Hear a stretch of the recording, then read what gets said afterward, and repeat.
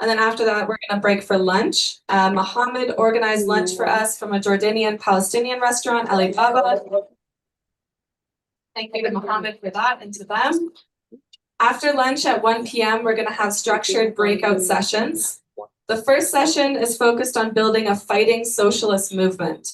So the term fighting is very important to us. We're not going to win socialism by working with the capitalists, but only against them.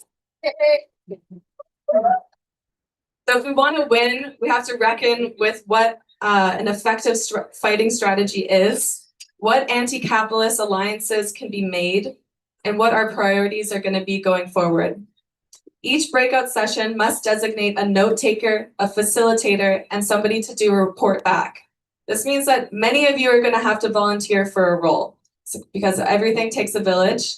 In person, we're going to have around 7 breakout groups, and then online, you're going to be assigned to a different room.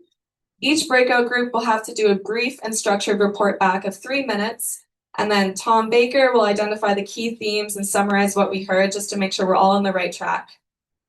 At 2:20, we're going to have a 10-minute break, and then panel 2 will begin on strategies and pathways forward. So the speakers are Kevin McKay, Eve Angler, Barry Weisletter, and Shama Sawant. Each of the speakers are going to bring their own perspective on the best pathway forward. So afterward, we're going to have a breakout session, and that's where we're going to identify what our priorities are after hearing from everyone. The breakout session following will both be for the draft statement of unity that we hope that you all read. It was in the participant kit, but there's also printed copies. And then what our strategic interventions are going forward. So what do you want to see us do next?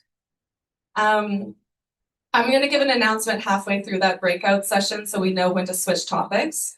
After this, another short break, a report back, and then we're going to hear from Barbara Waldron and Tom Baker on the organizational structure going forward, exactly how you can get involved, and then what our funding is going forward, and then Bianca's going to close us out. So that's the whole agenda for the day. So now, moving on. How did we get here? What has brought nearly 400 of us together today? Well, obviously, this group started through the Eve Angler for NDP Leader campaign last year. Many of you have known each other for decades, and you saw potential in Eve as somebody that could disrupt, draw up enough tension, radicalize enough people through his NDP leadership campaign, and use it kind of as a springboard for a broader socialist movement. Others of you supported as lifelong NDP members, and you believe that this campaign could push other candidates to the left.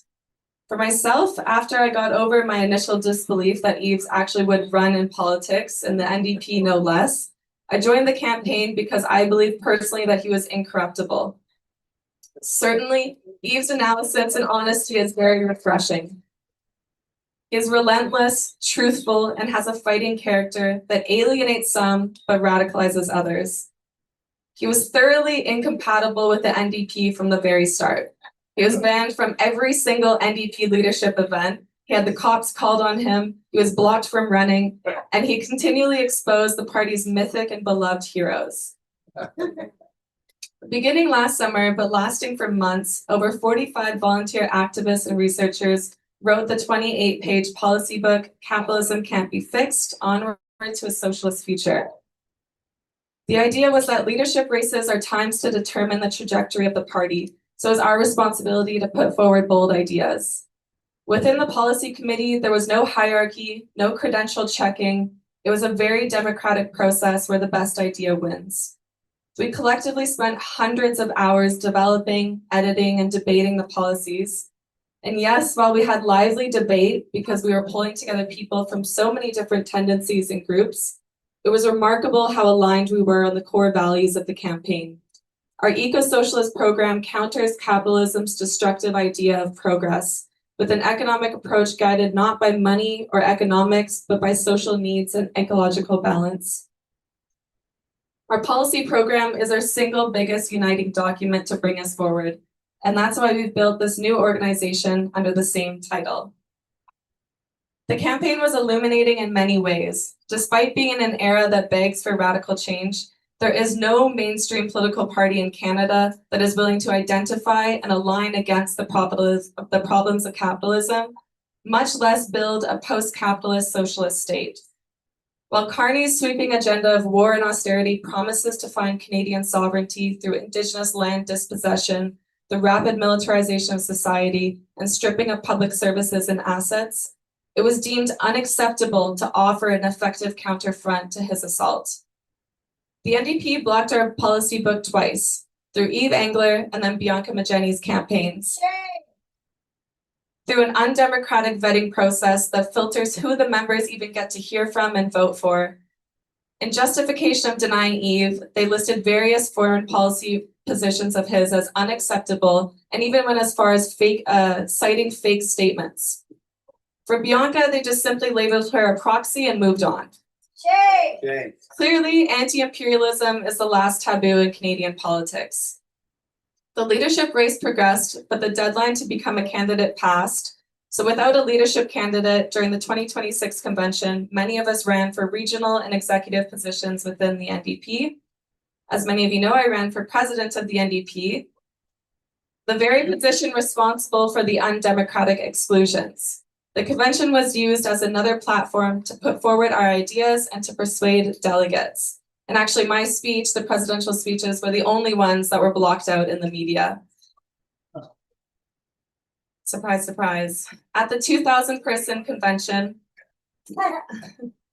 our group of delegates were largely responsible for blocking a resolution of joining the EU, of rejecting rebranding Canadian foreign policy as feminist, and we put forward the only anti-imperialist perspectives on the floor.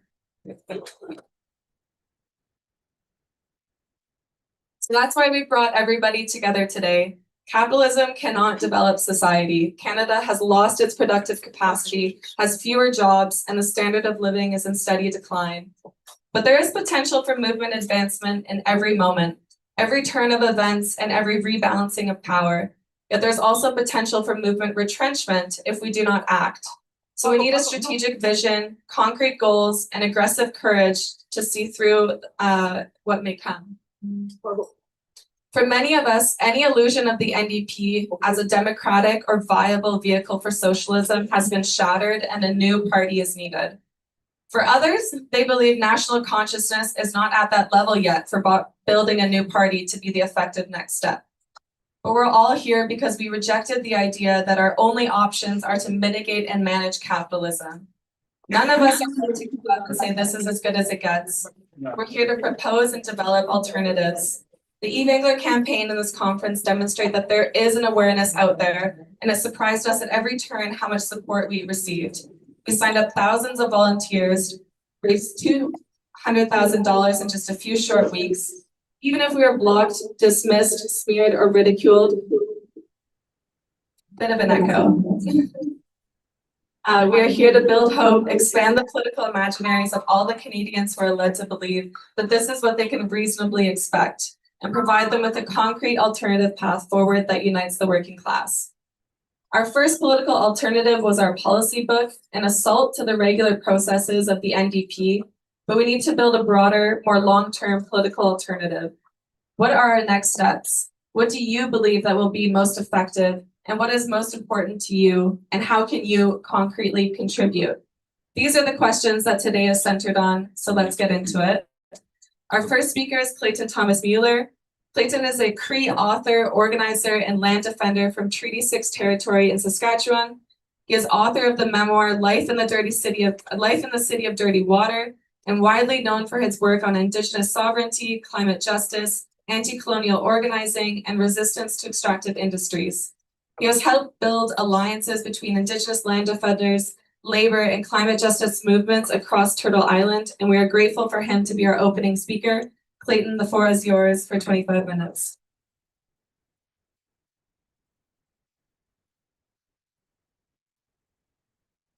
Yo, what's up, everybody? How you doing? Yeah. I am really freaking happy to be here. Yeah, no, I'm really happy to be here. So many beautiful faces, and this space is like really nostalgic for me. I've actually been in this room many, many times organizing with the incredible community here in the great city of Toronto. And Yeah, and you know, back when I used to drink, I don't drink anymore, but I drank with a lot of labor activists in the pub downstairs, a lot of migrant activists, and you know, planning the demise and how we're going to dismantle capitalism and patriarchy. So, yeah, I'm really happy to be back here in a good way, and to contribute to all the hard work that y'all been doing, you know, to hold the government of Canada accountable. And so, before I begin and dive into my comments, I'm going to just open up with a song, bring spirit into our space. Single down. Just gonna jump. There we go. Thank you. Yeah, so I'm gonna open up with a song. I've got a few remarks today. As mentioned, I'm here to talk about, you know, dismantling settler colonialism. Here to talk about land back, really. How many of y'all heard that phrase, land back? Yeah, you know what I'm saying? I'm going to talk a little bit about that within the context of the legislation that was passed by a year by the Carney government, known as Bill C-5 or the Build Canada Better Act, and some of the subsequent announcements that have been made since then, leading up till this moment that we're all sharing together right now. And I'm going to talk a little bit about, you know, the importance of moving and working together across movement silos and building, you know, the biggest social movement in the history of the people of the Five-Fingered Nation. You know what I'm saying? And so give me a second here. I want to bring spirit in. And I would like to recognize this traditional territory of the Mississauga of the Credit, Anishinaabe, Chippewa, Haudenosaunee, and Wendat, as well as being covered by Treaty 13. I'm from Treaty 6, not in Saskatchewan, but in Manitoba, the furthest eastern Treaty 6 nation, Puckatawagan Cree Nation, which is right on the Saskatchewan border. You can literally take a boat over there. So it's, you know, recognize borders 8. But yeah, so from Treaty 6 here to Treaty 13 to this beautiful territory, you know, solidarity all the way with our native people. And I want to acknowledge the beautiful ancestors that the great city of Toronto, from whose graves the city has risen out from. So I'm going to sing a song and then I'll jump right into it. Are you all good with that? Yeah. Okay. I just want to acknowledge in a good way that tobacco has offered to come here and share a little bit. So thank you for honoring our traditions as well.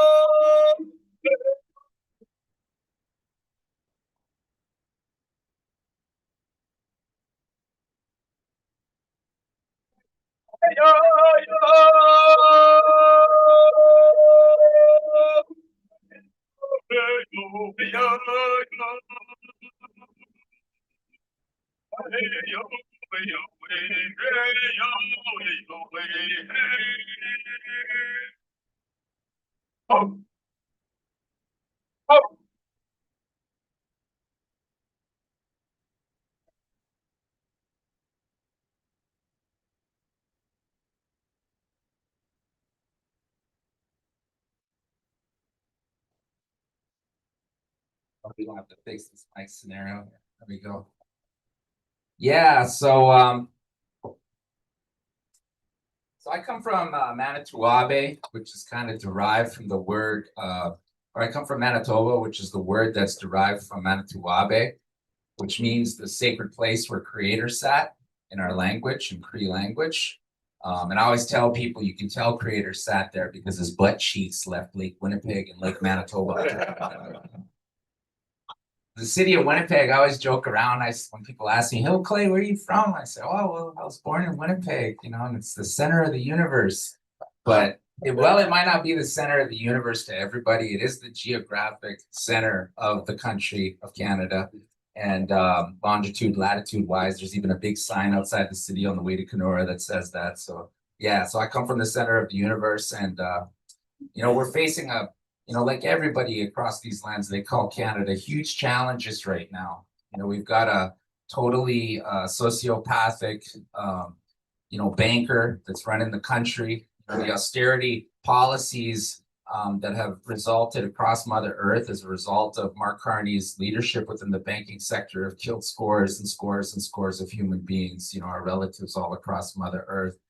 And it's wild. I wanted to open up with just an observation about Mark Carney that I made when I lived in Ottawa. When my little boys, who are now 6'5" and 6'2", when they were just little guys, they were going to an elementary school in Ottawa with all of the politicians' kids. So quite often I'd show up and there would be Stephen Harper, would be Justin Trudeau, like, journalists like Evan Solomon, all of the different, what are those things called? Embassies? Like embassy representatives, all their kids would be at that school as well. It was kind of a neat and surreal experience. But I always remember one morning, I was like waiting for my kids to come out. Stephen Harper's standing there and he's talking with Evan Solomon and Justin Trudeau. And, we're all waiting for our kids to come out. They were all like looking, all official and whatnot. And I'm standing there. I had braids at the time. I'm just standing there looking, kind of hating, to be honest. And but it was wild though, because then all of a sudden they all had like security details and stuff, and like they just seemed like official. And then all of a sudden, this random short little guy in like a fancy running outfit kind of ran up out of nowhere, and they all like their demeanor went, and they all kind of, even Stephen Harper, the current prime minister at that time, he was like, "Whoa, whoa, whoa, whoa." And it looked like this guy who had run up, this nameless person, was like the big dog on the block, right? And I thought to myself, I remember flagging it and thinking, man, who the fuck is this guy, right? And sure enough, turned out that guy was Mark Carney. Right? And at the time, he was running the Bank of Canada. He went on to run the Bank of England and whatnot. But even back then, it seemed like he was wearing the pants. Sorry to say a sexist thing or whatever, but it seemed like he was definitely the boss even back then. And so at this moment now, as a elite, campaigner, it's been campaigning my whole life for human rights, to defend the land, to defend the water, and at this phase, I turn 50 next year. I feel very much like I'm in a video game and, we're about to fight the final boss, at least in the timeline that I get to experience here on Mother Earth. And so I'm very invested personally, in this fight right now and in breaking down further barriers between social movement silos. I'm very concerned about the trajectory of, the NDP party. A lot of our allies are within that party, and specifically the trajectory of the labor movement. One of the things that I've always said is that if workers unite with the real title holders of these lands that they call Canada, imagine, the system change that we could influence. Imagine the leaps that we could take, in changing things in a good way. And so we've got a lot of work to do, in building the biggest movement that the members of the Five Finger Nation have ever built in our time, right?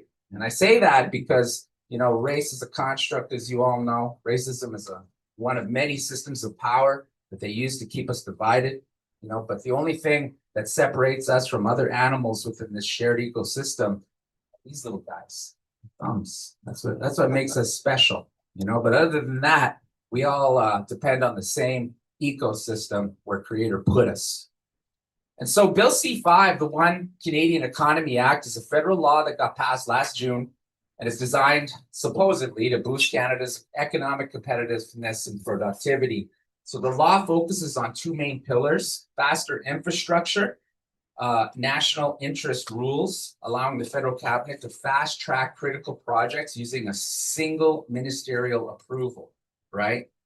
And you can't fast track the Canadian Constitution. You know, an Indigenous people's right to hunt, fish, and trap is enshrined in the Canadian Constitution in Section 35, right? So regardless of the, assumptions that the Canadian government continues to put out, at the end of the day, they're getting sued over this piece of legislation, and they will lose. But because of the role that the Canadian government plays to Indigenous peoples as judge, juror, and executioner, they get to immediately start investing in these infrastructure projects. They immediately get to start investing in these mega mining projects like the Ring of Fire, in mega energy projects like LNG export terminals and pipelines and that sort of thing, regardless of the illegality of the legislation that they put forward. In the meantime, the onus is on Indigenous peoples and our allies, people like yourselves that are here today, to do the organizing, the social movement building the social movement infrastructure to challenge it, while Indigenous groups and their supporters, Indigenous nations and their supporters challenge this through the courts, which is a timely and very expensive process. And so, it also, Bill C-5 also doubled Indigenous funding to try and promote, which is new on the table and very lucrative and attractive to, desperate First Nations governments who have to generate revenue streams just to stay out of third-party management, right? They have to generate revenue streams aside from the transfer payments that we receive from the federal government. And so they doubled the Indigenous Loan Guarantee Program to $10 billion to support First Nations ownership in some of the Bill C-5 projects that are getting fast-tracked in the so-called national interest. And this is just buy-off bribe money, right? And this is just like extremely exploitive because, folks are starving in the reserve. The austerity agenda, it doesn't matter if it was Harper's government or Trudeau's government or some, governments before that, it's all birds of the same feather when it comes to the austerity agenda on First Nations. They've made it so bad on our reserves, right? They've made it so bad in these apartheid communities, all 630 plus of them across these lands they call Canada, from coast to coast to coast. They made it so bad that our people are leaving the reserve, right? But we don't have mobility of rights like the rest of Canadians. As soon as we leave the reserves, we're subject to taxation, okay? Poorest, most marginalized population in the country, right? The one thing that we have is that we're supposed to not have to pay taxes to the settler colonial state. But as soon as we leave the apartheid communities that they created for us, we're subject to all of those kinds of things. Also the criminalization that comes with it from the colonial police apparatus. Yeah, shame. So Bill C-5 is a reiteration of the racist ideologies that have created so much harm to Indigenous peoples and Mother Earth through land dispossession and attacks on our teaching, languages, and governance.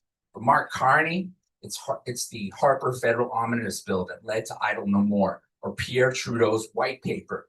Similarly, this bill will incite land defenders and water protectors like never before. And we need your help, folks. As my dear mentor and friend, Ellen Gabriel, Mohawk matriarch, has said, this moment of rupture offers opportunity for dramatic change, right? And I think you all know that. And so one of the big concerns that I've been talking about with, anybody who will listen is the fact that the RCMP newly named Critical Response Unit over in so-called British Columbia could be deployed to suppress protests against federal Bill C-5 projects through an integrated framework of expanded cross-government monitoring, targeted corporate intelligence sharing, and tactical field enforcement. Not unlike what we saw in the terrorizing of, unarmed mothers and children and grandmas in the Wet'suwet'en fish camps, when we put the call out to shut down Canada before the pandemic closures. And what do? We shut down Canada. Yeah. Again, like we did with during Idle No More, just like we're going to do probably in the next year. Yeah.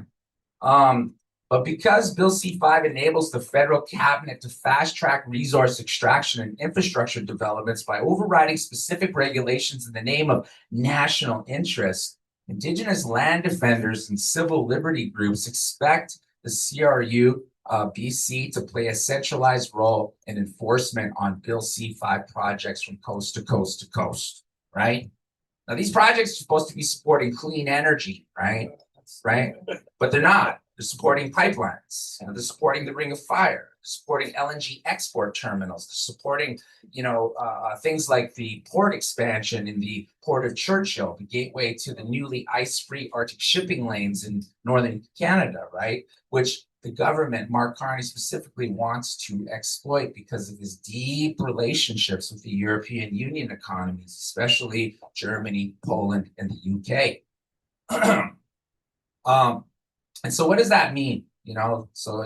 Just to summarize, it's expanded structural cabinet level mandates, it's heightened surveillance and intelligence coordination, it's tactical injunction enforcement on the front lines, which we've seen in all of the big battles between Indigenous peoples and the settler colonial state, has been the use of injunctions to criminalize Indigenous land defense, to criminalize Indigenous water protection, okay, which is well within our parameters as of rights holders. Indigenous peoples are not stakeholders within the settler colonial state of Canada. We are rights holders who share a trust relationship with the settler colonial state government, okay? We are rights holders that need to be consulted, and that consultation, that duty to consult, and the fiscal responsibility that the government has within the trust relationship defined by treaty and inherent rights, says that the government can't fast track and run roughshod, over us as rights holders. And so when they do, and we stand up and defend our land and our water as sovereign entities, it's well within our rights as rights holding nations. Okay, it's important to recognize that. And it's important to use that language when you're out there doing what you do in your community, right?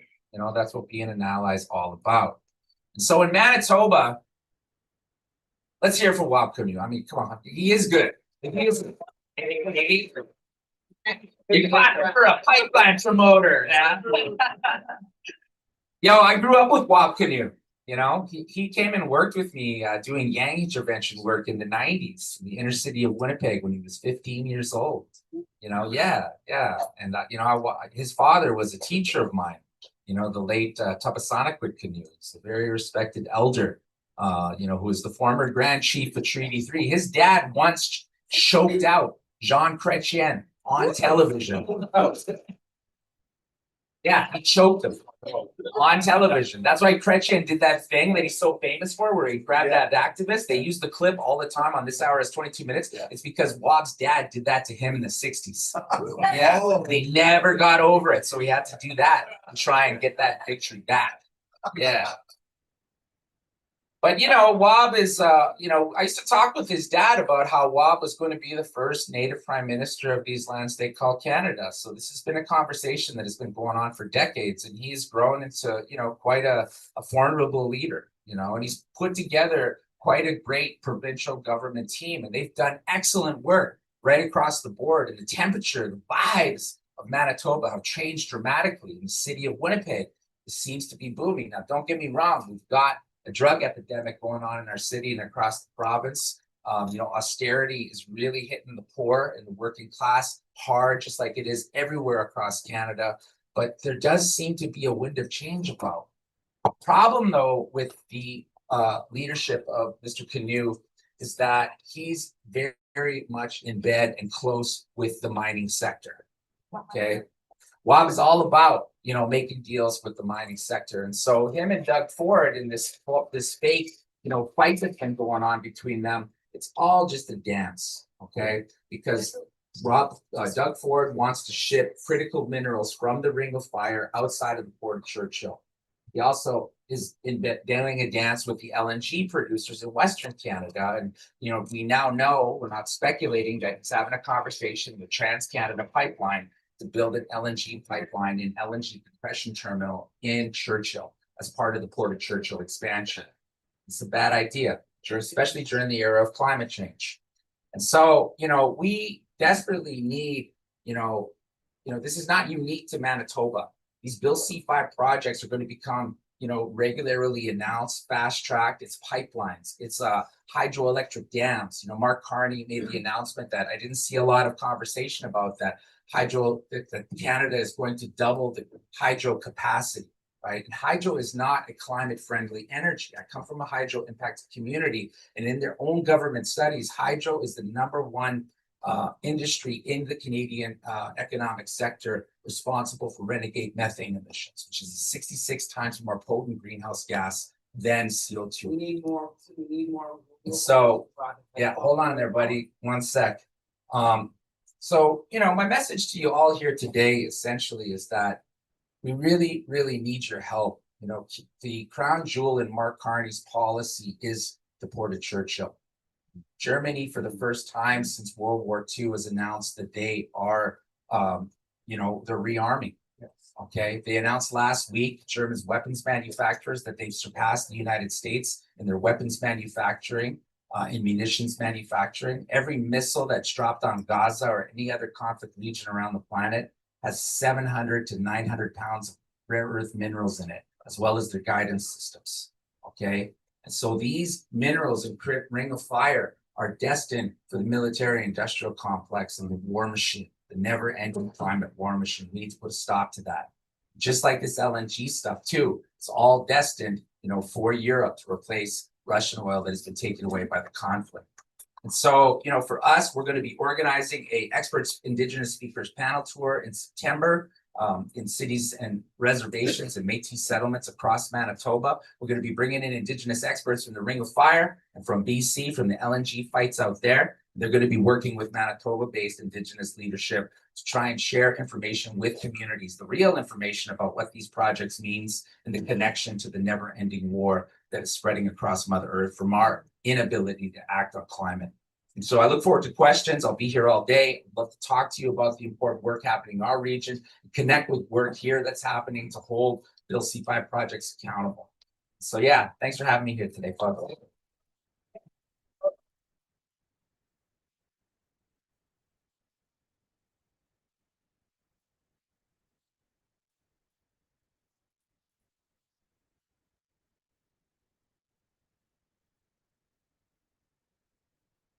Thank you so much, Clayton. Yeah, you brought up so many important points. Imagining what is politically possible, in whose national interest are these projects, and also connecting it to what's going on in Bolivia right now is something that I'm thinking about too. So yeah, there's a lot to think of there. But we're going to move straight to the next panel. So that's on the political moment on war, capitalism, and resistance. So we have 4 speakers, and I'll invite our first one up. So that's going to be Gada Saza, who is a Palestinian scholar, organizer, and educator whose work focuses on Palestine, anti-colonial resistance, political economy, and international solidarity. She has spoken widely on Palestinian liberation, imperialism, and global systems of oppression and resistance. So I invite up Gada.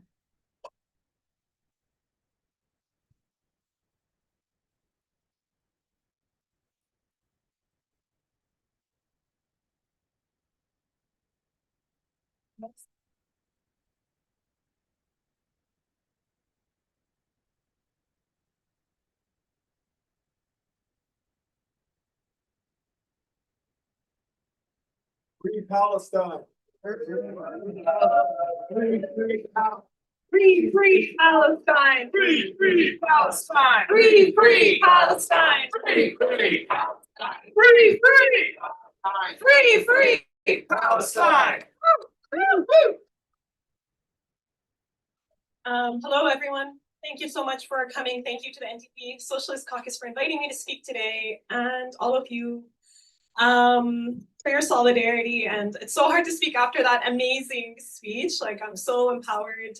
And yeah, so it's also weird to be in a free space where we as anti-imperialists and socialists can connect and gather ideas. Sorry, can you hear me well? I can be a bit quiet. Okay, great. I'll try to speak louder. So I am Palestinian. Sorry, before I get into that, my contribution today will be split into 2 parts. Mostly, I'm going to speak about the ongoing genocide against my community and my Palestine solidarity work. Then I'm going to discuss decolonization, abolition, and disparticipation as the only means through which we can establish social, economic, and environmental justice. So I'm Palestinian on both sides of my family. My late mother is from a village called Madama, which is based in the Israeli-occupied West Bank. And my father here is from the city of Ramle, not Ramallah. That is considered now a part of what is so-called Israel. My father's parents were expelled by Israel in 1948 to Syria, and they were since denied return to their homeland, along with millions of other Palestinians. Therefore, I was born stateless with Syrian refugee document. As a Palestinian, your mere existence and visibility are revolutionary in a world that denies your identity and toxifies you, in the words of Palestinian professor Muhammad Ayyash. Palestinians have been defamed as inherently anti-Semitic, so our presence has become unwelcome in many spaces and perceived as troublesome. Besides my ethnicity, my parents raised me to be courageous and principled. I was born in the United Arab Emirates, and I immigrated to so-called Canada when I was 8 years old. When my mom learned that during my first year in Canadian school, I was telling the other kids I was Syrian to fit in, she sat with me and insisted that I always assert my true identity, even if I risked being bullied. Although I attended protests in solidarity with Palestine since I was a child with my family, it wasn't until 2014 and the Israeli war on Gaza that I became a Palestine solidarity organizer. I was in third year university and became a lead for the campus weapons divestment movement. In 2017, I completed my Master in Environmental Studies at York University and wrote my major research paper on Israeli greenwashing, or how Israel pretended to be the leading environmental state in the Middle East in order to legitimate its oppression of Palestinians. Just after I defended my paper, I used the findings of my research to lobby my faculty to become the first in so-called Canada to boycott an Israeli academic institution.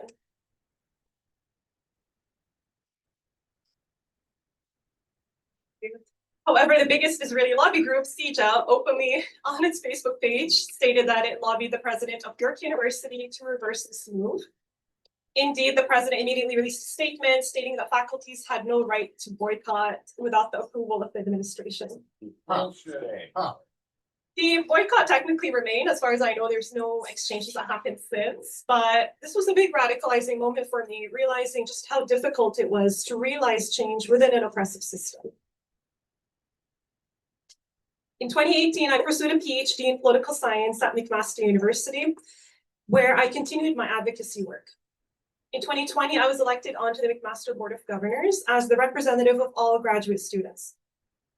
I was excited, thinking that finally I had access to the university's highest decision-making body, where I could work with students, staff, and community members to make sure that their concerns were heard. I advocated for fossil fuel divestment, boycott against Israel, action against anti-Black racism, tuition relief. However, the board was mostly made up of corporate executives and others who cared little for the student population, to put it kindly. That was the precise moment that I became an abolitionist, realizing that one hand couldn't clap alone. I stepped down just a couple of months into my 2-year term. I realized that brown and Black faces in high places weren't going to save us. The system was oppressive by design and couldn't be reformed. It needed to be abolished.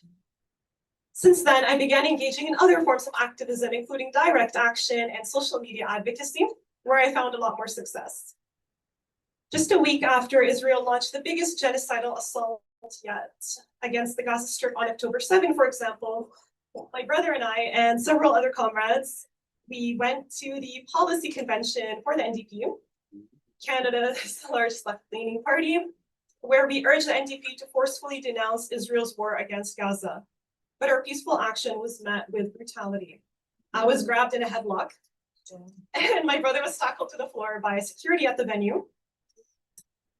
Shame. Joining our rally were 4 delegates, including Tom. And you. Sorry. And soon they had their passes revoked by the party in a retaliatory move that sparked outrage and made national headlines. NDP leader Jagmeet Singh finally acknowledged Israel's mass killing of Palestinians as a genocide 2 days later. I'm not claiming credit for this significant political breakthrough, but its timing suggests that our form of dissent was impactful. Yeah.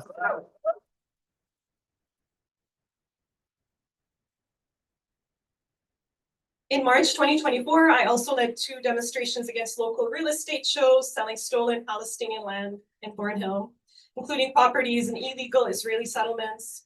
Although these events were deliberately held in synagogues to twist any protests as anti-Semitic, this strategy failed. I attribute this defeat not to the awareness of the public, sadly, or even our efficacy as organizers, but to the shocking pro-Israeli assaults that we faced on both days. Zionists attacked us with bear spray, a nail gun, and box cutters. So even the media couldn't villainize us and had to instead report on their violence and land theft in Palestine.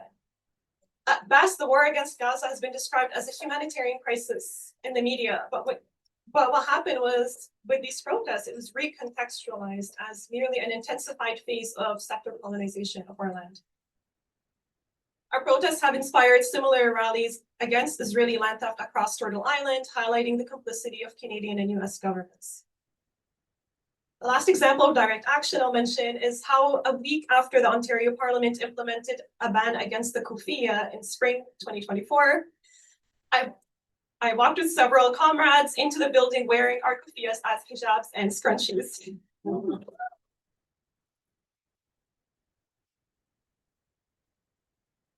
These items were deemed admissible on the spot as captured by a viral video of us negotiating our entry into the parliament with a police officer. Our act of resurgence exposed the racist, misogynistic, and Islamophobic character of the ban, where I, as a Muslim Palestinian woman, was interrogated about my attire by a white male cop. We also mocked the arbitrary enforcement of this discriminatory policy. 2 weeks later, the ban was partly retracted to allow people to wear the scarf within the grounds of the parliament, just not in the legislative chamber, a policy that still needs to be challenged. Overall, I prefer to facilitate strategic, creative, and bold direct actions rather than marching around an empty US consulate on the weekend, even if they carry more risks to my safety and well-being, especially as a Palestinian woman, because direct actions have been proven to be more effective at shifting collective discourse and policies in favor of material decolonization. At the same time, I've been writing about green colonialism or the weaponization of environmental practices by Israel as colonial tools. I also gradually built a social media platform with over 60,000 followers across X and Instagram, where I shared my research and views with the public, raised awareness about various issues, fundraised, and beyond. So as you can see through my evolution as an organizer, I have come to believe in grassroots transformation and disparticipation, borrowing the term from Palestinian revolutionary scholar and activist Haider Eid, who is based in Gaza. He wrote an incredible small book called Decolonizing the Palestinian Mind, which highlights how Palestinian political parties on both the right and left have helped to normalize the occupation of Palestine by accepting a two-state framework and seeking to reform rather than dissolve the Palestinian Authority. By disparticipating from a compromised establishment, Eid emphasizes that we need to delegitimize the system, and then we're able to focus on offering an alternative socioeconomic program based on genuine emancipation, join forces with other organizations resisting imperialism, and learn from the experiences of other leftist movements. In line with Eid's thoughts, I believe that we must focus on abolishing the 3 major repressive systems of capitalism, white supremacy, and patriarchy, and erode the Western separation between society and so-called nature to achieve social and environmental justice. Tom shared with me the Capitalism Can't Be Fixed policy book, which I was glad to see that it urged the return of lands to Indigenous communities from coast to coast to coast as the first step. However, I argue that we as leftists must also abandon settler colonial electoral politics altogether. I supported both Dmitri and Eve in their bids to become leaders of the Green Party and NDP respectively. But we have seen how both were excluded by party brass despite being exceptional in their fields of law and journalism. Shame. Yeah, shame. Their decolonial stances were rejected by parties that have claimed to be progressive, The NDP is not different now under the leadership of Avi Lewis, who still has Heather McPherson as his foreign affairs critic who supports NATO and Western militarization. We need to build a national and international movement where we prioritize the voices of Indigenous peoples who have faced the brunt of capitalist and imperialist violence over the last 5 centuries.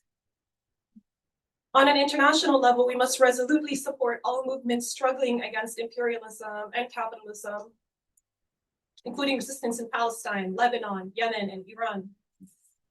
Outside of armed struggle, resistance can take many forms, including boycott movements, artistic expression, the flotilla movement, fundraising campaigns, education, and efforts to halt the shipment of arms to genocidal regimes. So, use your skills and privileges to fight for a better world through any of these streams while building unity and numbers. We are living at a pivotal moment where either we cling on to egocentrism, cynicism, and lethargy, or we swiftly move to crush all repressive structures, curtail climate change, and foster global equality and happiness. I truly believe that Palestine will be free within this decade, and with its liberation, that we will see the rise of a new and just global order. So let us amplify our efforts to get there.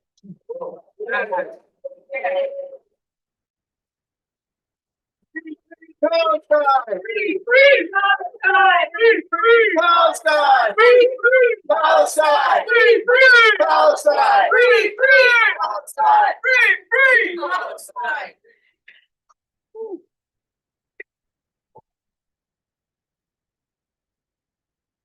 From the river to the sea. How about it?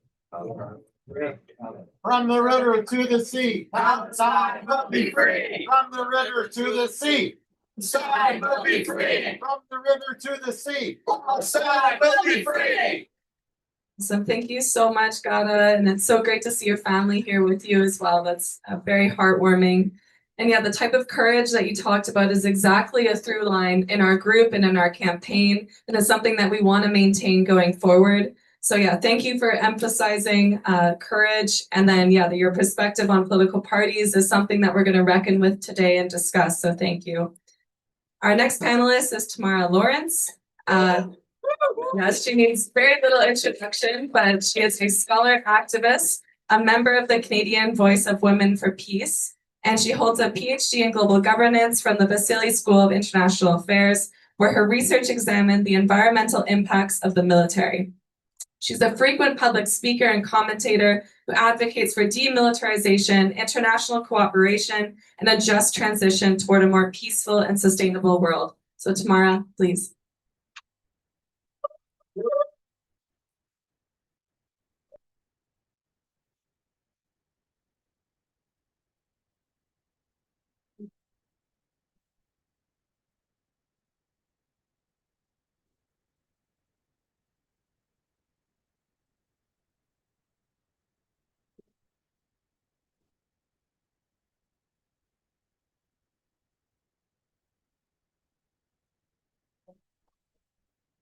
Okay, so good morning, everyone. Thank you very much to the organizers for this really important gathering, bringing us all together to build a powerful socialist movement in Canada for peace, economic, and social justice. It is urgently needed because we are dangerously teetering on the precipice of a global nuclear war. The Western political and corporate elites, the NATO countries, are preparing for a global war, massively increasing military spending, recruiting more soldiers, wrapping up weapons production and arms exports, funding and arming their proxies, Israel, Ukraine, and Taiwan, and putting out relentless war propaganda against our so-called adversaries. This NATO global war is to maintain a US-led Western dominance and an unjust capitalist world order where the 32 countries of NATO control 50% of the global economy and 50% of the world military might, while the rest of the world, the 160 countries, are plundered and struggle for development. The US and its NATO allies want to take down the countries that refuse to be subordinated. Russia, Iran, North Korea, and China. But this requires strategic sequencing. They need to first take down weaker countries and resistance movements in Palestine, Lebanon, Yemen, Venezuela, and Cuba. And it's these countries that are fighting for their sovereignty, for their territory, and for control over their natural resources. 2 weeks ago, on May 11th, the US ambassador to NATO, Matt Whitaker, said in a television interview, which he also posted on social media, quote, "Under President Trump, NATO is returning to its war-fighting roots. Allies must turn the 5% commitment into a capacity to fight. This summer's summit in Ankara will be a report card on allies' ability to turn commitments into war-fighting capabilities." This is what they call NATO 3.0. And this is what Canada is stepping up to. Canada is bolstering its presence in NATO's eastern flank in Eastern Europe and northern flank in the Arctic. This past week, our foreign minister, Anita Nan, was in Helsingborg, Sweden for the NATO foreign ministers meeting, where she affirmed, quote, "We are united with our NATO allies and stronger than ever. We are NATO." Then she shamefully lauded the fact that Canada has met its 2% GDP target and is on track to meet its 5% target by 2035. That will be $150 billion in 9 years. We're going to see mass immiseration and austerity across the country. In her prior press conference in Sweden, she prioritized 3 things: the NATO Bank, the Defense Resilience and Security Bank, Ukraine, and the Arctic. On the NATO Bank, she said that Canada has hosted meetings to draft and conclude a charter for this war bank. She said the bank is a pooling mechanism for capital for the arms manufacturers to scale up their production. And then she talked about, quote, defending Ukraine and the Arctic. What Canada is doing is arming its proxy Ukraine against Russia and spending billions to turn the Arctic into a battlefield to attack Russia from the north. But Russia and China don't want this fight. They don't want this fight. This past week, Russia and China released a really important statement. How many people are aware of this statement or have read it? Okay, all of you need to read it. It is the joint declaration on the establishment of a multipolar world and a new type of international relations. They are calling for peace and cooperation. I encourage all of you to read it. It's on the Kremlin's website. We need to make peace with these countries and to learn cooperatively with them, with all countries on planet Earth. So what do we do, friends? How do we resist? Well, NATO is having its summit this year in Ankara in Turkey on July 7th and 8th. There is a big protest and counter summit being planned. I've been on some of their calls with European anti-war activists. I want to encourage us in Canada to get out on the streets on July 7th and 8th to say, Canada out of NATO, abolish NATO. Yeah.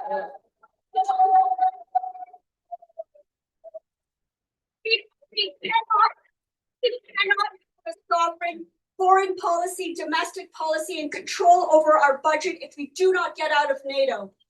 In Canada, we also need to mobilize against CANSEC, the biggest arms fair in North America that happens in our capital. This week, I will be in Ottawa with my friends trying to shut down CANSEC, and I hope that you can come and join us Thursday in Ottawa as well.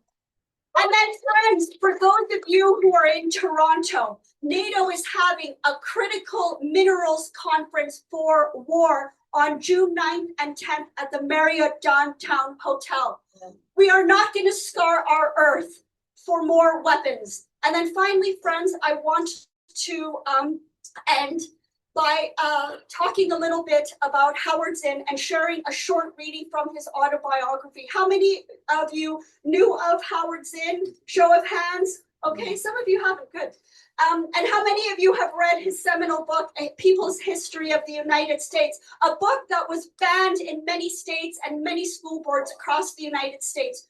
Well, Howard Zinn was born in 1922 In the Second World War, he served with the US military. He flew fighter jets and he bombed a town of Rouen in France. And he killed not only the German army that was still there, but destroyed the town and killed tons of French civilians. This horrific experience of war turned Howard Zinn into an amazing peace activist and an acclaimed critical historian and public intellectual. For the rest of his life, he was very active in the anti-war movement, and he protested every single US war and NATO war, Vietnam, Iraq, Afghanistan. He lost his job at the university. He was arrested and he was sent to prison. In 2002, he published his autobiography, You Cannot Be Neutral on a Moving Train. And in his book, and many times in his life, he described himself as a socialist, genuinely committed to democracy, justice, and peace. And this is what he wrote, and I just want to read a short passage. What did I learn in my life? That small acts of resistance to authority, if persisted in, may lead to large social movements, that ordinary people are capable of extraordinary acts of courage, that the world of social struggle is full of surprises as the common moral sense of people germinates invisibly, bubbles up, and at certain points in history brings about victories that may be small, but carry large promise. This carries large promise. And then finally, I just want to end with this passage here.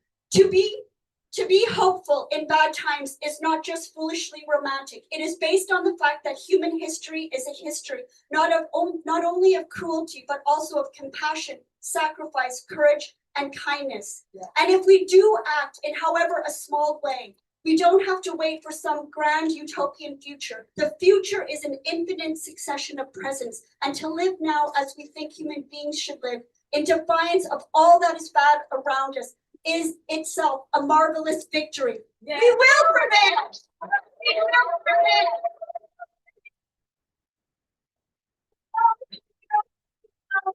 Abolish NATO,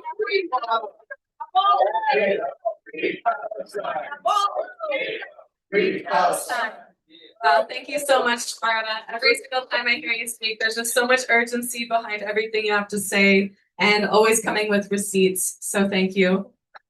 So we're going to have two online speakers. I believe that Sarah Lasceris should be up on the screen in a second here.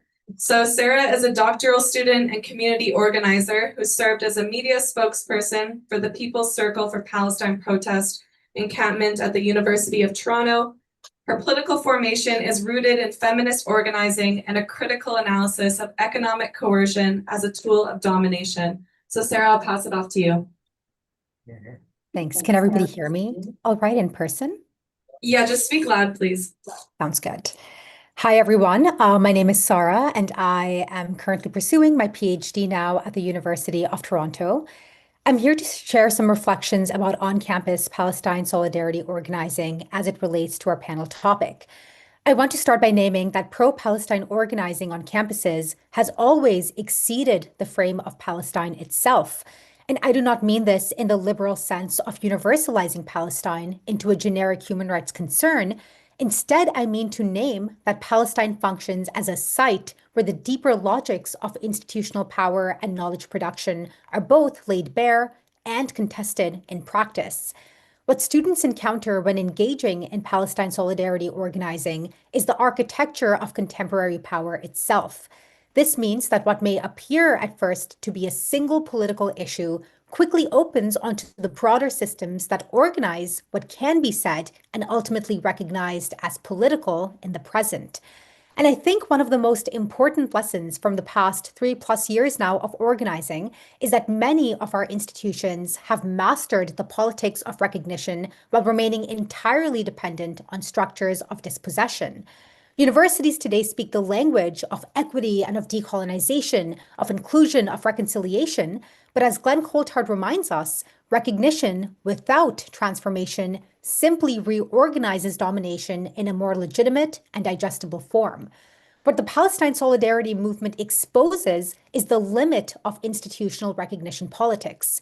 Universities may be willing to recognize identity and difference, maybe even critique, so long as critique remains symbolic and non-disruptive to the status quo.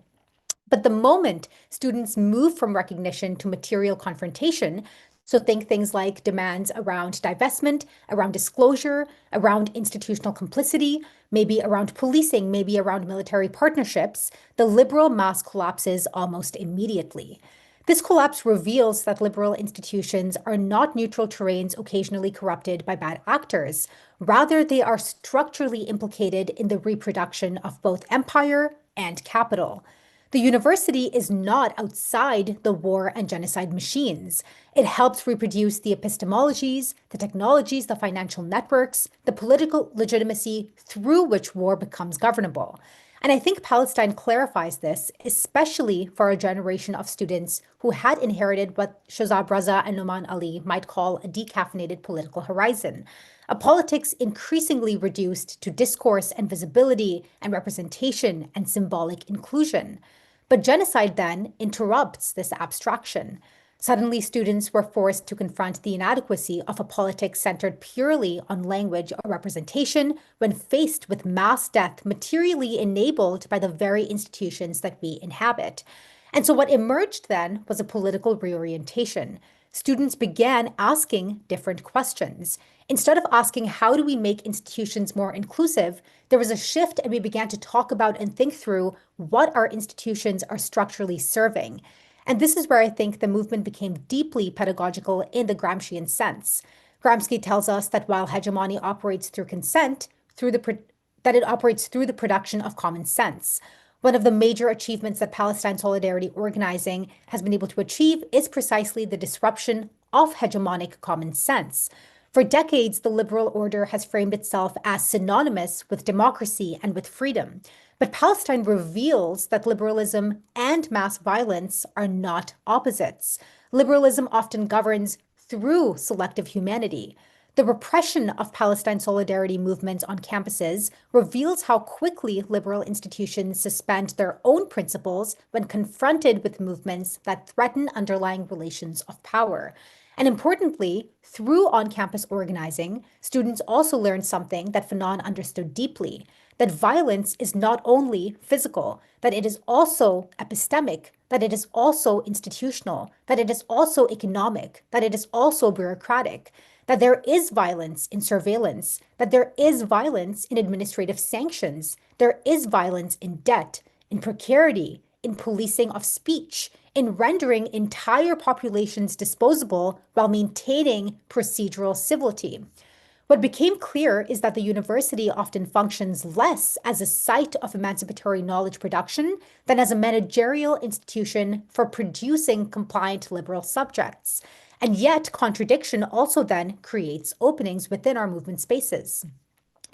Because universities concentrate social contradictions so intensely, they bring together young people already living through overlapping crises. There's ecological collapse, there's housing precarity, there's endless debt, there's genocidal war, declining social mobility, racialized policing, and the collapse of political legitimacy. Sorry, I'm really quickly just going to, for some reason, the doorbell's ringing. Just give me 1 second.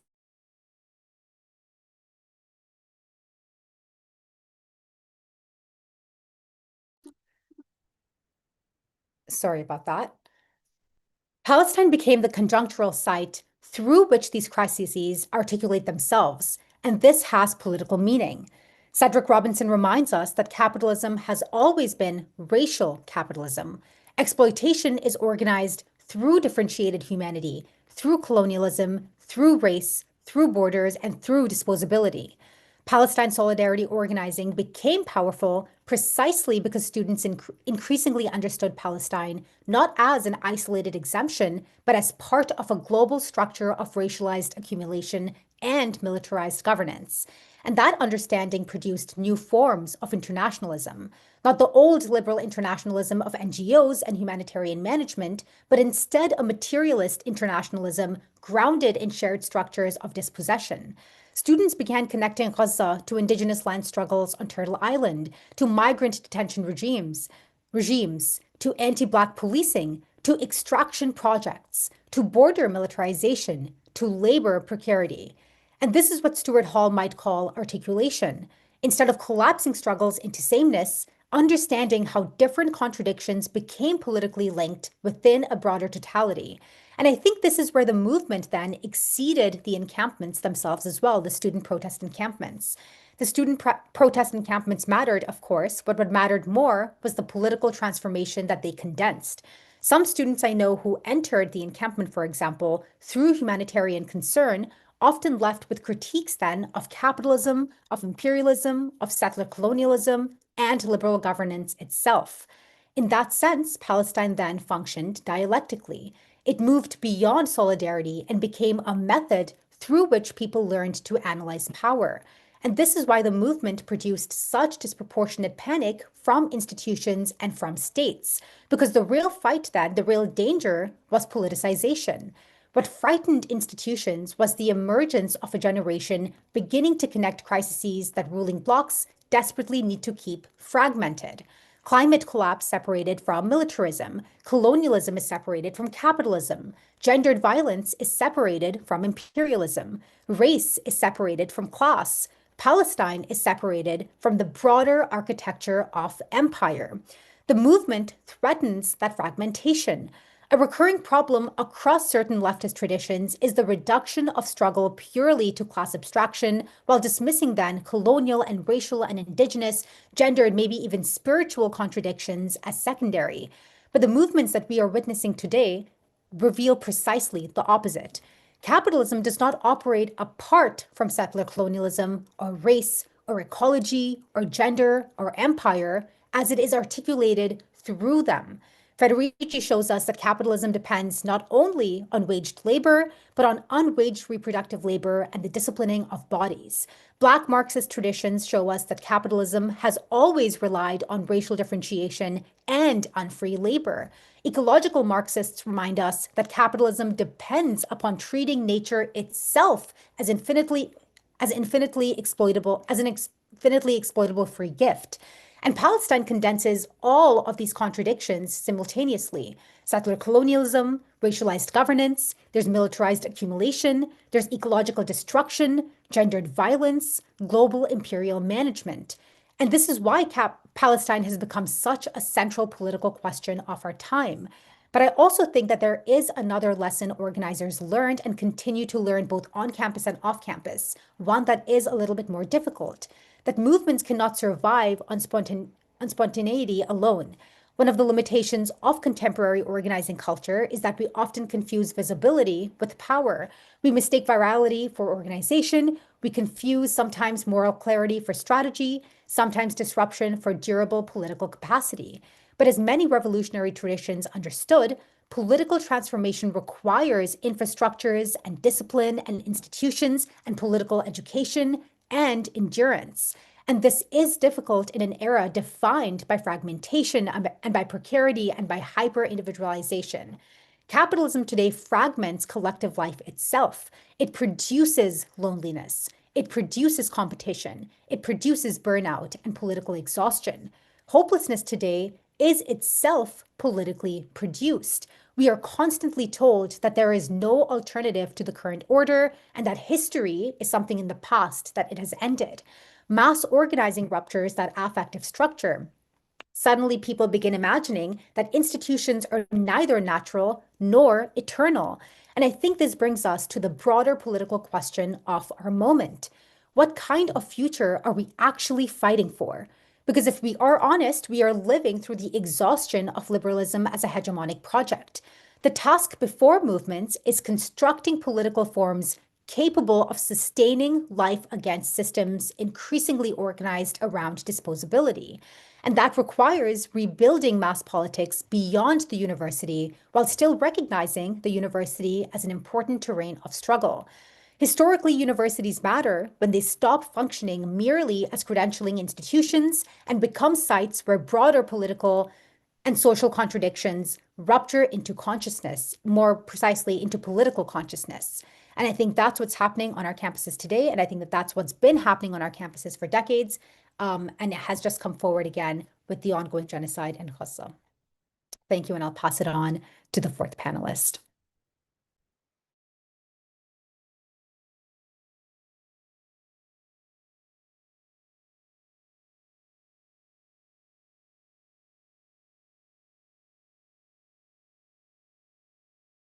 and symbolic. So yeah, thank you. That was very powerful.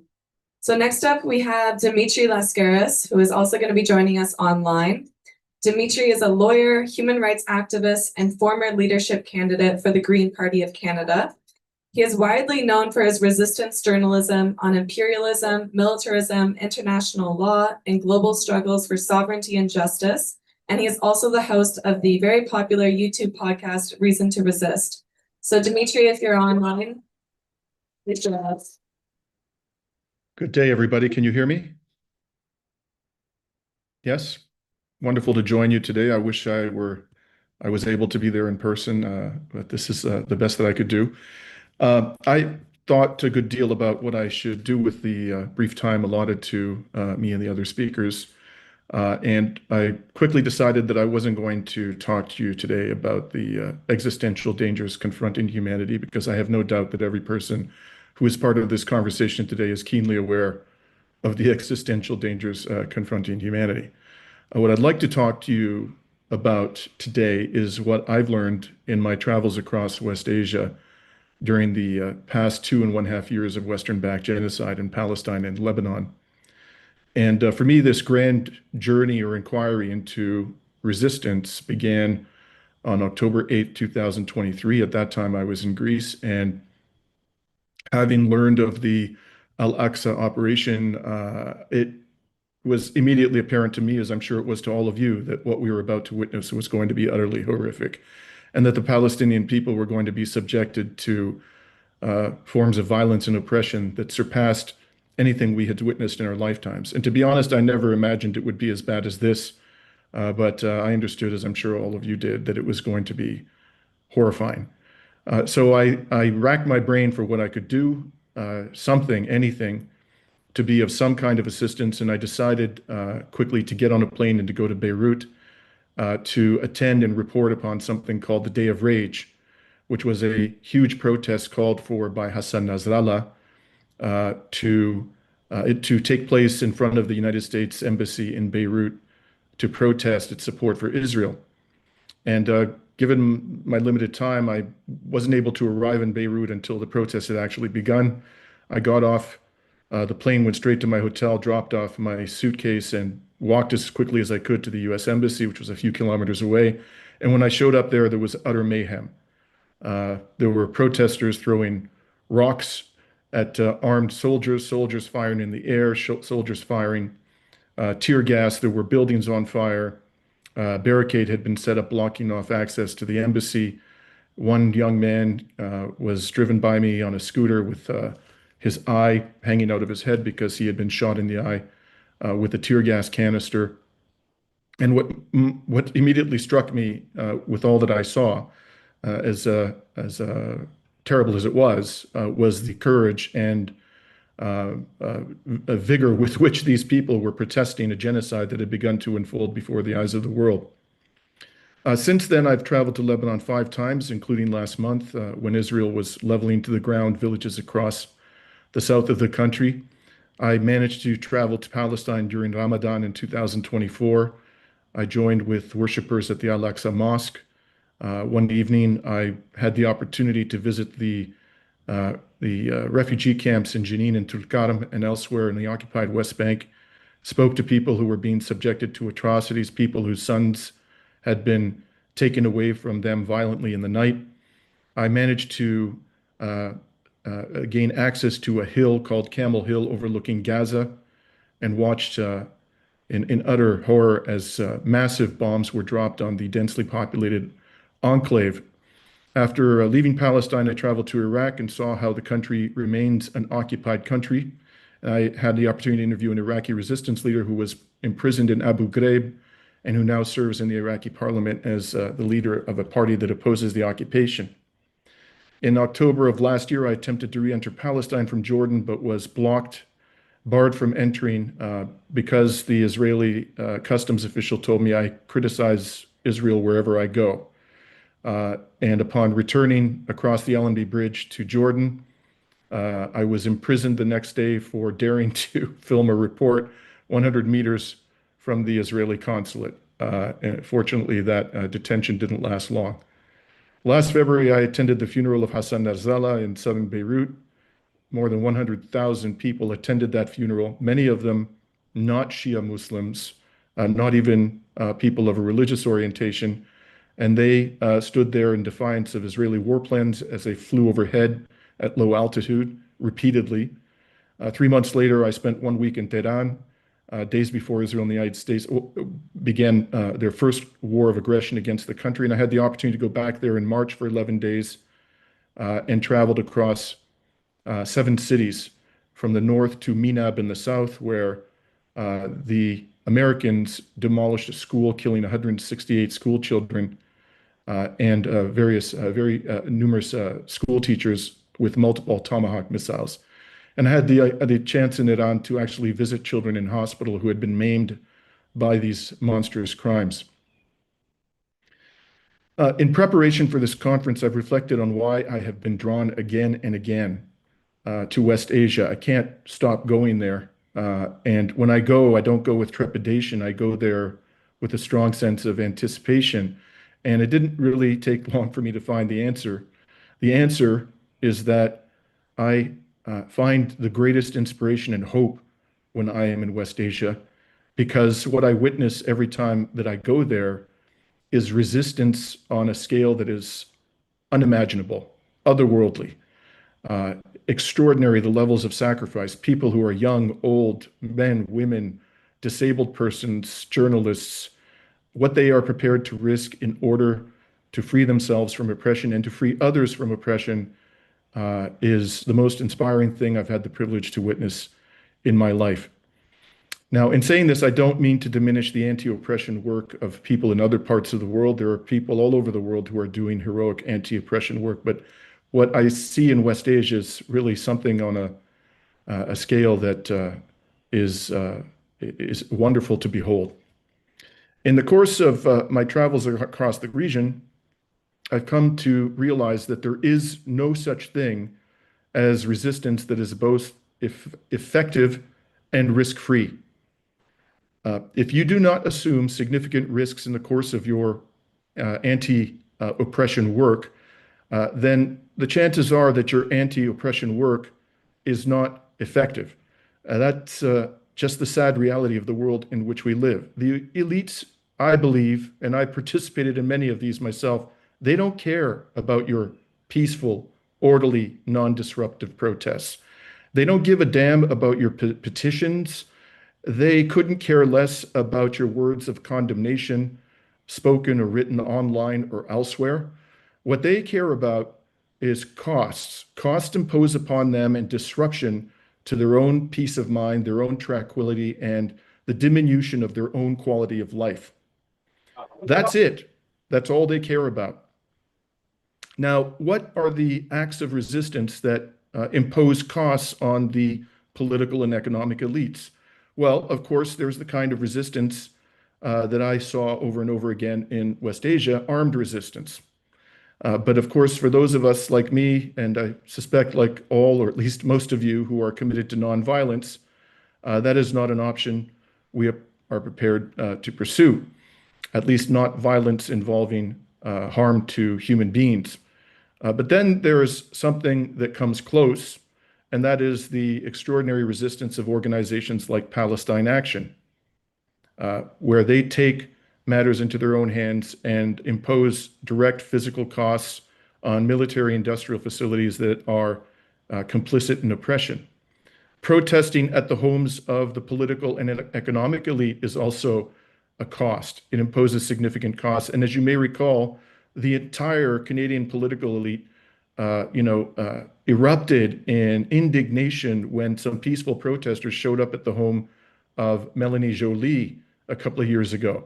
Well, the reason why they were so upset was because this was disruptive to the tranquility and peace of mind of this foreign minister who was complicit in the genocide, and they were fearful that they would then be subjected to similar forms of protest because of their own complicity.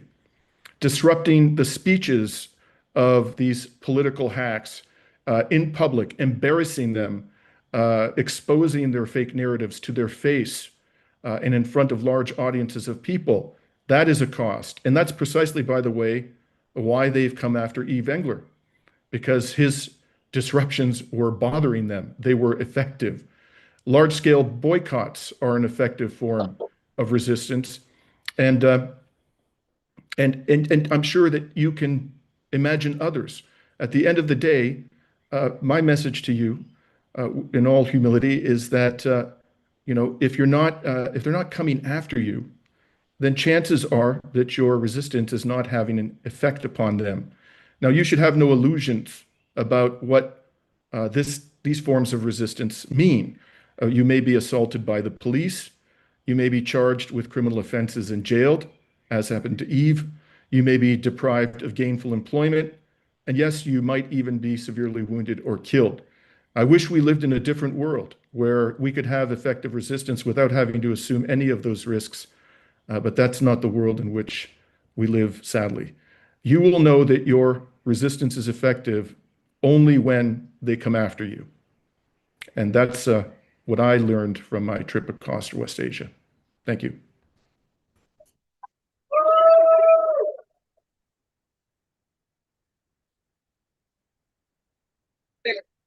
Thank you very much, Dmitri.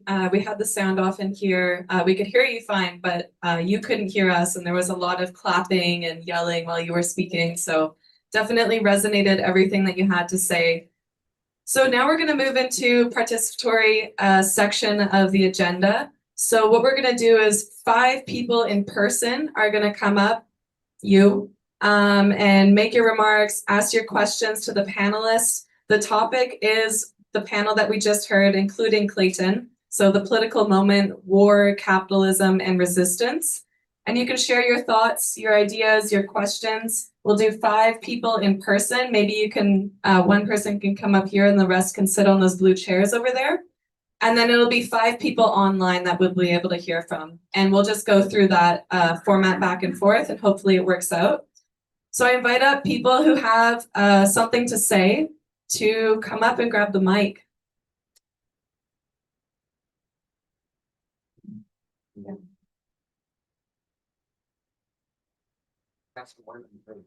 Yeah, some women would be great. No, please, come up first. And yeah, for everybody back home, we have a full room in here, so very good turnout, which is really nice. Thank you. Hi, my name's Andrew. I'm with the Trotskyist League. I'm so happy to be here today. I'm so happy that Socialist Action, the Yves Engler campaign, and so many of you have done all this work to bring this together. I'm here to talk. Sorry, I want to say something about strategy. To build a movement, we need a strategy, and this is what we need to talk about here today. We're looking at the moment where U.S. imperialism is losing its grip. It is becoming desperate and more violent. The Canadian capitalists, the Canadian rulers are falling into line. They are also becoming more violent and more dangerous. The gloves are off and murderous violence is on the loose in Gaza, Iran, Venezuela, Cuba. The list goes on. The left is falling behind the NDP and the Liberals in this new arrangement of world affairs. What we need to build is a movement that breaks from liberalism, that breaks from the status quo. Workers seeing a left that's allied with the liberals, allied with the status quo, is moving to the right. We need to stop this by putting forward an alternative that is based on our strength, the labor movement, the workers' movement, the working class. That is essential. The Yves Engler campaign knocked open a big hole in the capitalist status quo by crossing red lines. What we need to do is be crossing red lines. That means fighting for Indigenous rights, to break up the Canadian rotten confederation, to fight for the independence of Quebec, to fight for the cause of labor. These are all fundamentally entwined. And this is how we give a middle finger to Carney's rotten national unity. Thank you. Thank you. Next.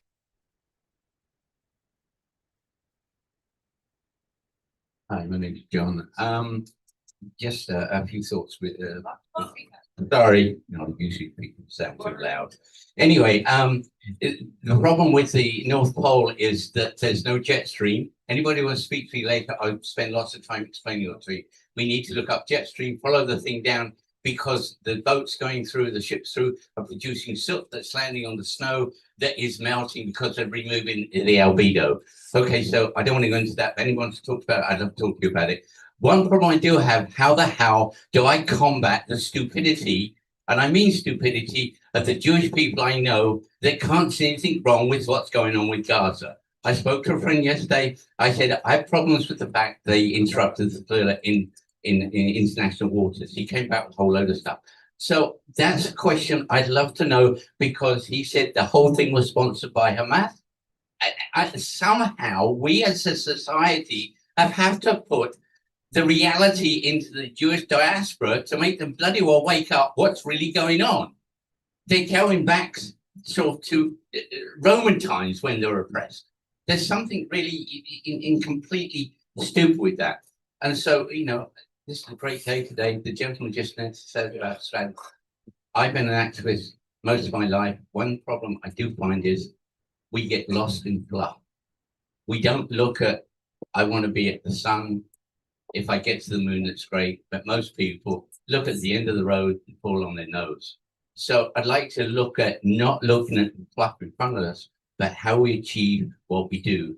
Because we've got to find democracy, and capitalism is like an onion. Every problem in the world unravels, and it's all to do with capitalism and pure greed. Thanks very much, indeed. Thank you.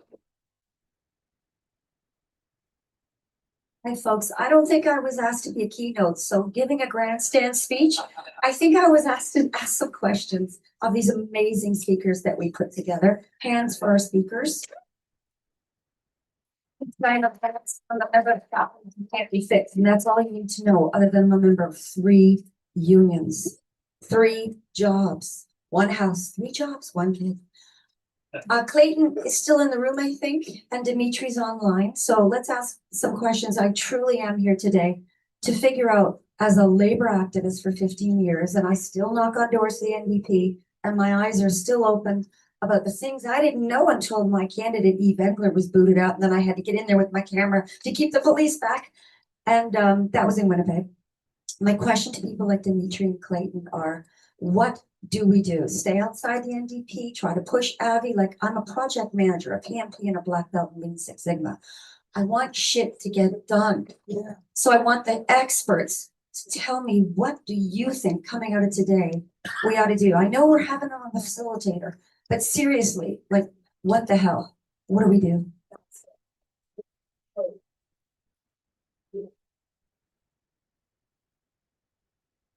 From the Bolshevik tendency. The first thing, we were very involved in the youth campaign up to a point. I say I'm from the Bolshevik tendency. We were very involved in the youth campaign up to a point. But we think that trying to push Abbey into becoming anything other than he is, which is a stooge for imperialism to fool the workers into believing in the system, is a waste of time and a mistake. It's a mistake to have endorsed Abbey. It's a mistake to vote for him. Abbey stands for supporting the coalition government with the Liberals, class collaboration. Abbey is a Judas goat. But what I really want to talk about is war. Revolutionaries don't oppose war per se. In some cases, socialists and working people and the oppressed have a side in a war. I think we all sort of see that in West Asia, where we would all, I presume, side with Hamas and Hezbollah against the genocidal Zionist regime. Similarly, we side with Iran against the Israeli-US aggression.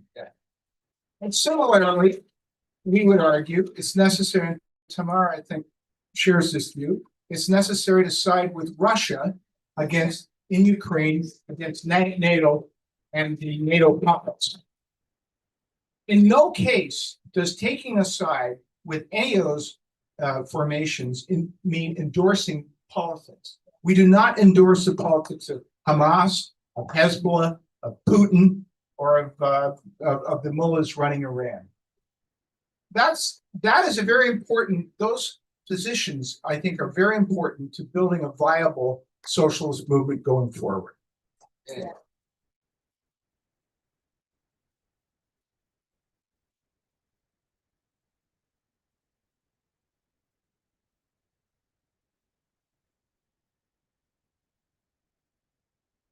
Hey, my name is Christopher Roy.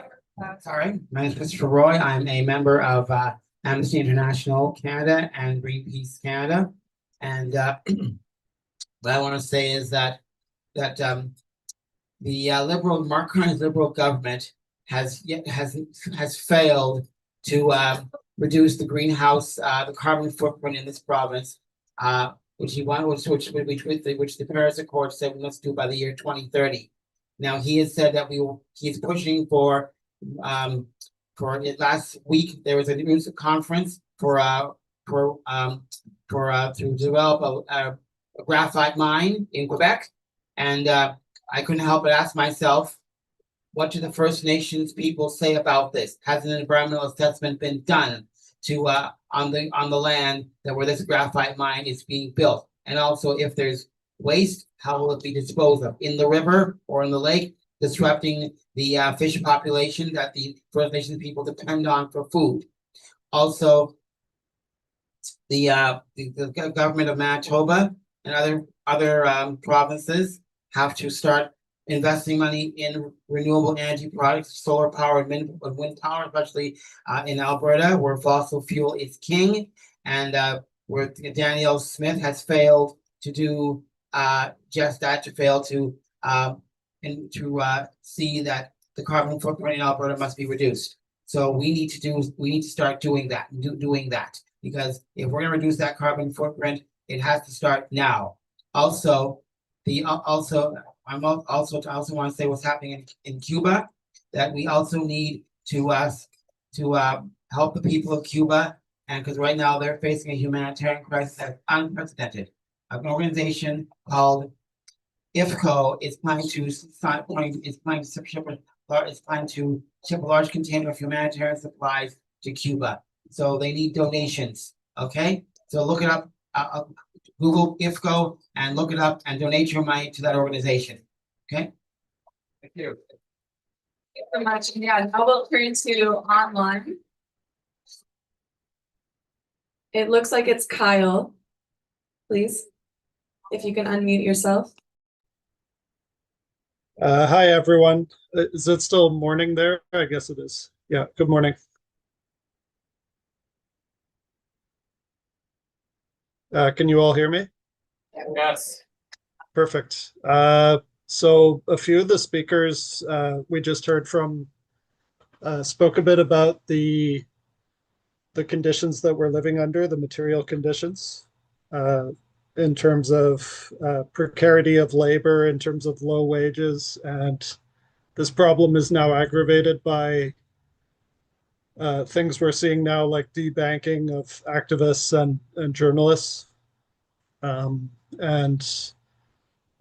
even officials. And so I suppose my question, I would open it up to any of the speakers whom we heard from. How do you navigate this environment of increasing precarity? How do you reconcile the need to survive and meet our material needs with our values and our ethics as activists who are trying to organize and build a better world? And I'd be delighted to hear your reflections on that question. Parody, I think I'll jump to Jackie next. Jackie, if you want to unmute yourself in 90 seconds. Thank you. Very, very similar to Kyle's question is really, given the speaker's experience in their lives to date with electoral politics, inside, outside, I would really love to hear a very specific set of recommendations about whether we should be building a socialist electoral party and capital P party, or if we should continue to move outside of electoral politics. Thank you so much to all of you. Gabe, you're up next if you wanted to unmute yourself and ask your question. Thank you, Jasmine. My name's Gabe. I'm here in Victoria, BC. My question to the conference as a whole is, what is the attitude of this political project to the threat of American annexation, which is being led by the far right? It's being enabled by the establishment right. I mean, my perspective is that solidarity requires a foundation of local self-defense. If the different nations in this country cannot protect themselves from existential threat, then what use are we to anyone else in terms of solidarity? Annexation, in my opinion, represents a concentrated combination of all the regressive trends of the day. And so my question, and we're dealing with a situation where there's deep denial that this is even going on. And the establishment is promoting that. They're saying, well, this is just because Alberta's not happy with Confederation, when in fact it's very obvious, even from what the proponents of so-called separation are pushing, it's very clear they're coordinating with the Trump regime.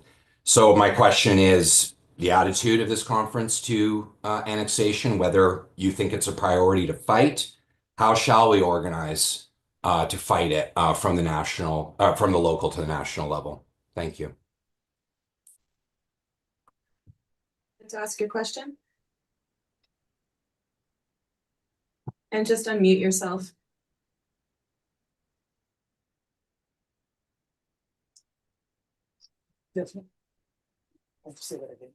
Gary, can you unmute yourself? And it's your turn for the question.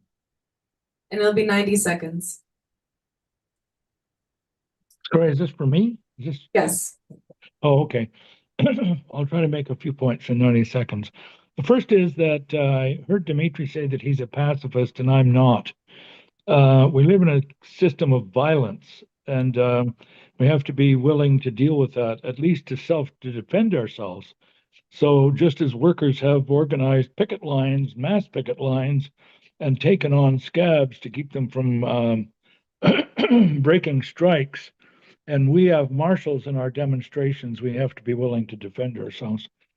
I think the biggest, when I take a look across the country and I see what struggles do the bosses and the capitalists hate the most, one of them is land rights defense. I mean, there was a national response to the police attack on the Wet'suwet'en people defending themselves against the pipeline. And there is a huge response, right-wing response to the court decision saying that that Indigenous people in BC have a prior claim over private property. It's driving people crazy that there might be something higher than private property. And this is going to turn into a big struggle in BC and hopefully across Canada. Obviously, the international issues such as Palestine, #1, Ukraine, Iraq, Cuba, Venezuela, so on. It's so clear, the imperialist aggression and hypocrisy and lies that it mobilizes people incredibly well. And it's very important that the international aspect of this struggle be promoted, because we can only win internationally. There is no such thing as socialism in one country. So I think that's an important part of the struggle. Finally, on the NDP, Abby Lewis mobilized a large number of radical people, not as radical as we are, but they were left Social Democrats, and they have high expectations of him. And I think that some of us will stay in the NDP just to push him to expose himself so we can win over that large layer of new radicalizing left-wing Social Democrats in the NDP. Why not? I mean, okay. I mean, I started off as a Social Democrat at Carleton University 1 or 2 years ago, and moved left to become a revolutionary socialist. I think that's often the route. So let's not ignore it. But we're not ignoring it because we support Abby. We want to be involved so we can recruit. Okay, thank you so much, Gary. So it doesn't look like there's another question online. So I'll just ask the speakers and the panelists, if you have any responses, I guess raise your hand and come up here. I think that people did pose a couple of questions to you, and I think it would be nice to hear from you. Yeah, Sarah? Yeah, I can go first. The question around how to mobilize our Jewish siblings for Palestine, I want to start by saying that I don't think the burden to do this should be on our Palestinian siblings. I also don't think that the task before us when it comes to this is to like win debates or to force moral confession. I think that people rarely abandon their deeply held ideological attachments because they feel cornered rhetorically. I think the task becomes relational, and I think it becomes deeply political. I think it becomes exposing contradictions. I think it becomes asking questions such as, does endless militarization actually produce safety for anybody? I think it becomes asking, does collective punishment produce security? And I think it becomes asking, can liberation be built on another people's dispossession? And can that ever truly resolve historical trauma? And so that's like a short answer to that question, just around how to build that solidarity. I think it's deeply relational. And then the second question that I'd like to respond to was around how to navigate the environment of increasing precarity, and then how to reconcile that with our need to meet our material needs, again, versus ethics as activists. And this is one of, I think, the central contradictions that as organizers, as activists, that we're living through in this moment. I think especially as young organizers, people are navigating debt and precarious employment and immigration insecurity and surveillance and burnout and the collapse of academic and labor markets. And we're also then being asked by our movement spaces to respond ethically to obviously genocidal violence and these broader systemic crises. And I think that there are these two inadequate responses that we do need to resist. The first side, and I think the dominant side, there's this kind of liberal careerism that says that we must protect ourselves first, that we must remain respectable, that we must survive within institutions, at all costs, that we must treat politics as secondary or as optional. But I think that first position ultimately asks us as people, as workers, to normalize injustice indefinitely in exchange for conditional stability that capitalism increasingly cannot guarantee anymore. On the second, or rather on the other side, I think there's also sometimes within movements, this normalization or romanticization of sacrifice in unsustainable ways. I think things like, exhaustion or self-destruction are sometimes framed maybe as proofs of political commitment. And historically, we see that that has too also devastated political movements.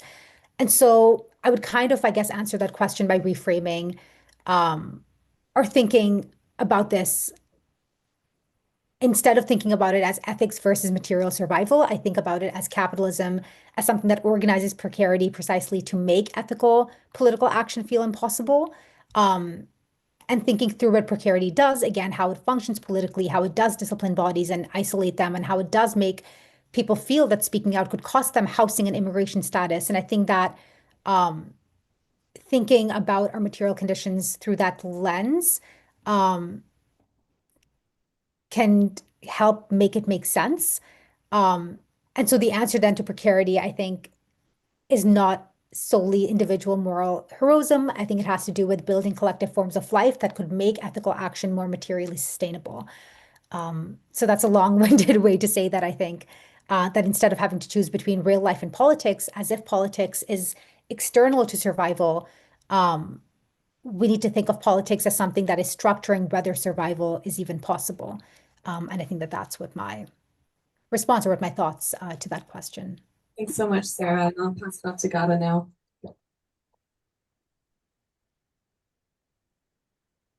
Yeah, there were many questions, so it's hard for me to keep track of all of them. Regarding the settler colonial confederacy, I think I would defer to Clay and other Indigenous peoples and what they make of that. But I guess regarding the question of how we support ourselves, that's a good one. Because like Dmitri said, yeah, if you're effective, they'll come after you. The state has come after me. The university, I don't share much of that publicly, just because I guess as a Palestinian woman already quite vulnerable, and I am pursuing some legal mechanisms But I guess, you know, it's really hard. I'm still struggling to find work. I graduated with my PhD in November and been applying everywhere. And let's just be real, like the chances that I'll secure work in a Canadian university is quite slim as a public, like Palestinian activist scholar. However, as a Muslim, I really believe in the concept of tawakkul, which is like you kind of just leave it to God to provide. And I'm also very privileged. Lucky to have an amazing family supporting me, you know. That's a huge form of resistance when you're able to support others. I'm also currently seeing if I can like go into consultancy, and honestly, you know, don't judge me if I go into like the finance industry or something, because how are we not going to support ourselves until you know, and do this work part-time? Yeah, so I always say, you know, whatever you can, you know, we have our networks, we do our work part-time. It can't be perfect. Yeah. And I can't remember if there was another question that I could answer. What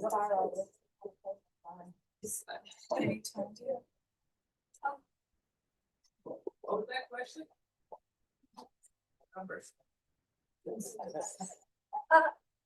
Friends, there's a couple of things that I would like to respond to. On the issue of precarity, I really have felt this in my own life. I have a husband that helps keep a roof over our house, and I will never deride someone for, you know, taking a job in order to, you know, make ends meet. I will never do that. I will never do that. And I hope we never do it either. I mean, the jobs are few and far between, and people need to be able to shelter themselves and feed themselves and their loved ones. But we absolutely do need to change the game in Canada so people have meaningful work where they can make those ethical choices. And one of the things that we advocated for in the recent federal consultations on the Sustainable Development Strategy and promoting is this idea of a basic guaranteed income for people. And then the other thing is that something that really resonates in the spaces that I'm in is the issue of cutting military spending. So to Clayton, you have access to Rob Canoe. Please tell him, because he was one of the premiers, along with Premier of BC, David Eby, that said, yeah, we need to increase military spending, you know, to keep our trade with the United States. So no, we need to cut military spending. And I talk to so many Canadians and they understand that. So cut military spending and invest in a green economy. Yeah. And then finally, friends, Dmitri is right. We need to do things more disruption, but let's coordinate ourselves. It's really hard to do these disruptions. You know, when you're on your own, we need people in the audience to take films. You know, that kind of thing. Coordinate ourselves.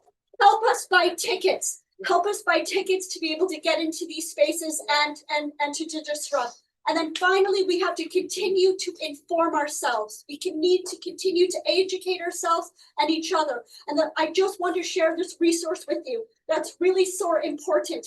Well, before I share this resource, I just will say really, very quickly that as you may know, the idea for the War Bank came from NATO. Came from the Atlantic Council, the NATO think tank in Washington, D.C. They had a policy paper several years ago about it. NATO was also trying to turn Ukraine into the Israel of Europe. It was the big Israel plan. Look at the Atlantic Council. There is a link between Israel and Ukraine. The war in West Asia is linked to the war in Ukraine, in Europe, against Russia. And you can read it in here.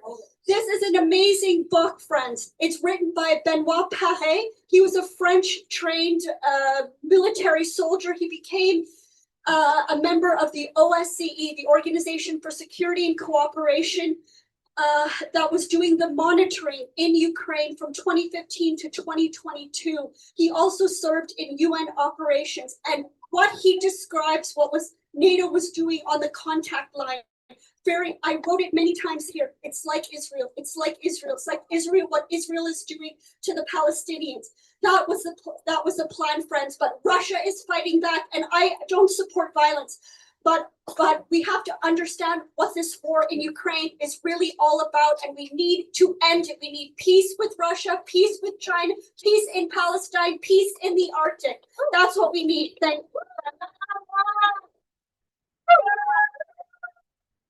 you. Yeah, just on the topic of the military spending, the 5% GDP commitment by the Carney government and their austerity and military agenda.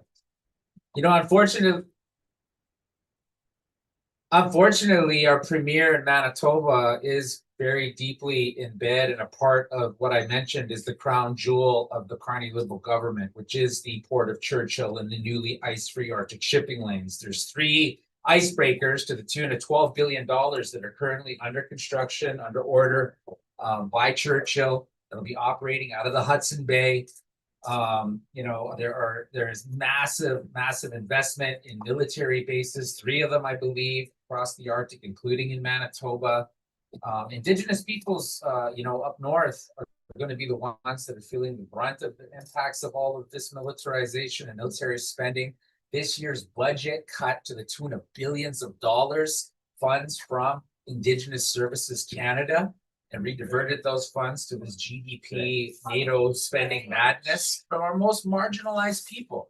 I've been trying to move home to my res for the last 3 years, and it is so fucked up on our res. Like there is a crack epidemic. The organized crime is bringing in drugs into all the northern communities in Manitoba and creating chaos. These are the same individuals that own all the construction companies that are benefiting from the fraud through the Northern Procurement Bidding System, which is Northern construction contracts the federal government pays. It's a whole cabal of corruption. And they just hire a native person who's vulnerable to put their name on a numbered company, and then Sigmund Freud North or one of the other companies that do contracts for mining companies or hydroelectric dam construction or oil and gas. These companies use Northern procurement and all of these policies that are supposed to benefit Indigenous peoples for themselves, to line their own pockets. And it's all part of the crony friendship between the Liberals and the haves, okay? So yeah, I agree. We absolutely need to be, holding these folks accountable. And I think one of the things, just to end on a positive note, that I'm very excited about in terms of the bleakness of the never-ending climate wars across our planet, is that I think social movements are now finally making the connection that the military-industrial complex is the biggest fucking greenhouse gangster on Mother Earth. Yeah. Right? We've been saying this shit as allied campaigners since the 90s. Right? Greenhouse gangsters is the military-industrial complex. The biggest polluters. They're excluded from any of the carbon tracking, domestically and internationally. And we need to mobilize across social movement silos. We need to build the biggest social movement ever in the history of the five-fingered nation. That's us, all of us, to defeat them. So yeah. And I'm back, baby. Thank you guys so much for participating. I think Mohammed has a couple words to say about lunch, and then we're going to do a break.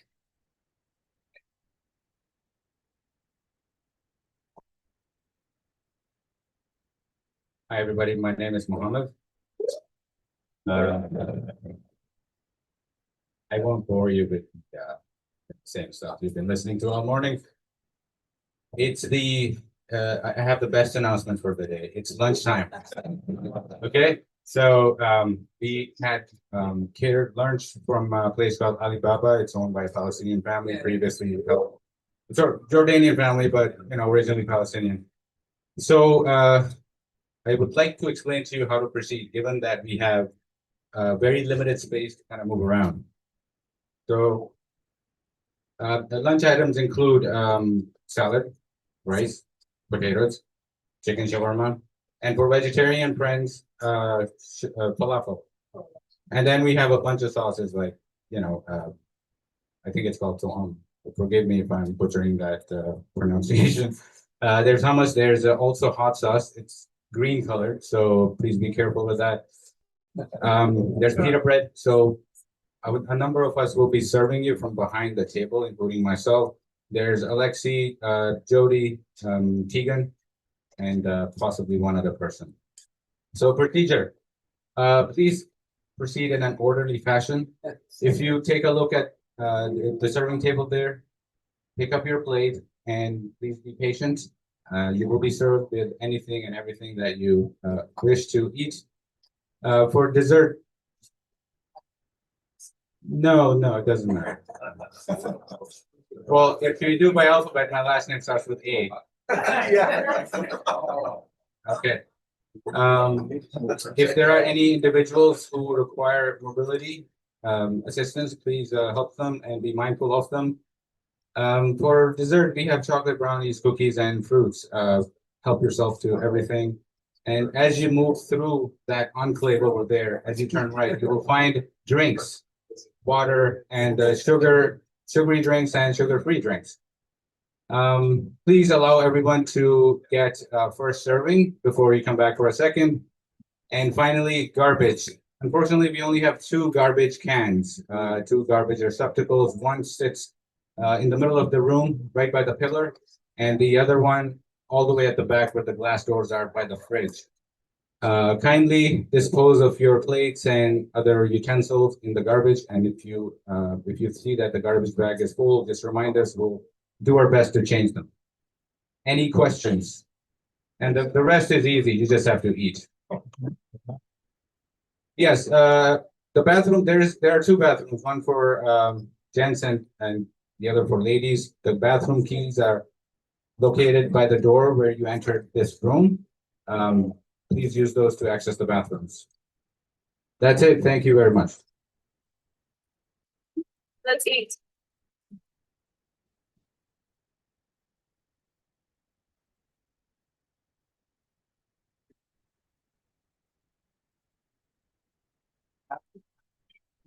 I know, next week finally.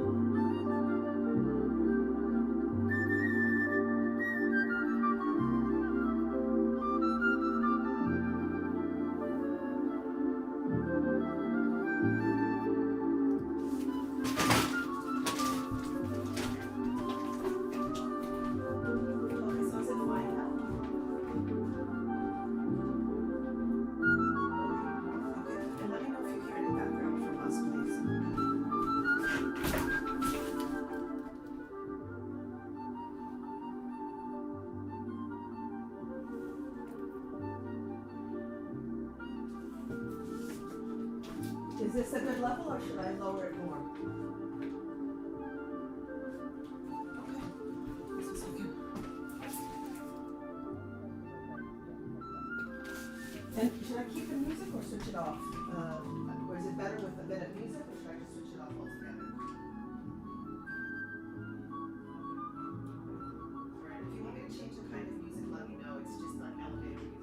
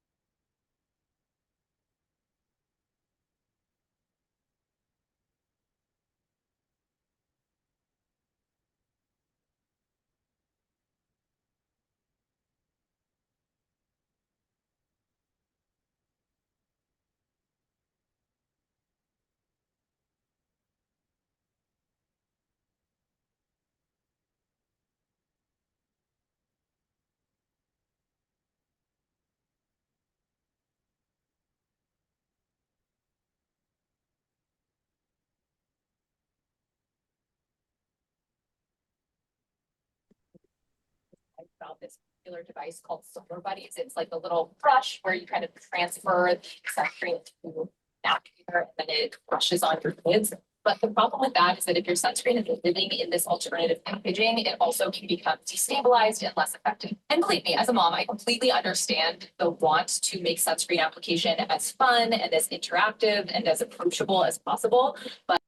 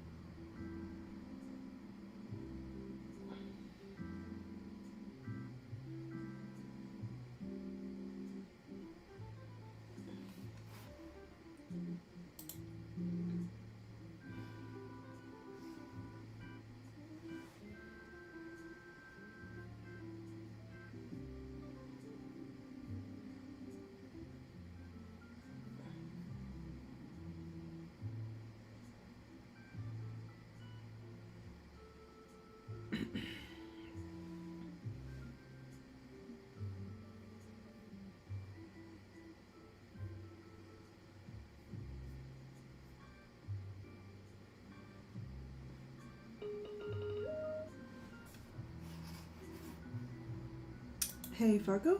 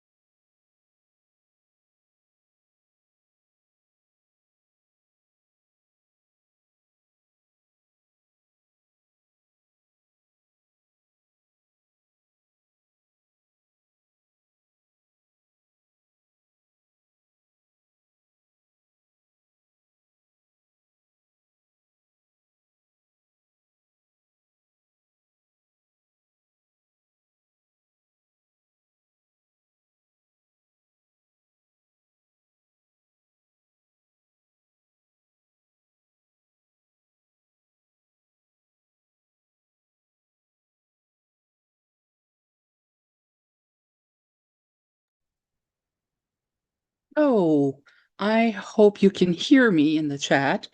Welcome back. I hope you had a nice lunch. I'm envious of the lunch that they had on site, though, I must say. But anyway, we're going to be going into breakout rooms next. So there might be a word from Central just before. Okay, in the room as well. So that's funny, I can't hear the room at all. Yeah. Okay, so what's Can you hear going to me now? happen? Can you hear me now? It's Emily. Oh, yes. I hear somebody. I don't know who. It's Emily. Emily.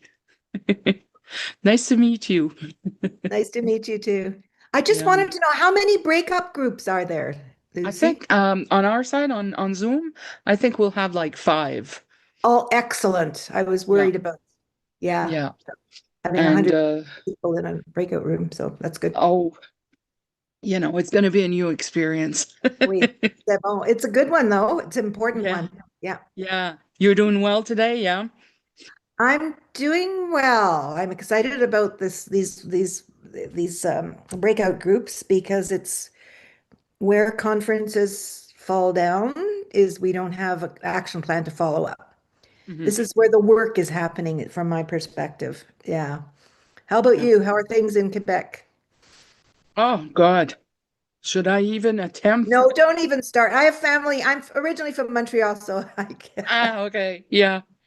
and I keep Well, up with what's going on. So, but I mean, personally, how are you doing? I love your stove, your wood stove. oh, thank you. Yeah. It's we haven't used it much this winter, but today would be good. Oh yeah, It's yeah, quite chilly. Yeah. It's yeah. It is. rainy. Yeah. So no, I'm doing well. We're keeping busy at this end with, you know, moderating the chat and replying when we can and yeah. So Excellent.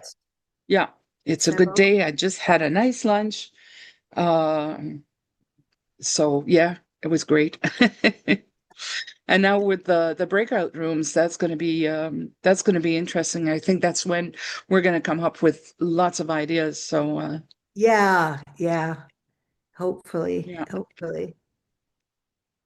Yeah, I've facilitated online breakout groups online before and learning and so forth. So I think it should work out well. Glad to know that the numbers will be, 20 or even 20's a lot, but Yeah. yeah. Yeah. Or We 50. got about 40 minutes. Oh, yeah. Yeah.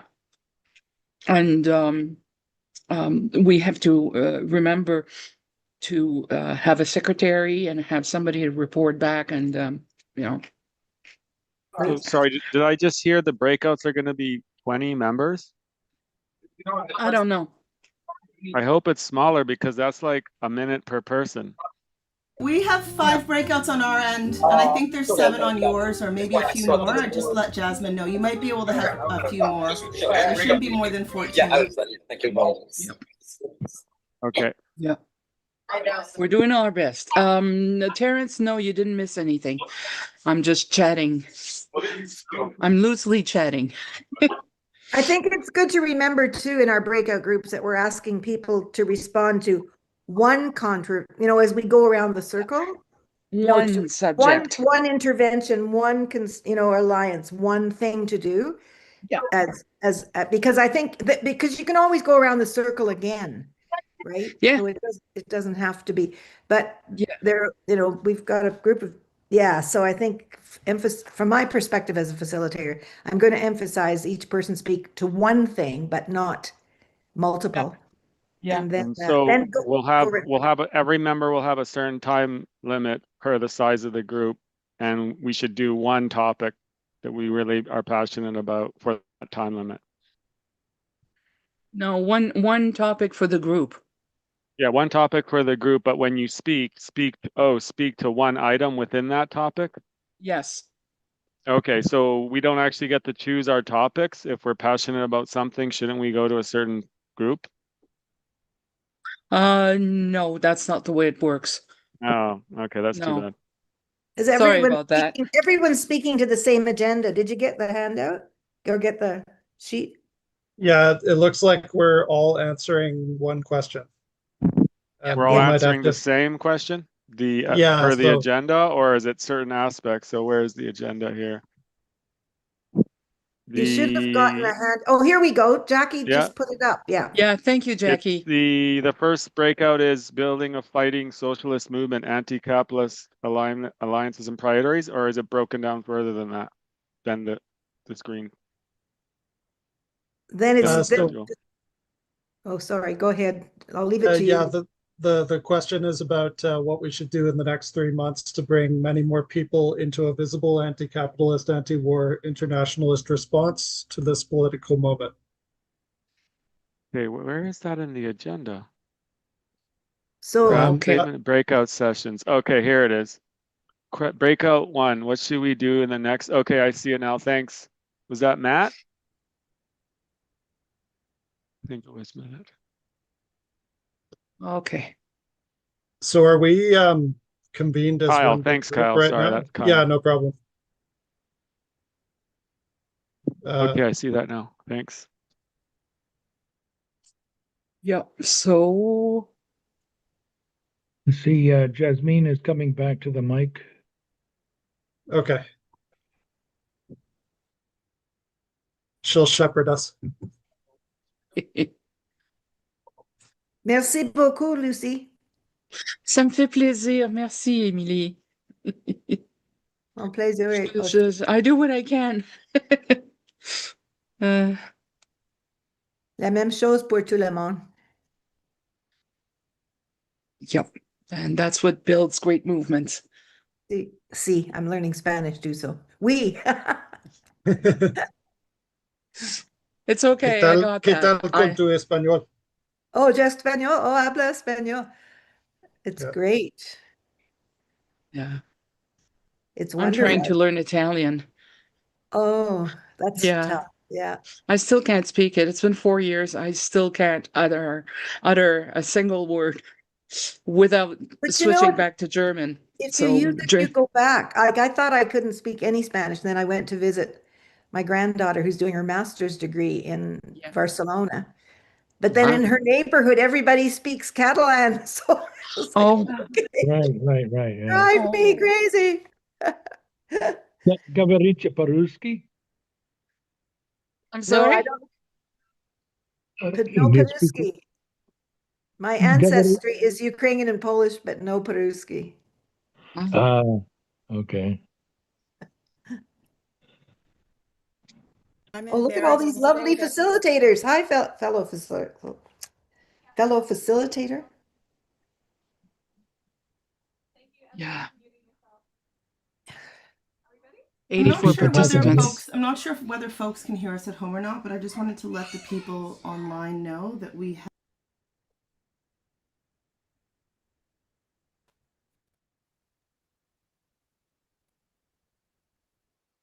Oops.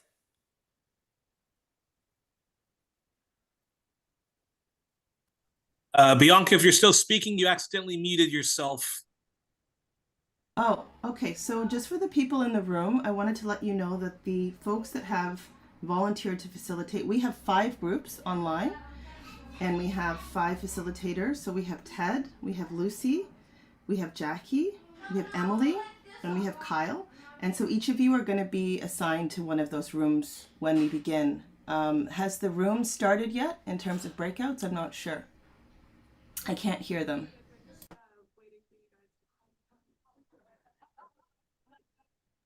We're here. We're all still in the main room. Can they not hear me? Can you hear me? No, not really. No, I can't hear. We can't hear the. I heard main- somebody say, "Can you hear me?"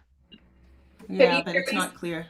We don't have the floor. Hold on, let me see if I can find that camera. I don't think we have that camera anymore. Camera's on. Oh, maybe it's in. Well, Bianca, can you hear me? Barely, just as like a participant, like just shouting in the background.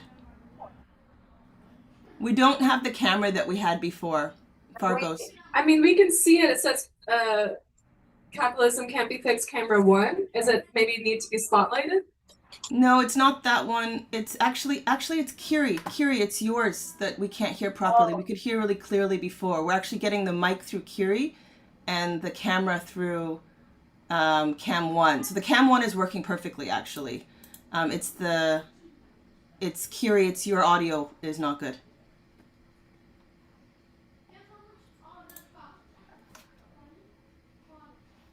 Can you hear me now? And can see her. Yeah, all good. Can you hear me now? Yes. Okay, great.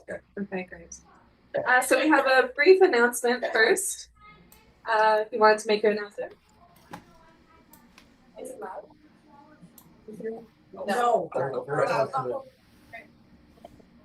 Very good. How about that? You hear me now? Better. I have a small voice, so I'll start shouting. Good. Keep the mic very close.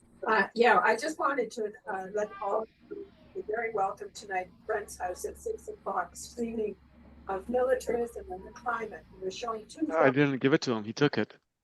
One is Hunters and Bombers, which is the inner struggle against NATO's low-level flying back in, I guess it was in the 80s. And the women sat on the tarmac, got jailed, and defeated NATO's flights over their Nitassinan. The second one is an Al Jazeera film, which I think I just lost. Oh, microphone. Oh, that's better. So I'm just going to be in my.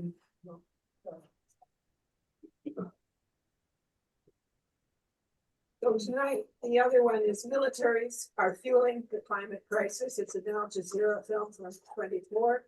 So it's at Brent's house, which is 60 Lowther. It's the east side of the St. George subway up Bedford Road to Lowther. And it's the second building at the corner of Lowther and Bedford Road. 6 o'clock screening, so doors open at 5:30, and I'm happy to meet you there. I'm doing the door.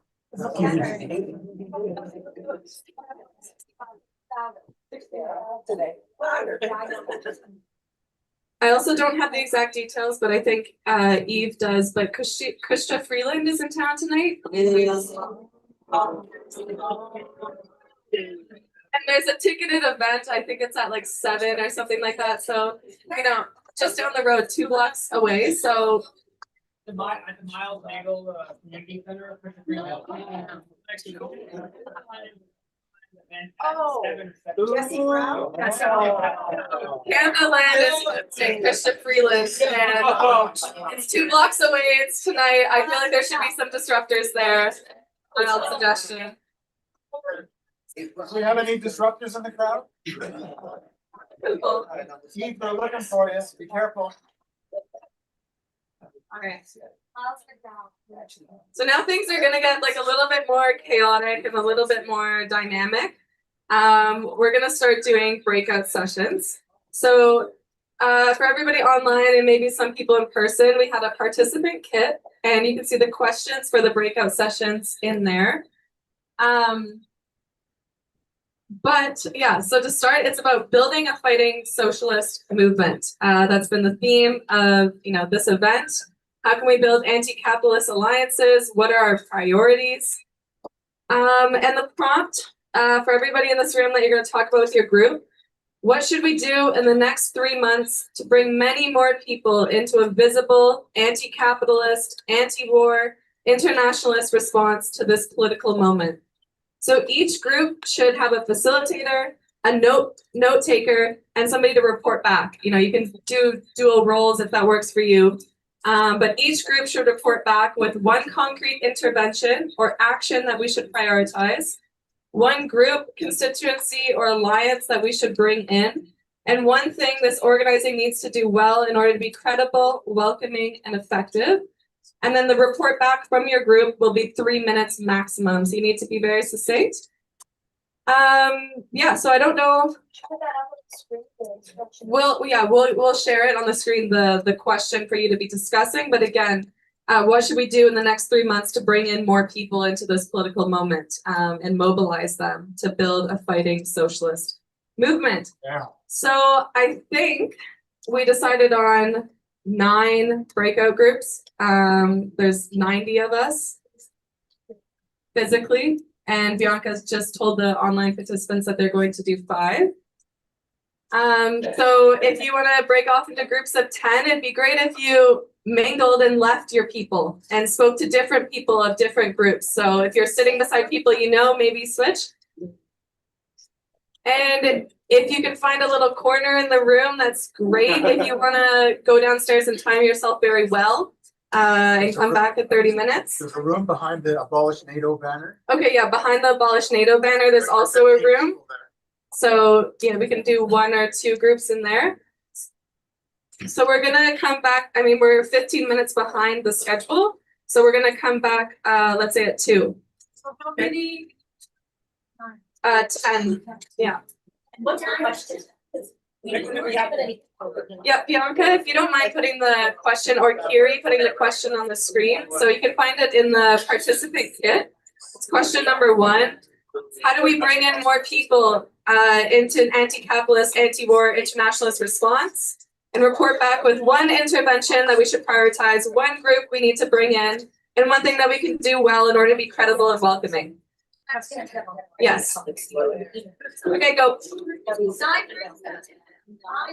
you want to have a group here? Yeah.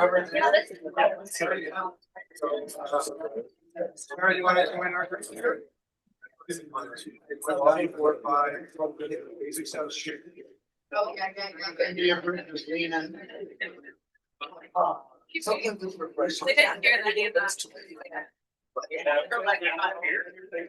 Probably. So I'll just maybe I'll just sit here.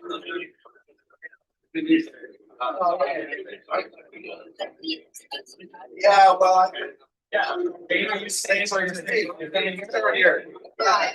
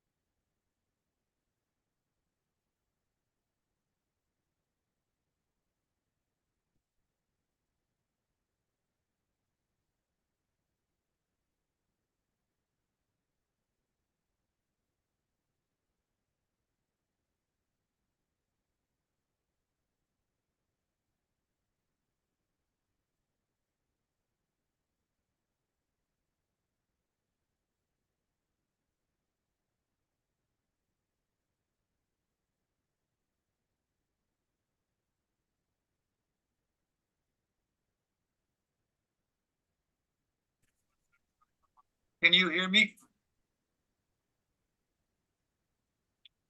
Can you hear me? Yes, I can hear you. Okay, good, because this is the first time I've tried to actually do this.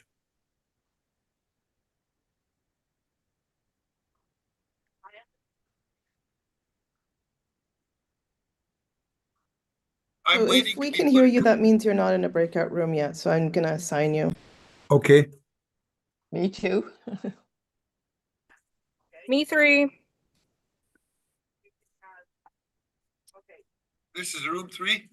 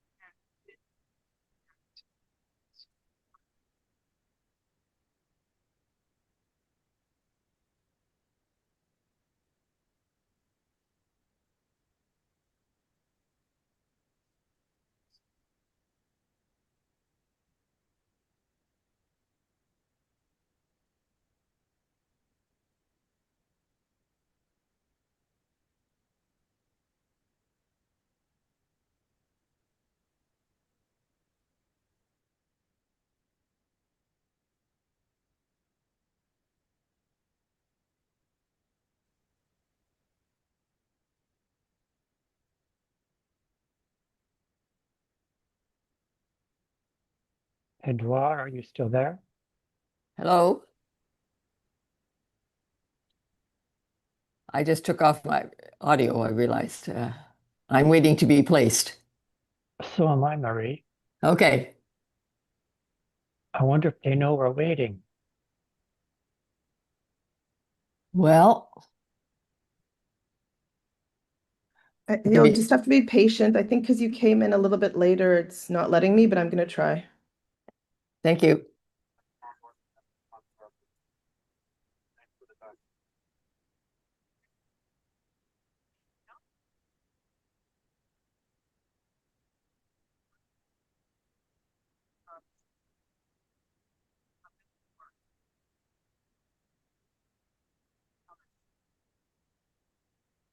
I'm still waiting.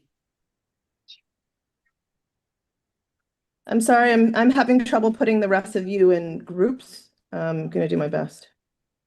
Thanks, Bianca.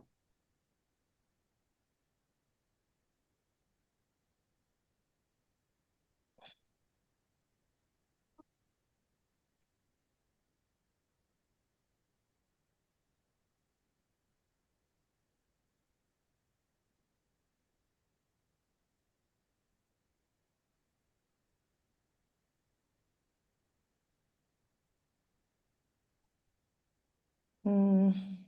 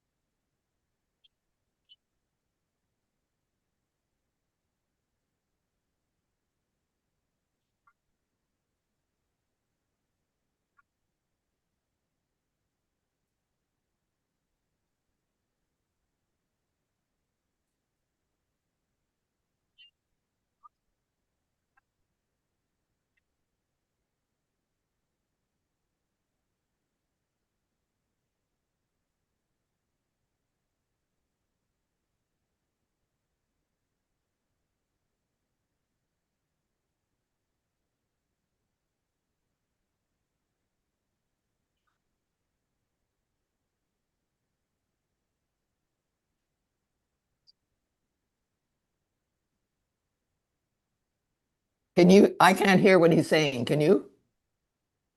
No, I can't either. I can't hear it. I can't either.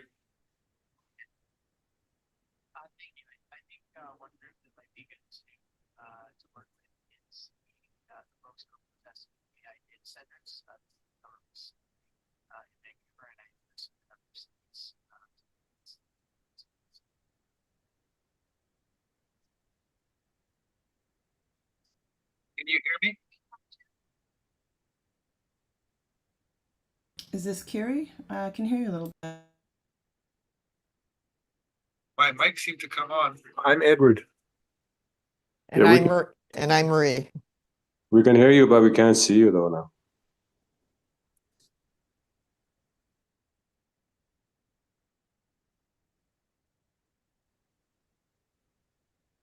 Maybe those of us who are waiting can form our own breakout room. That's That would actually be a really nice. good idea. I mean, there's 37 people here, but those questions could be discussed. I have really no idea why it will not allow me to create any more breakout groups. It's sad because it worked for all the people before. I'm going to keep trying. Thank you. Maybe Clark, you could facilitate the discussion. I'm very open to somebody facilitating while we're here, while I try to do that. Are the existing breakout rooms all Breakout rooms full? in progress. I mean, is it possible that they're just full? Well, I've known Tamara from years and years and years, probably back to not long after we moved to Halifax from Vancouver in 1983. And also got to know Dmitri over the Green Party, and also because I've had family in St. Petersburg, Russia. And so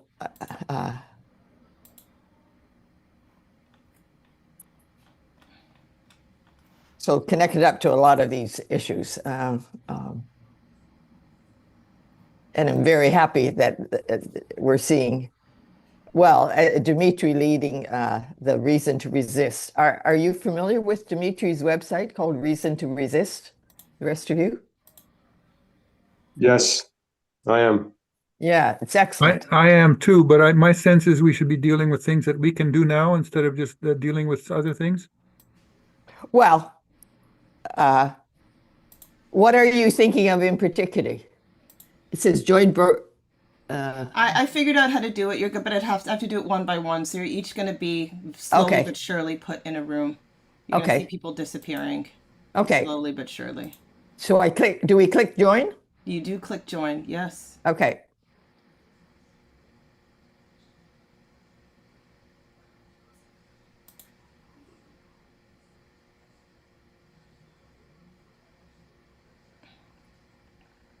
It's a shame because Ted, you're one of the facilitators.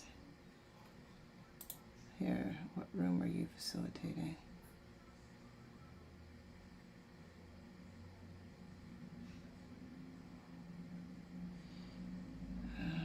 Okay. Unassigned. Who else is unassigned?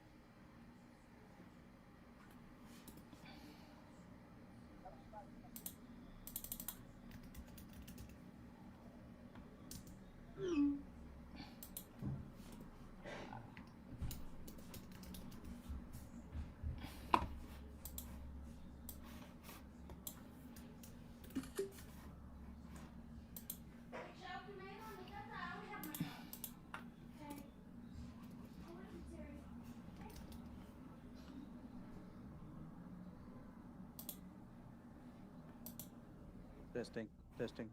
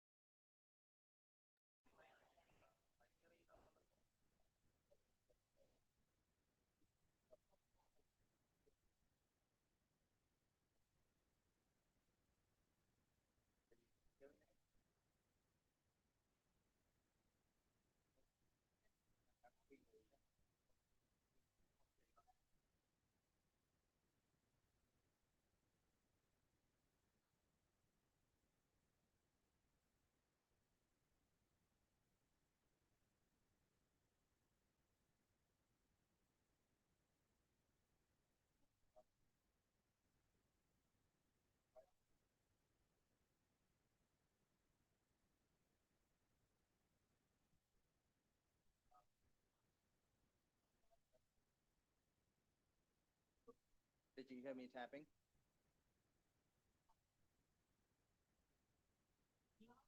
Oh, okay, that's okay. I just, yeah, I just tapped the mic to see if you're hearing. Testing. Do you hear it?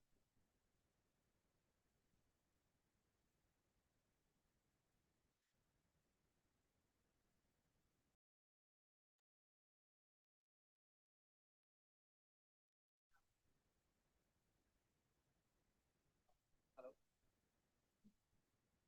Hello? Testing.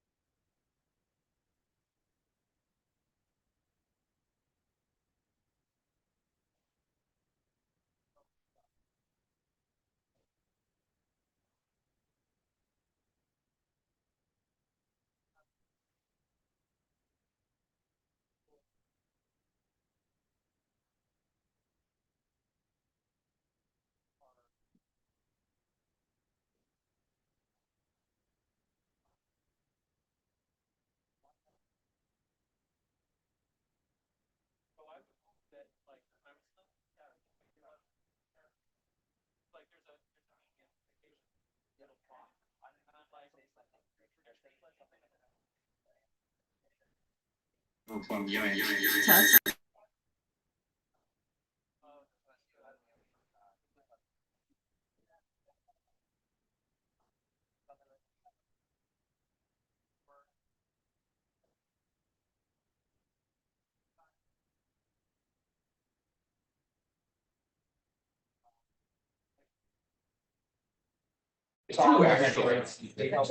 Firepower.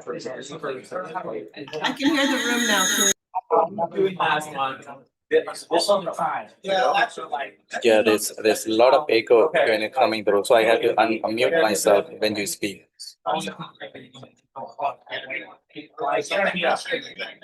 Yeah. It's the question. Yeah. Would it would we be well received if we went to the power? Yeah, I don't have all the. Okay, I will mute, you could unmute and then say something.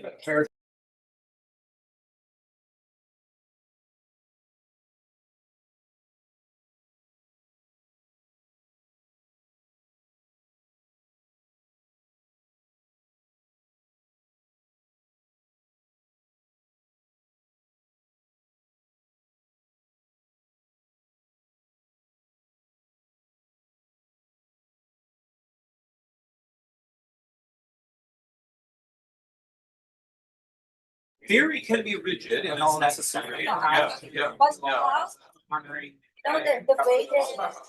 Yeah, so this is, just, looking at some issue, anything critical? So,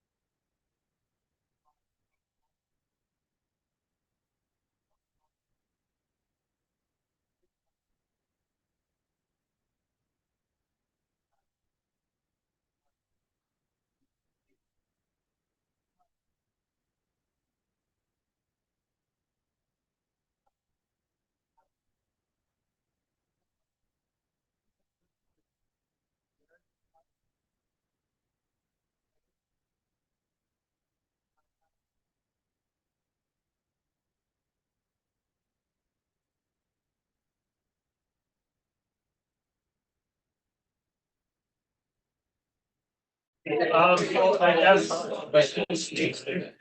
one thing, given also happened to folks, keep a sign up. You know, similar to the Canada stuff that happened in 2019 and early 2020. 5 more minutes.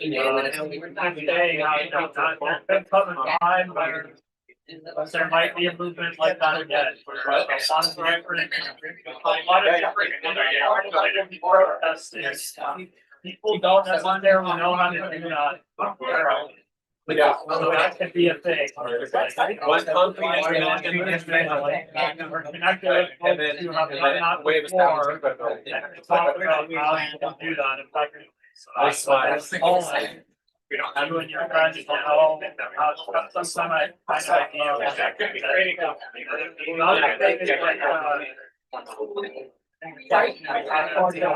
of idea.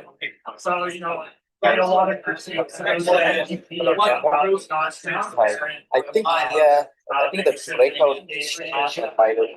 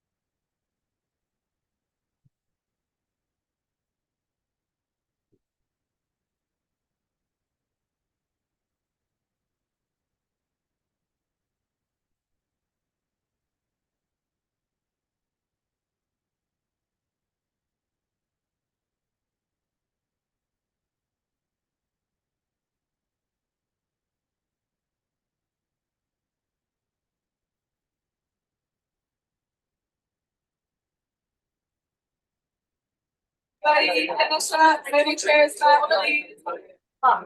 So a couple of chairs here to form a row. They wanted me to fix yeah, if you can help bring the chairs back to where they were, that'd be really helpful. Yeah.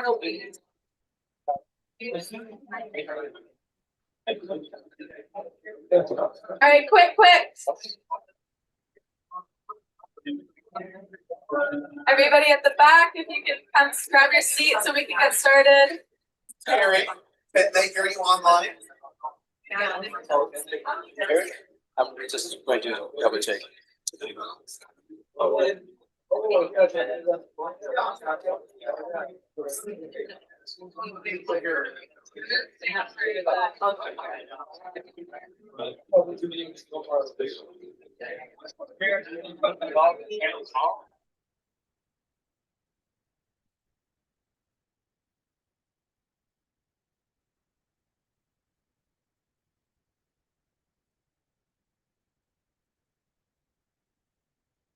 All right, sit down, please. Be quiet up.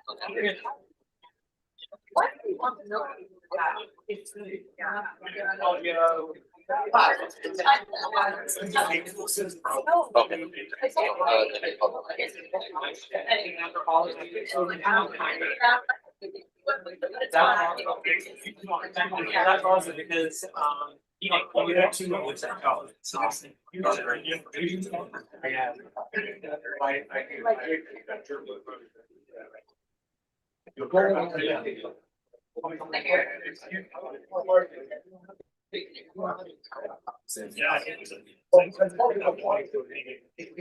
right, we'll get started.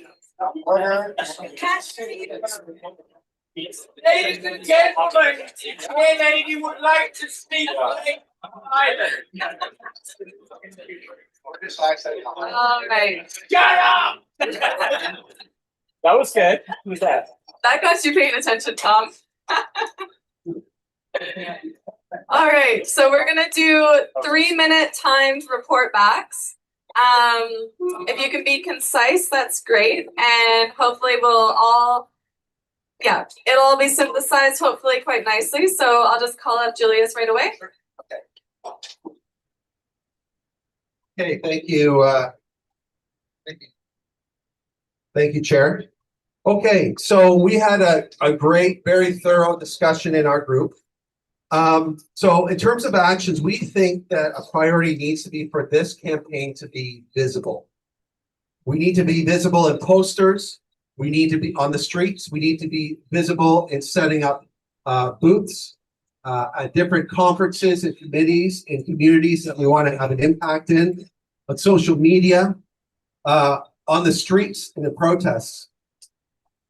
The alliance that we think we need to build is with young people in particular. Yeah. Okay. We need more young people in our movement. We need more working class people in our movement. And that means focusing on working class students at technical colleges, not just at University of Toronto and at some of these, more prestigious universities, them too. But we need to focus on working class institutions, as well as Indigenous communities where we can, okay? And we need to build a lot of trust in those communities. So in terms of building credibility, we need to build chapters across the country. And I have some experience from the CLC. Okay, we had a group that anchored this banner was set up at the Canadian Labour Congress. We gathered many signatures and people came to talk to us. That event was anchored by activists who supported Eve Engler. And they did a fantastic job, and we need to emulate that and build those groupings across the country. But they need support because a lot of people don't know how to do it. They don't have the experience, but there's a lot of experience in this room and online, and we can all help them. The key question that we need to ask the communities that we want to target are, what do you want? What do you want to see? And that's how we can begin those conversations and build the trust. And lastly, we may want to consider running candidates municipally. Okay, this fall is going to be a lot of elections happening across the country. We can build a profile by running a few candidates and building our presence. Thank you. All right, up next.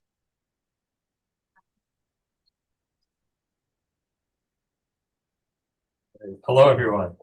Yeah, so I'll go quick. Our group decided a concrete intervention or action we should prioritize in is organizing like cells, local cells as a method for organizing around local issues unique to our own communities. Because everyone's community is different. There's always maybe some key issue of that community that we could organize around. For example, data centers were discussed as one issue we could organize in and help them to I guess work towards fixing those issues and then bringing a wider kind of lens towards those issues. Building cells also can help with engagement within local communities, especially when the cells like meet regularly and keep everybody interested. As well, like when you have a variety of cells engaged with local issues, there's room for like experimenting with different tactics and using what works as other cells figure that out. Additionally, some sort of central organ for protection of like individuals in these cells. As mentioned, like some people might get laid off for maybe being too strong in their opinions. So having some central organ for protection and also financing might be useful. So one constituency or alliance we should try to bring in.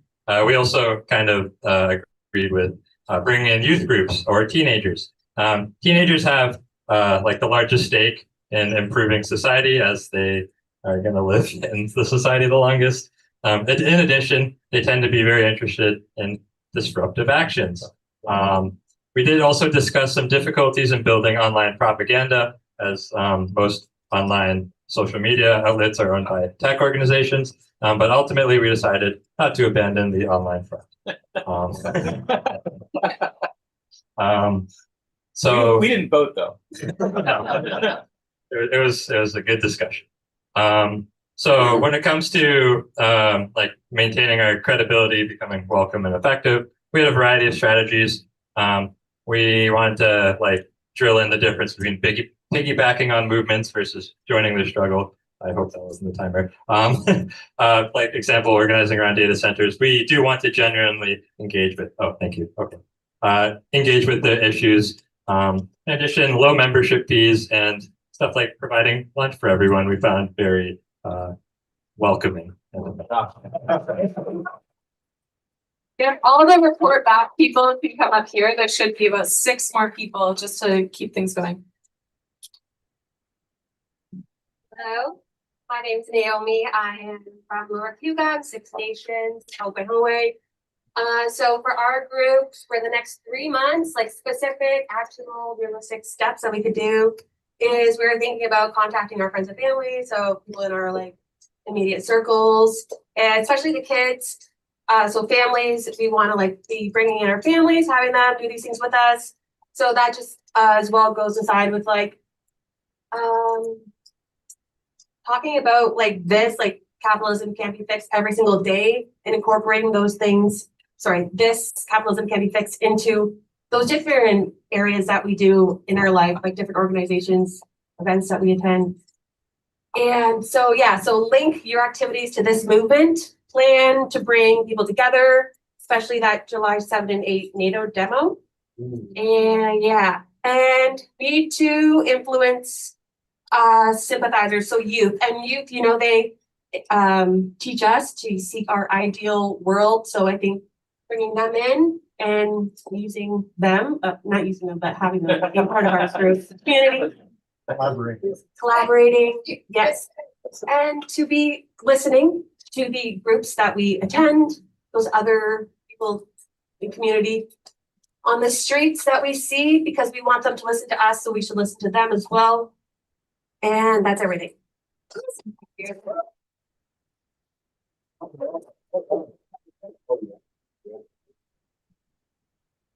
few minutes.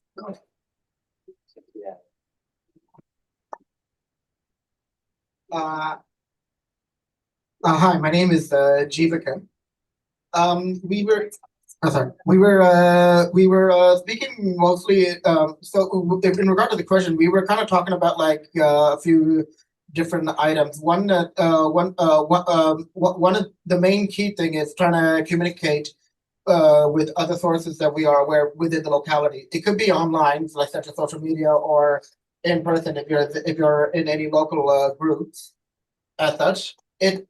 Or be it ethnic group, or even as mentioned earlier within the family as such.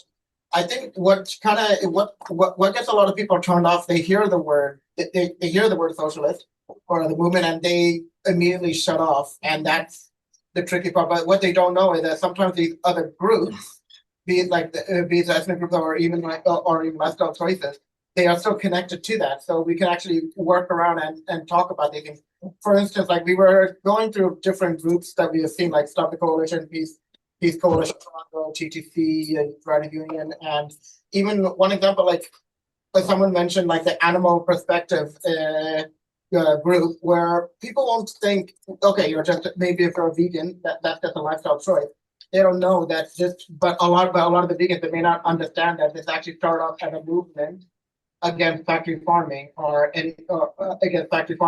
even like just greenhouse gas emissions as well. So once people understand, and maybe if you're in a certain ethnic group, a lot of us may not be maybe afraid to speak on this in a very may speak on this very in a mainstream environment. But if they feel comfortable bringing it up, then more and more people can join in as well in that regard. Lastly, we also have the media. We also have they have a municipal election coming up, where we talk about more of the immediate needs for people, such as the factory concerns, or like low wages and better pay, and getting involved with the more unions, and that can slowly expand and increase to a much larger organization as such. If people are able to connect their own personal needs to what's actually going on into the wider world. That's it. Thank you.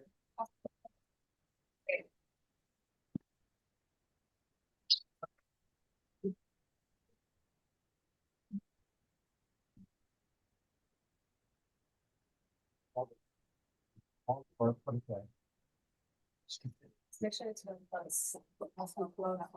Very, very close. Practically kissing. Yeah. Hello everyone, my name is Bahira Abdul Salam. I'm a candidate for the mayor of the city of Toronto. So of course I need to support, and I'm looking forward to see how it. So the first intervention that we discussed in our group is dropping the false criminal charges against Barry Weissman.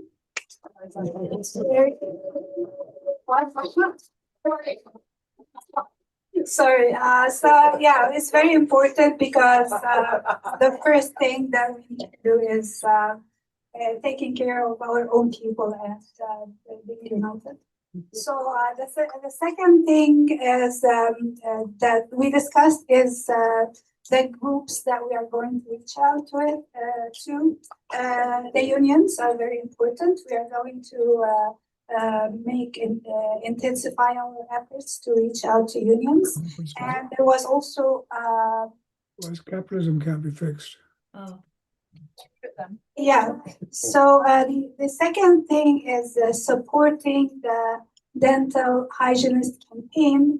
Quebec Dental Hygienist Program is on the fire. Yeah, so it's a very good example, because they are no longer working under the dentist. So it's a very good group to bring to support the ones. Yeah, so we can support the ones here who are not in the same situation. And there is also a very brilliant idea that we believe that it will be very powerful, that we are planning to have a carnival against capitalism in September 14th and 15th. So there is a plan, there is a very huge conference by Mark Carney about the investment conference. So we are planning to call everyone to show up there and to speak out against capitalism. And if we mobilize 1,000 people, this will be a huge win to this movement.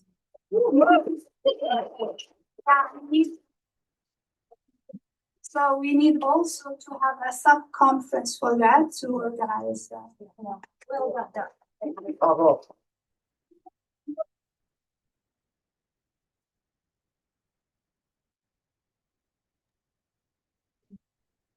Hello there, everybody. I'm Greg Gillis, and I'm with Pax Christi Toronto, the Catholic Peace Organization.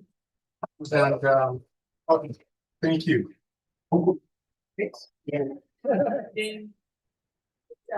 So we focused on political education and outreach. We suggested connecting with the new NDP president, Matthew Green, to refocus our lens on Canada leaving NATO. We want to connect with the needs of working people over their material conditions and focusing on the impact of the military-industrial complex on all our lives, the deterioration in living conditions. We will also want to possibly organize reading groups that incorporate political education. When people hear the word Marx, socialism, communism, they somehow cringe or they get uncomfortable, and we've got to educate people about that. We have to reach out to student movement and make connections there. Outreach, again, to faith communities is very important. We neglect a large chunk of the population if we're not organizing in our churches, our mosques, our synagogues. We desperately need to do this. And unfortunately, they're tough conversations to have. I am in an unfortunate situation of being a white male in a white middle-class parish in Etobicoke. And when I talk to my parish priest about Gaza, he gets uncomfortable and scared. They have been forbidden by the Archbishop of Toronto to speak about Gaza. Shame. We must challenge that in all our faith communities. It goes against the Pope, too. Absolutely. Absolutely. Especially Pope Francis. I would know. Okay. So, yes, he is. Indigenous resistance organizations, religious organizations, and the PYM nationwide and local tenant associations and unions, labor associations. Labor, we really need to reach out to labor itself, not the leadership so much. We see how all the leadership's co-opted, you know, I mean, not to generalize, but much of later, and I was in Owecta, and I brought up Gaza at our meetings, and then people went, oh, what about our salary? Screw that. Right. Talk about the issues. Catholic social teaching is there. It talks about these issues. Forgive me, I get very, very passionate. Okay. Thank you. Okay. Also, peace movements. We got to build a peace movement. I'm part of Pax Christi, and God, I'm the youngest person there. And we need young people. We need a massive peace movement in our schools. I spoke to young people, and they are interested, but they need to be engaged. Okay, and sorry, consideration of language, solidarity, expanding our political base of resistance, intersectional language, understanding how race, gender, disability, and other aspects of identity factor into our socialist movement. And also to engage people with humility. We don't have all the answers. We don't have a monopoly on truth, but we all share in truth building and knowledge. Thank you.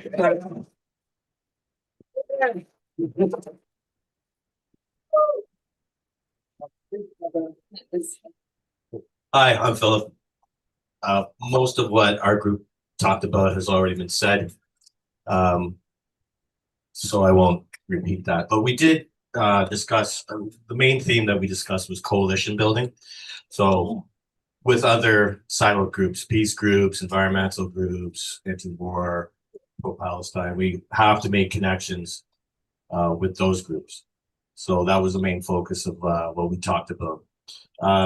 Also what came up that hasn't been discussed was like coming up with like a podcast or more social media presence with a consistent and clear message that because social media is what youth, which also came up too, like to engage the youth. Social media is a major force with youth. But also not to neglect older forms of media like postering. It's one of the people in our group was she found out about this meeting through postering in her neighborhood. So that is something that we can also work towards. But we have to have people. It's great to have ideas, as we all know this, but who's going to do the work? Who's going to actually go out and poster? Who's going to set up a podcast with a consistent, clear message that we can all agree on? So that is something like it's great to have ideas, but people have to actually do the work. And that's it. Thanks for coming, and thanks for everybody who put the food on and who organized the meeting. Thank you.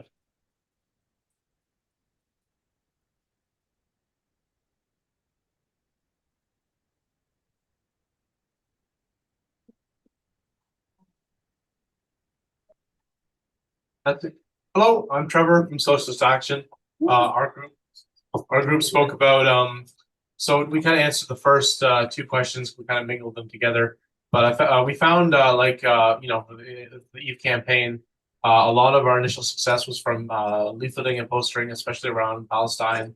And we feel like for bringing people over to the internationalist, anti-capitalist perspective, we could apply the same strategy to job sites that specifically like you would find workers that, to be honest, I find are underrepresented in far left spaces, like manufacturing, construction, logistics. There's tons of job sites in Toronto, and most trades start 7 a.m. and they finish at 3:30, and you can find the gate easily enough. You can slap some posters there. You can find the people coming and going. You can leaflet it. Same with like manufacturing facilities and logistics facilities. As for the unions themselves, one of our people in our group suggested that we also maybe want to be a bit wary about specific unions. I can't remember the name of the union, but Peter, I believe, was mentioning that in 2015, some union was manufacturing armored vehicles that were sold to Saudi Arabia, and the workers had an incentive. They were profiting from imperialism, so they had a benefit to support imperialism. So maybe like with unions like that, maybe a different approach is warranted, or maybe just ignoring that union entirely, if we're being honest. I don't know. What was the last question? Oh, yes. So we kind of came up with two answers for this one.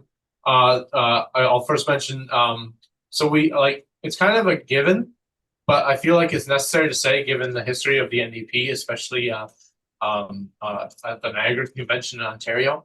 But we should be, like we are, obviously anti-harassment, but also be anti-censorship. And case in point, when the Palestine protesters interrupted the Niagara Convention in Ontario, pro-Palestinian voices were basically silenced and ejected on the basis that the demonstration was harassment and threatening, when obviously it wasn't. And also another thing we brought up that was mentioned by other people reporting back as well, but involvement in municipal elections where we can maybe accomplish some material gains and represent ourselves as best we can at the municipal level. I believe that was everything. Thanks. Great. Thank you so much, guys. That went really well. Now we have a couple of groups online. I believe there's 5 groups online. Yep, maybe the first group can unmute themselves. Or if Lucy had a plan. Yeah, so if the groups could, if you are reporting back for a group, please just raise your hand in the chat and we'll call on you. All right, so Ted's group first. Maybe Lucy, I'll let you take it away. Shall I go ahead, Lucy? Yes, please go ahead. Yes, Ted, Okay. go ahead, please, and speak loudly. Okay, Lucy. Do you guys hear me all right? Yeah. All right. We had a fantastic group. I think we were the best breakout of everybody. But no, it was just really good to be together, and a lot of very similar things. I want to mention a couple things. It was agreed that we don't want to I think it was agreed, we don't want to waste time with people that and groups that can't be convinced. We have some fundamentals that we're going to be anti-capitalist, land back, anti-imperialist, and I might not be getting all the terms correct, but we don't want to water down in order to build alliances. I think that would be kind of the idea. And some examples would be to keep learning from such groups as the Wet'suwet'en and their resistance to the pipeline or the axis of resistance in West Asia. In terms of a practical next step, as a note taker, I had trouble getting down to the one thing, but this week, some of us here in Ottawa will be demonstrating at the CanSec conference. So, I mean, we were talking about very practical matters, but we also, just we're having broad ideas about how to reach out to people. I really like this, I'll just mention it by name. It's called Power Up course that one of our members talked about for online organizing and how to influence our communities, whether they be, a senior center or students at university or, or co-op housing. And we talked especially, I think, about learning from our Indigenous, or let me not say the Indigenous brothers and sisters in Canada. That was a particular emphasis in our group. My notes aren't great. I had a lot of trouble integrating so many ideas. I'll just pause and see if anybody from my group wanted to add anything, and I'll pause there.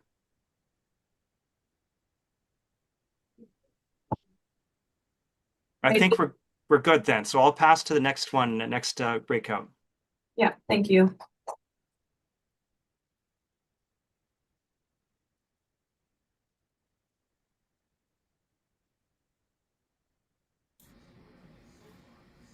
Hello, Yuri. Yeah. Belgium, hope all is well. All right, you can all hear me perfectly, right? Yeah. Yeah. Okay. So let me know if I'm talking too. Okay, so let me know if I'm talking too fast. So I'll first read the notes I took, and then I'll read the notes that the facilitator Jackie took. So generally, the group and those who spoke, we sort of all agreed that we do need to engage far more with people, both in our communities, local communities, and in the online world, and that there is an issue oftentimes where those who feel they aren't as politically educated as others face marginalization and the issue of sectarianism. One of our comrades did stress that the movement needs to be more inclusive to those with disabilities and young people. We had a mini discussion about advocating proportional representation. However, we do need more. However, do we need more political education to do that? And also, I mentioned, sometimes the limitations of that, but it is a critical step forward that we do need to consider. Comrade Tony stressed that sometimes the whole left and right framing of situations isolates folks, but he said that we need to speak a version of meeting people where they're at and try to speak to them in a language that they can understand. And let me just get the notes of Jackie. One moment. Oh, yeah. And we also believe that again, we are missing young people in the movement, and that we do need to engage with mainstream movements and connect the dots between extractivism, the whole issue of pipelines, with anti-imperialism, and that there is an issue of people who feel voiceless, being fragmented. So again, we do need to increase those voices, and that our current electoral system is way too divisive. And again, trying to find the commonality of our causes that needs to be communicated, regardless, again, of how leftist you are, and that there again needs to be a balance between sectarianism and not letting fascists in for the sake of having a big tent. And can we create spaces that are safe to be vulnerable and curious? How do we talk to people in ways that are amenable to them, talking with friends and neighbors about what they see as problems and solutions? Because sometimes, this seems to be an issue. I don't know why it's an issue, but apparently a lot of people, when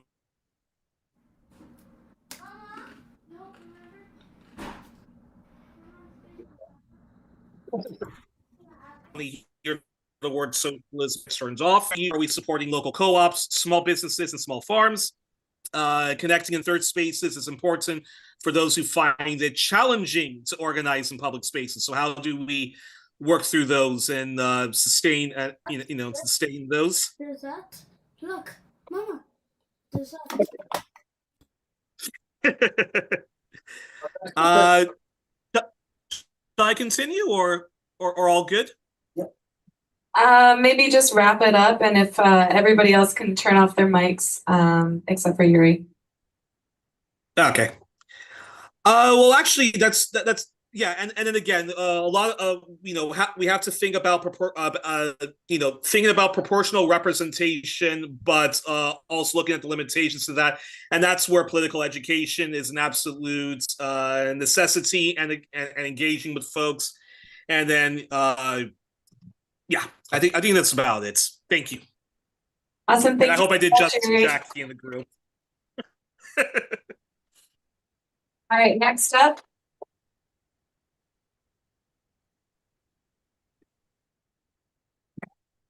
Maybe Jackie can go next. No, I was in group 3. I think it's Emily. Yuri presented on our behalf already. Okay. Okay, I'm good to go. But I do want to preface this with saying that we were actually the best group.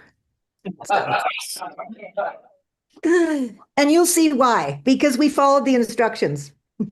We stayed with very concrete actions, very concrete in terms of what can be done in the next 3 months.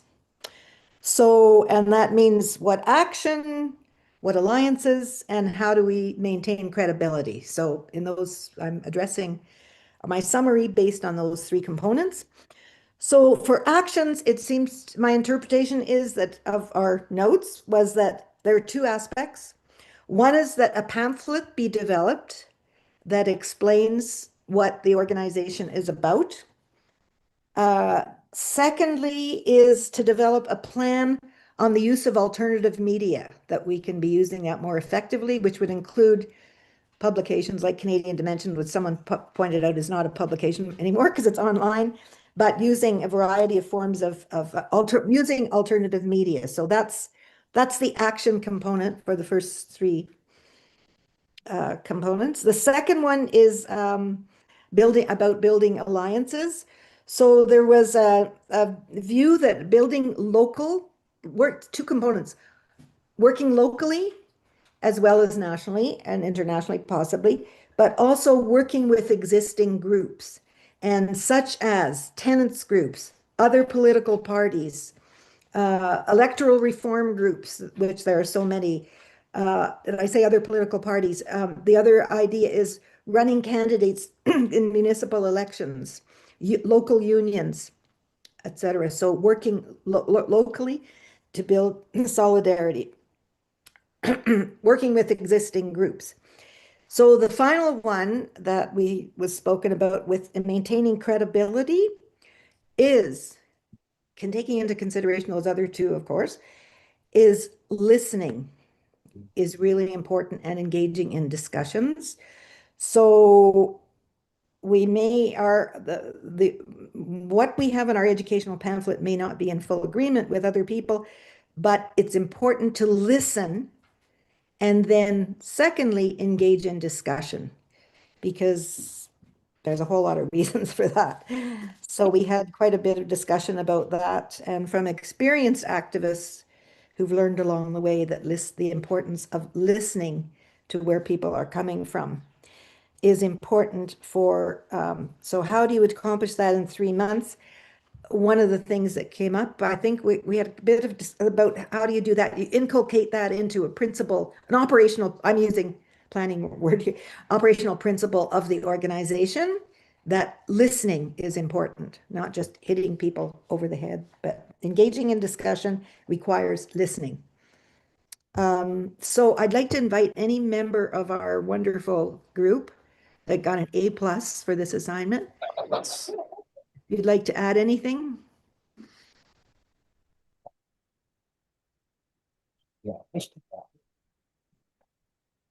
Okay. Well, that's the 3 minutes. So thank you so much, Emily. That was a really good report back. All right, who is up next? Should have 2 more report backs from online. So if you could, both of you just put up your hand so we know who's coming up next, and then.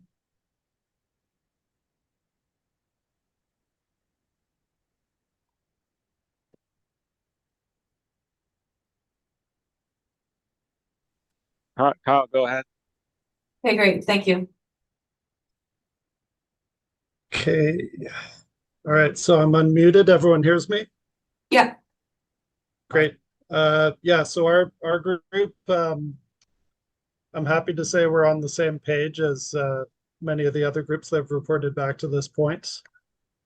We talked about the relative merits of staking out independently as a movement or forming a political party. And then after that, we sort of got into the issue of the fact that there are already a lot of sort of marginal leftist parties in Canada. And so what would we need to do to ensure that we have an impact beyond, rather than form a book club? And so the ideas that we came up with involved having a clearly stated program and communicating it well. So communicating using a strong communication strategy, building upon our manifesto that we already have, certainly remaining independent of the new Democratic Party, even as we try to agitate for change within it. We talked as well about the importance of active listening as part of our activist strategy. So hearing what people's needs are, what their where they are in terms of their political consciousness. We also talked about the importance of building broad coalitions. So that's part of the answer to how we avoid the problem of marginalization or irrelevance by building broad coalitions and organizing around our values and specific goals. And we talked about supporting political initiatives that are consistent with our values and centering our values. And if anyone else from the group would like to add anything, by all means, please do. I just wanted to add the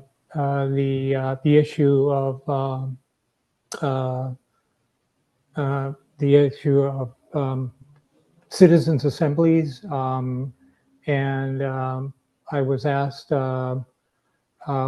There's quite a bit of experience with electoral reform in Ontario and British Columbia in regards to forming citizens' assembly around the issue of that of electoral reform. So there's plenty of experience in getting a let's say Can't Fix Capitalism citizens' assembly. All right, thank you. Great, thank you so much. And then Sergio, if you want to do it at the end there, 3 minutes, please. All right. We had, can everyone hear me? Yeah. We had a diverse group of members with a wide variety of input, some which has already been suggested. I'll try to go fast to go through it all. We had alignment from 2 members on First Nations, which was really good to hear. So we should attend more First Nations events, and we heard some from the opening speaker today. So attend more First Nations events, good idea. And on that theme for webinar ideas, there was a suggestion for having a webinar on the rights of nature and two-eyed seeing people, and ask Elder Albert Marshall to speak to this in relation to land defense of the Mi'kmaq. Talk about, and another webinar idea would be to talk about the similarities between imperial tactics and fighting and oppressing the people in both Palestine and Canadian First Nations, and analyze resistant tactics in both. We had some input on, I don't think this has actually been mentioned too much today, but like climate events, joining more climate events and fighting environmental racism. And also something that may have not been mentioned already is attending migrant rights events. We may be able to get some more people on those topics. Another topic that was raised was developing, now that our campaign has moved on from the NDP, we can maybe develop, as we have been, more material focused on onboarding every person at your local Palestine protest. I know in Vancouver, we have a multifaceted group with various different opinions on how we should move forward, either politically or as a movement. So we need to get a different message out maybe and try to get them converted, because there's only less than a handful of 250 people that we've been able to get to join our movement. So we need to do something differently to get more of that crowd onto our movement.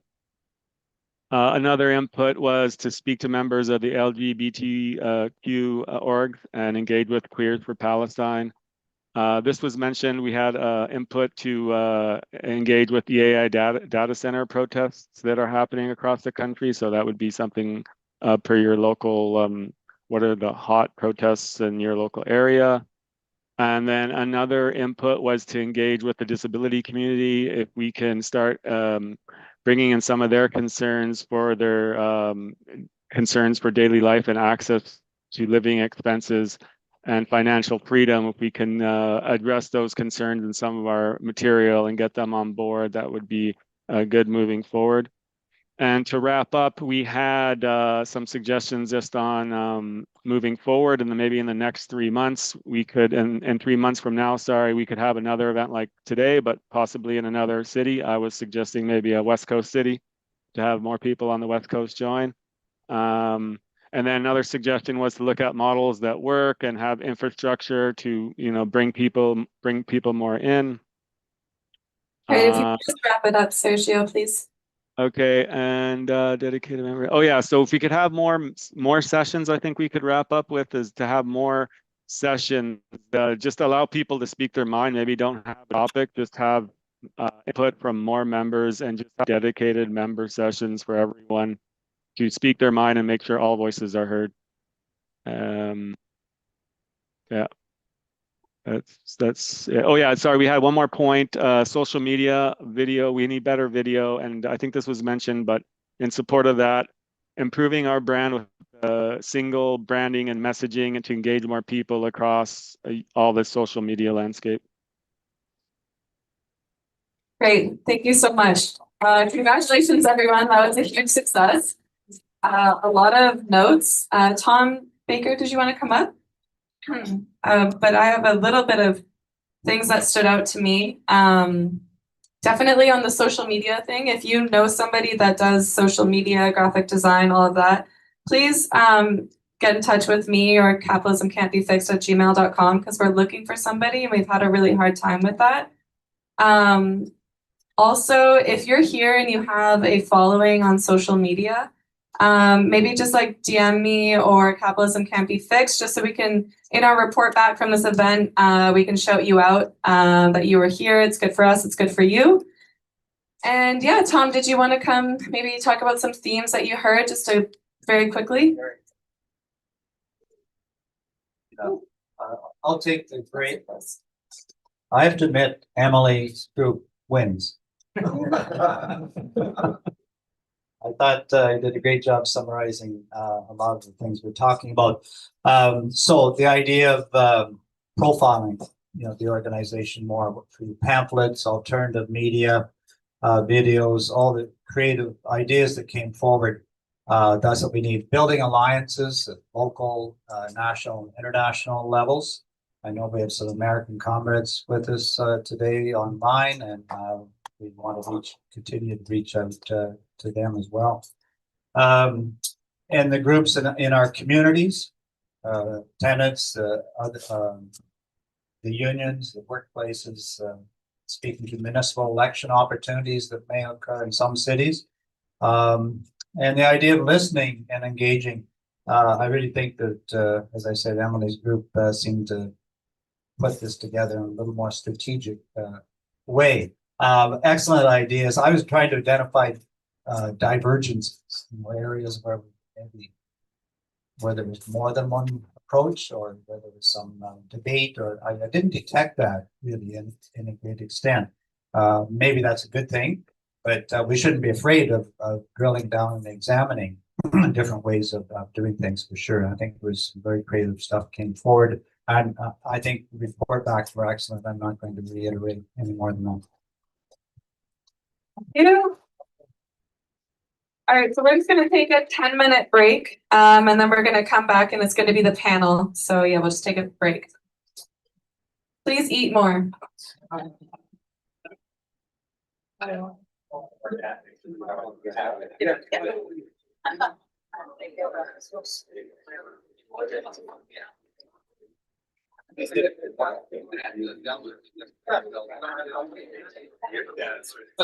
So Matthew, I just didn't hear your caught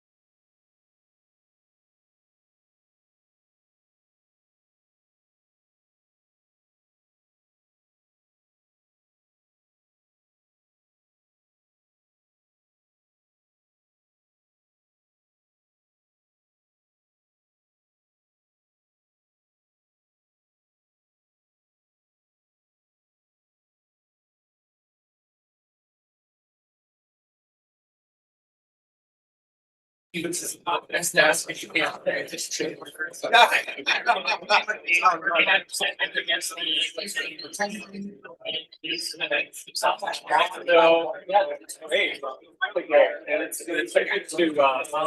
There's so much of my life.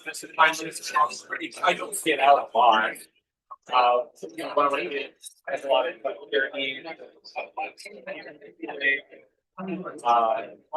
so it's really good. Realize that there's like there's people right here.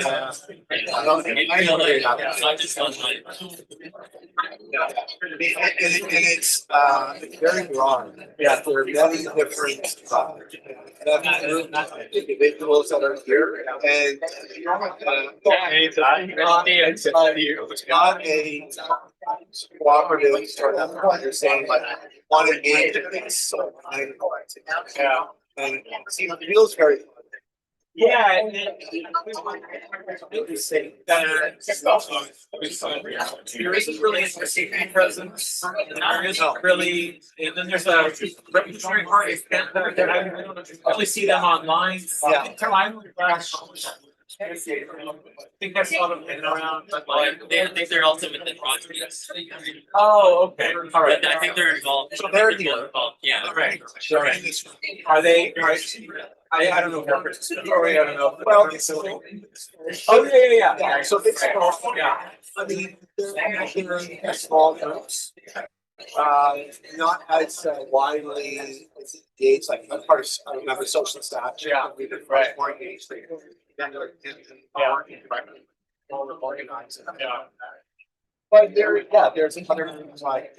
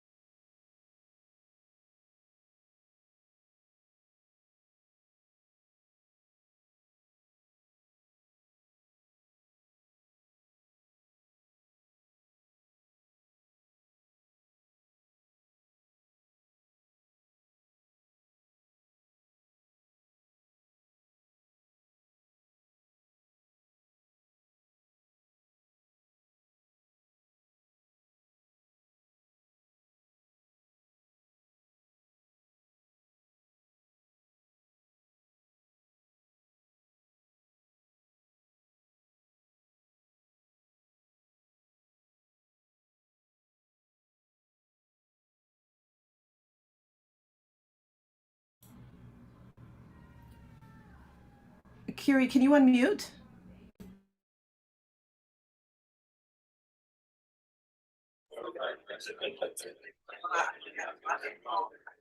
Can you hear me online?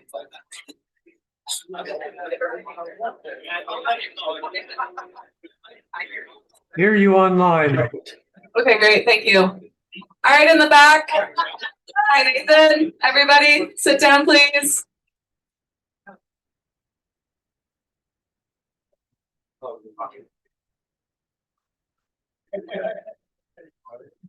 All right, so we're going to get started now. So we have an announcement first, and then we're going to move into our panel. So if Jag wanted to come up and make his announcement. Thanks. Thank you. Our comrades are going to be arriving at Pearson Airport 7:45 p.m. From Turkey after being tortured by Israel. They are arriving, so we're asking people to reach out, come down, show support. I have a little bit of room in my vehicle if anyone needs a ride. So we're going to try to get there at 7:45 p.m. or before. But that's their arrival time, and we want to show support for our comrades. Yes, thank you.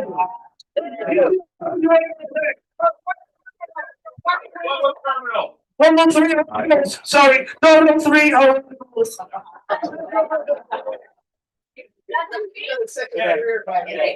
Today. The people Yes, coming that's back from the tonight. flotilla. Pearson Airport. Yeah. All right, if everybody can sit down, Eve, Barry, everyone.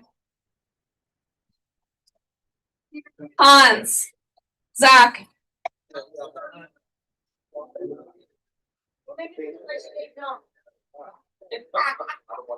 Thank you. Yeah, so now we're going to have our panel on strategy and pathways forward. And I also just want to say we're running 25 minutes behind schedule. So if anybody has some sort of commitment afterwards, we're running late. So keep your eye on the time. But yeah, as we said, you know, what's our pathway forward? And I think the speakers may have different ideas for what they think is the best path forward. So you can discern that, and then we can discuss it in our breakout sessions again and do a report back again. So same kind of process as before. So first up, I'll ask Kevin McKay to please come up. So yeah. Kevin is a social science professor at Mohawk College. He researches, writes, and teaches on the subjects of civilizational collapse, political transformation, geopolitics, and global systemic risk. In 2017, he published Radical Transformation, Oligarchy, Collapse, and the Crisis of Civilization with Between the Lines books. He is currently working on a book entitled A New Ecological Politics with Oregon State University Press. Kevin, please.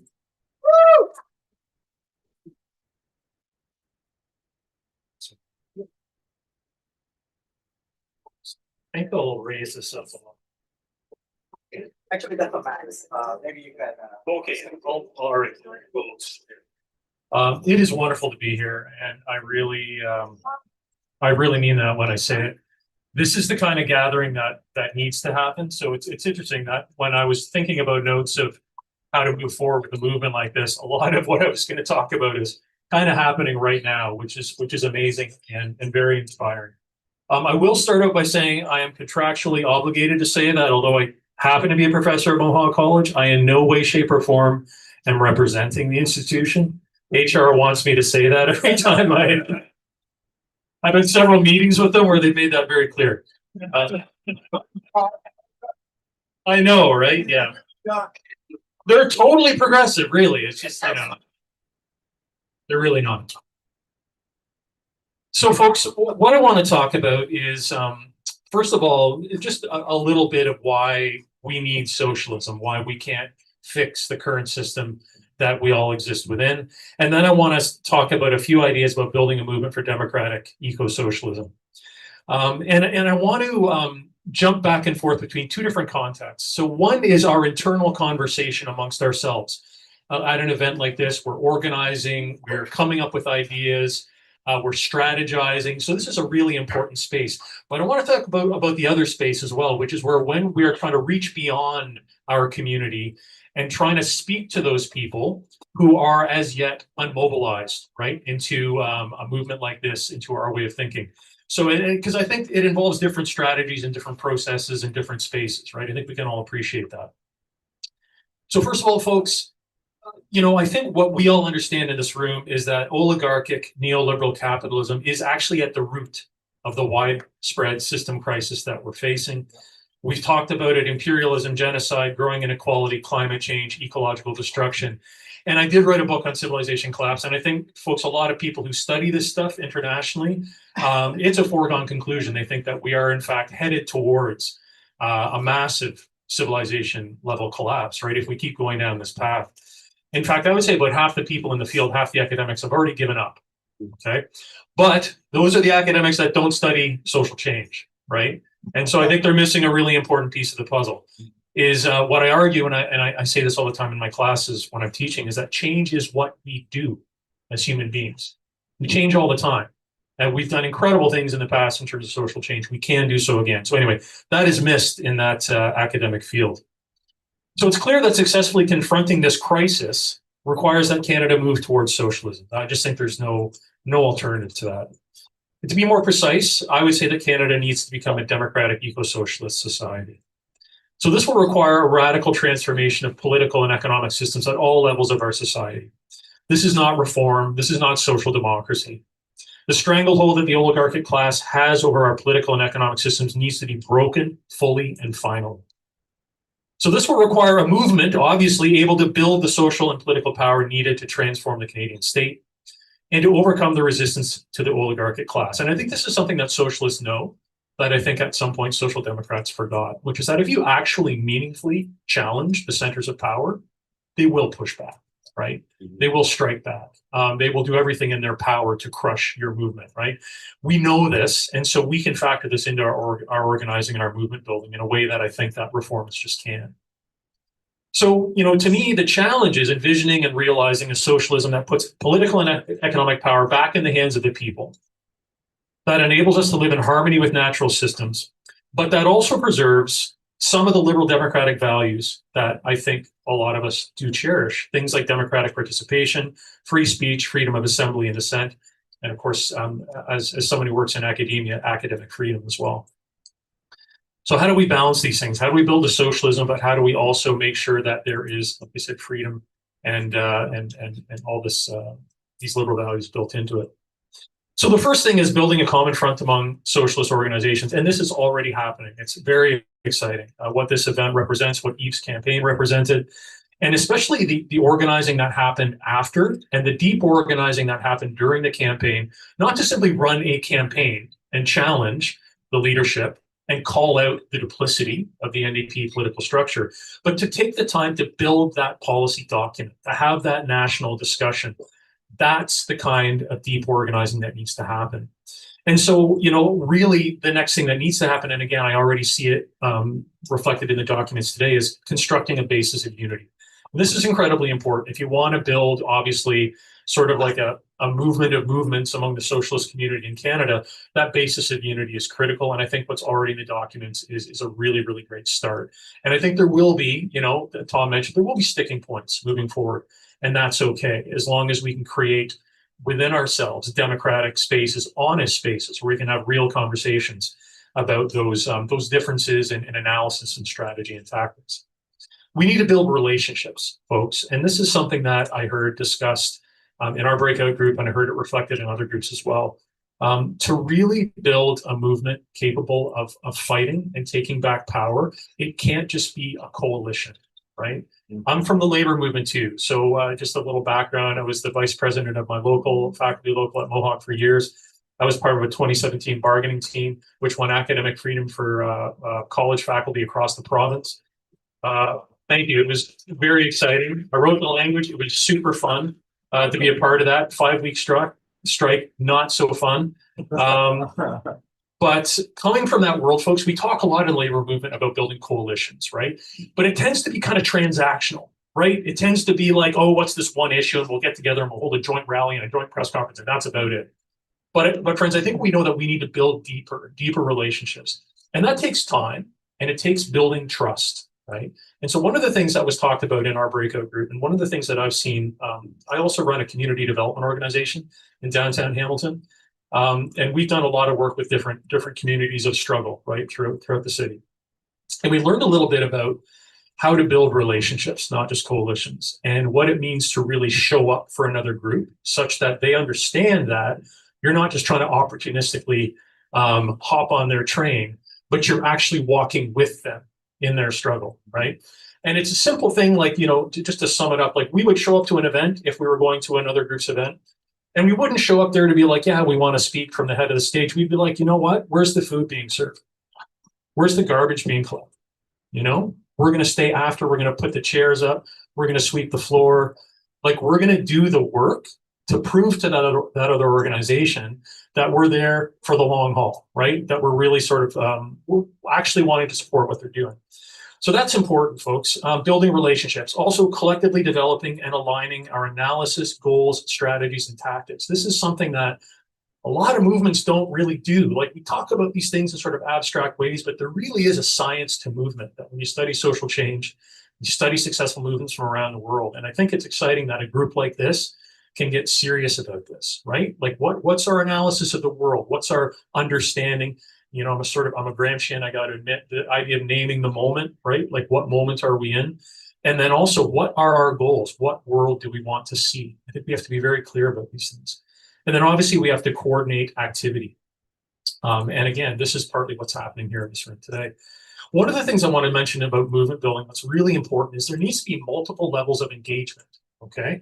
So at one point, and I absolutely love everything Dmitri does and says, but he also, and in Conrad, the critical, it sounded a little intense, that if the state's not coming for you, you're not doing anything worthwhile. And I think I know where he's coming from, but I want to shift that a little bit and say, we can't approach our movement building outside of this space with that mentality. Like, we have to have other ways in which people can engage that are actually very friendly and low stakes, but that are designed to give people a way to plug in, to start to learn, to start to have conversations, and to start to hang out with more radicalized people who are doing that incredible frontline work. Again, I don't want to take anything away from that frontline work. It is absolutely critical.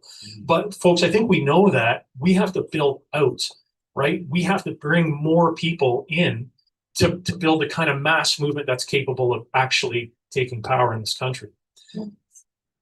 So I think what we need to do is talk about rehabilitating socialism in the public discourse, right? Well, again, we're starting that here. Eve's campaign started it. In the United States, you have people like, Bernie Sanders who are doing that, Zoran Mamdani, we have Alex Tyrell doing it in Quebec. We need to take that word socialism back, and we need to have those conversations where people have mentioned the cringe factor some people still have when they hear socialism. We have to really connect with the labor movement and labor militancy. And folks, there are unions that are turning into fighting unions. And I'm actually very excited to say that I'm actually a part of a union that, trust me, it really wasn't a fighting union. That's right. But the Ontario Public Service Employees Union has had a massive shift recently. They're really using the organizing for power model, the McAlevin model, which is really about deep organizing within your organization, trying to build 100% participation. It's not essentially a radical framework. However, the kind of power it builds can be a radical tool, folks.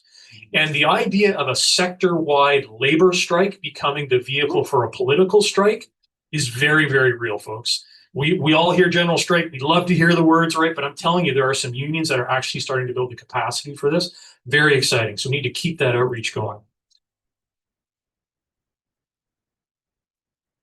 We need to build an alliance with the U.S. working class. Yeah. The imperialist struggle, that we're seeing around the world, the real threats against Canada, and I am someone who believes they are real threats. I don't think this is just empty rhetoric on behalf of the states. I think there are elements within the U.S. oligarchy that would 100% take everything Canada has to offer. Yeah. But we can't also stand up against the U.S. military ourselves as a defense force. It won't work. But working in solidarity with the American working class that's fighting their own imperialist government, we have more of a chance, folks. So we really have to double down on that. We have to think about the struggle of ideas and expanding what some social scientists call the political imaginary. People's sense of what's possible in the world, what kind of society we can have, And so this involves a few different things. One is rehabilitating and demystifying socialism, but it's also about creating a positive and aspirational vision of the world we want. We all know the dire, serious, dangerous situations that we're struggling against. We need to call them out, but we need to move beyond that and paint a picture, a vision of what does a world with an emancipated humanity look like? What does a world where we live in harmony with ecosystems actually look like? And I think we need to get better at creating that vision while we speak out against all the horrors that we are. And I think we need to clearly articulate core human values, human rights, democracy, truth, equality, ecocentrism, and even freedom. Why the hell do we let the right own that word? That's ridiculous. They're not talking about freedom. They're talking about servitude for most and freedom for a 1% or a 0.001%. The left is about freedom for everybody, creating the means to a life well lived for all human beings. That's really what freedom's all about. And so, friends, a real challenge we're going to have is talking about electoral politics, right? What's our strategy going to be? We've had some really important ideas thrown out. First of all, electoral reform. I think we all know how important that is, how that could create the space overnight almost, if it's brought in, for new left parties to emerge.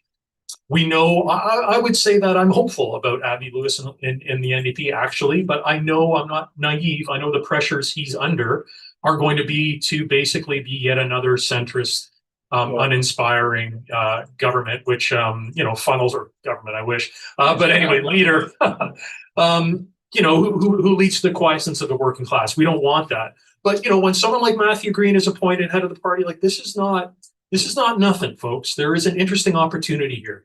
So I do think there is value to pressuring the NDP to move left. But what creates that pressure is exactly what's happening here. So folks, I don't see this as an either or proposition. Building a movement for socialism, building power on the ground, building power in institutions like labor unions and social movement organizations, our schools, our hospitals, our workplaces. That's the movement that will sufficiently have the power to pressure the NDP to go left. And if the NDP somehow doesn't rise to the occasion, well, guess what? Then that organization becomes the breeding ground of a new party, of a new political organization that can actually struggle and win in electoral politics. So I don't see them as being contradictory strategies to continue and deepen this organizing and also to try and work within the NDP. Folks, the last thing I'll say is that I really think that popular political education, and it's probably because I'm an educator, so I'm biased, is super important, and spaces like this are part of that. The teach-ins, the panels, the seminars, and getting more creative about how we bring this education to the people, right to the street, right, again, like I said, to the places where they study, the places where they work. I think this is a real challenge that we have to undertake.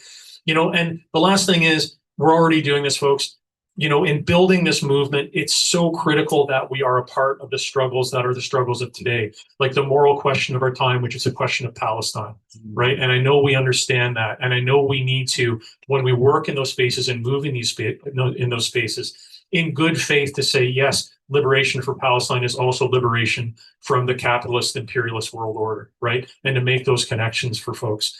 Same thing with First Nations land back and anti-extraction protests, anti-imperialist and anti-NATO protests. The protests we're seeing, the inspiring activism of our students pushing back against OSAP cuts. Like what we bring, the analysis of anti-capitalism and socialism brings the incredibly important piece of the connection of these issues, right? Of the common source.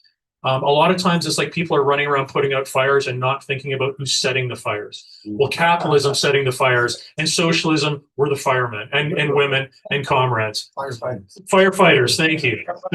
Yeah, thank you very much, folks.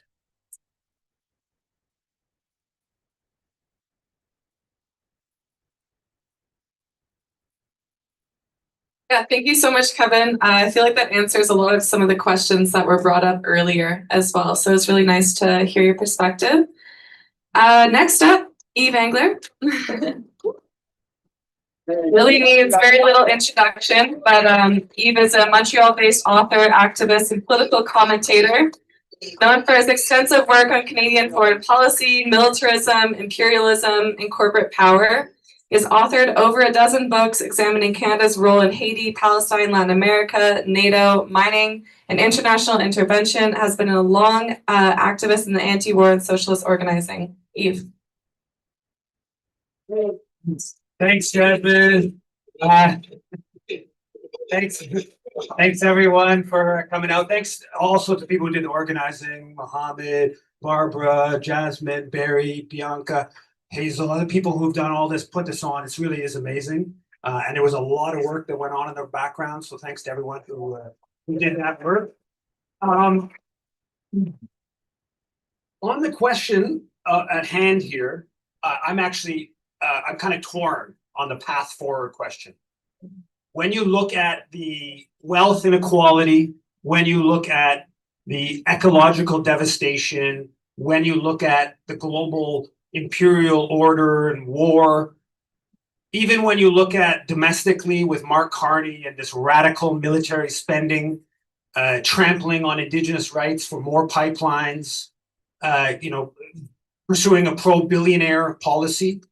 When you look at that, how could you possibly support sort of like reformist NDP type policies, right? When you have an Avi Lewis that is refusing to oppose the war bank,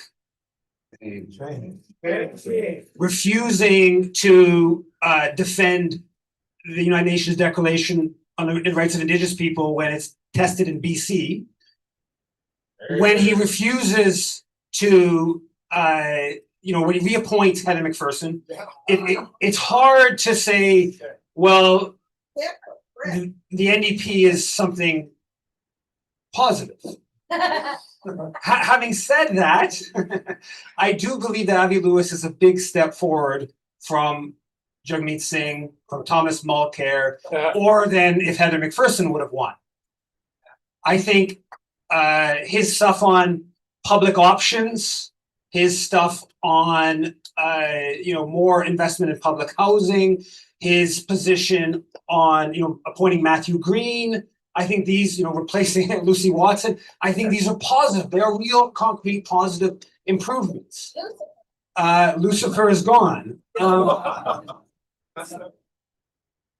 So I do also think we contributed to some of this, right? I think this platform that was put forward, that was far more comprehensive, our constant criticism, discrediting of the NDP brass, I think that is part of why Lucy Watson was ousted that quickly.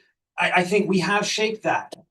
So I think that that's a positive. Now, so I think for a combination of relevance reasons and because the NDP has power, we want to have a bit of a foot in the NDP door. I was ambivalent about going to the NDP convention 2 months ago, but it was a big success being there. Interventions on the floor, hundreds and hundreds of people taking the platform, the banner being there. There's a lot of people in NDP that think myself, maybe Barry, are like the devil, but they are sympathetic. They're sympathetic to our ideas, right? There are, significant proportions of NDP activist members. So I think that we do want to have a foot in that door. I'm not well placed to do that, and I don't want to do that. But I think this movement should do that. And we should be putting forward very clear, right? We believe land back, right? We believe the tar sands should be shut down, right? We believe real estate investment trusts should turn into co-ops, right? We believe we need to end this anti-Palestinian terrorism list that says all those resisting this horrible genocide, that they're the bad ones, not the Israeli military. Right? We need to be putting forward anti-capitalist ideas. We need to be stating it explicitly. And so I think that there is a place for us inside and outside of the NDP pushing forward ideas that say we support economic democracy. We support ending minority rule. We support workplace democracy, social ownership where there is extensive social labor. And we are going to push that. We're going to say we are against capitalism. It is fundamentally against sustainability. It's fundamentally against equality and democracy. So we need to be pushing for those ideas, and we should be doing that in an aggressive way. It's honestly unbelievable how little anti-capitalism there is in this moment in time in Canada, right? Even in my 25 years of being active, if I look back in the early 2000s with the anti-corporate globalization movement, there was anti-capitalist.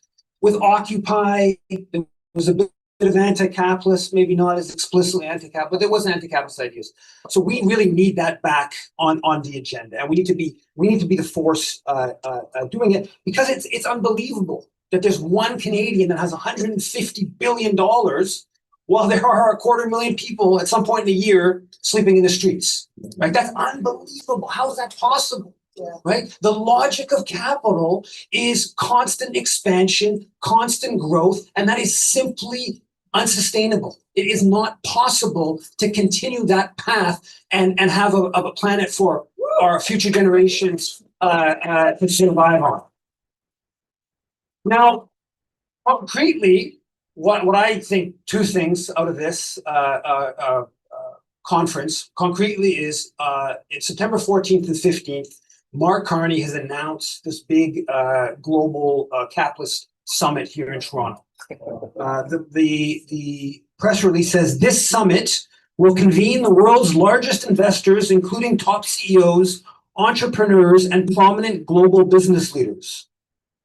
Well, we should organize a carnival against capitalism in response.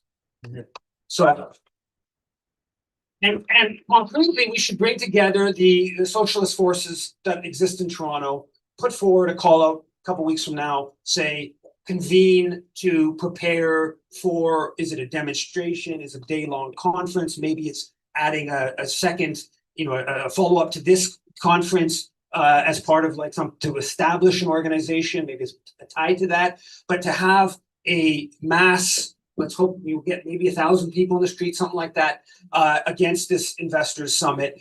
The notion that Carney can just call for a summit of leading global capitalists and there's no response in the biggest city in the country, that's not accepted. Right? Yeah.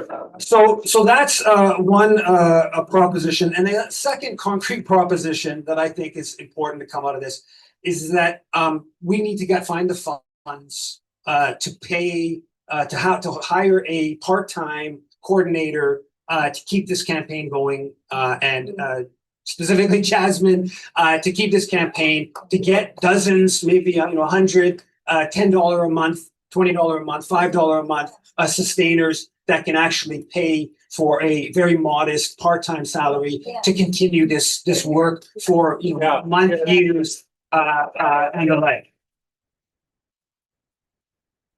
When we announced this campaign back in July, right, there were Zionist voices saying shouldn't be allowed to run, right? Yeah. The NDP brass didn't want anything to do with us, of course, blocked from every different forum. You had these sort of so-called progressive media, like the Rachel Gilmores and the Breaches of the world, that were like smearing, we're stealing money, going to Tahiti with the money and stuff like that. You had these like left gatekeeper types, all kinds of people in sort of union bureaucrat positions. You had all kinds of Avi Lewis, let's be clear, someone like a Judy Rebick, Avi Lewis supporter. Just the hatred towards the left that came out of someone like Judy Rebick was really quite stunning, right? There was a very conscious effort to crush this campaign, right? Yeah. There was a very conscious effort. They failed, right? If they would have let me in the race, I would have got third number of votes in that leadership race. After, maybe I would have won, but if I was betting on it, I would have said third. After Avi and Heather. There's a case to be made that this campaign was the second most influential campaign in the race.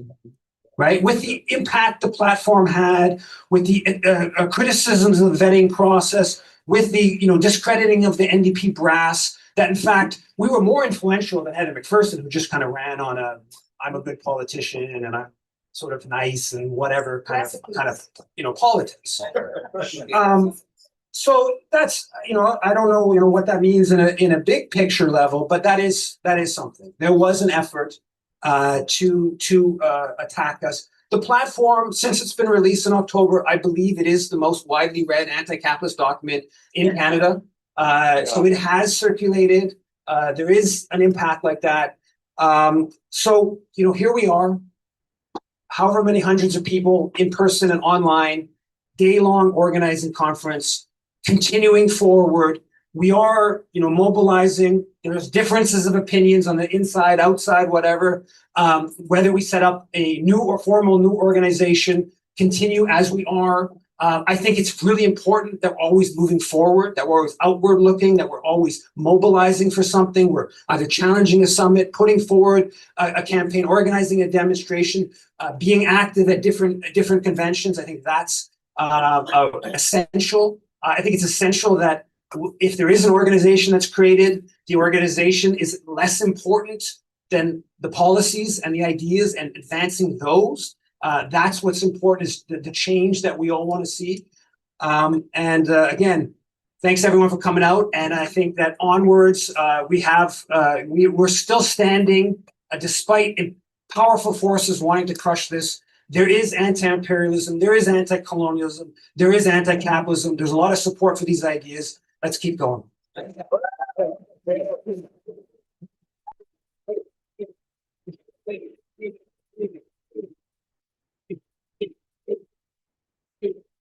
All right, thank you, Eve. Yeah, really nice to hear your perspective on going forward. And I think there's consensus for sure on the carnival against capitalism. Definitely a really good idea. Next up, Barry Weisletter, our convict. Barry is a long time. First time getting arrested was just like a month or two ago, for those who don't know. So Barry's a longtime union organizer, an international solidarity activist, chair of the NDP Socialist Caucus, and was co-campaign manager of the Eve Engler for NDP Leader campaign.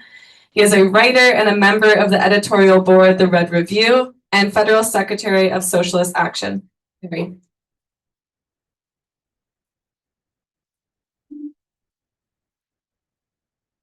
Third time arrested. The others were a long time ago and had to do with Chilean refugees and other issues. Young and younger. Well, good afternoon, comrades and friends. I don't know about you, but I've been waiting 58 years for this conference. Allow me to explain. When I joined the NDP in 1968, the party was 7 years old. It was born in a merger of the CCF and the Canadian Labour Congress. Many saw it as a step towards independent working class politics. Sadly, by the mid-1970s, the best days of the NDP were already in the rearview mirror. Do you remember the fight for Medicare? The battle for employment insurance? The demand that Canada quit NATO and NORAD? Opposition to the war in Vietnam? The vote of a majority of NDP MPs against Pierre Trudeau's invocation of the War Measures Act? Past those milestones, however, it was mostly downhill. Stephen Lewis ordered the left nationalist waffle movement to disband or leave the Ontario NDP. David Lewis propped up the Liberal minority government in exchange for Petro-Canada. Lewis served the state by asking 56,000 striking railroad workers to obey back-to-work legislation in 1973. And who can forget the treacherous social contract, we call it the social contrick, of Ontario NDP Premier Bob Rae, or Leader Tom Mulcair's pledge to deliver a balanced federal budget teetering on a heap of social cutbacks. Mulcair's betrayal blew Jack Layton's orange wave. It blew it away. In case you don't know Jack, he was the affable leader who super centralized the party. His policies were driven by opinion polls. He instituted the infamous top-down vetting of candidates. Jagmeet Singh sealed the deal by voting for Justin's war budgets, subsidies to big oil and gas, and by blocking pro-Palestinian candidates. His corporate slim fast diet reduced the party to 7 seats, now down to 5. It shrank the NDP to single-digit popular support. So if you're wondering how the NDP sank to the depths of conducting a bogus leadership race that excluded not one, but 2 anti-imperialist, eco-socialist candidates, it was no accident. It was the result of decades of political retreat and a deep descent into authoritarian governance. with a little help from Lucifer Watson. The ensuing crisis of leadership in the NDP produced two results. One, the election of a slightly left of center social democrat, Avi Lewis, and two, the emergence of Capitalism Can't Be Fixed, a bold new socialist movement populated by the biggest crowd of anti-capitalists since the waffle. You may applaud now.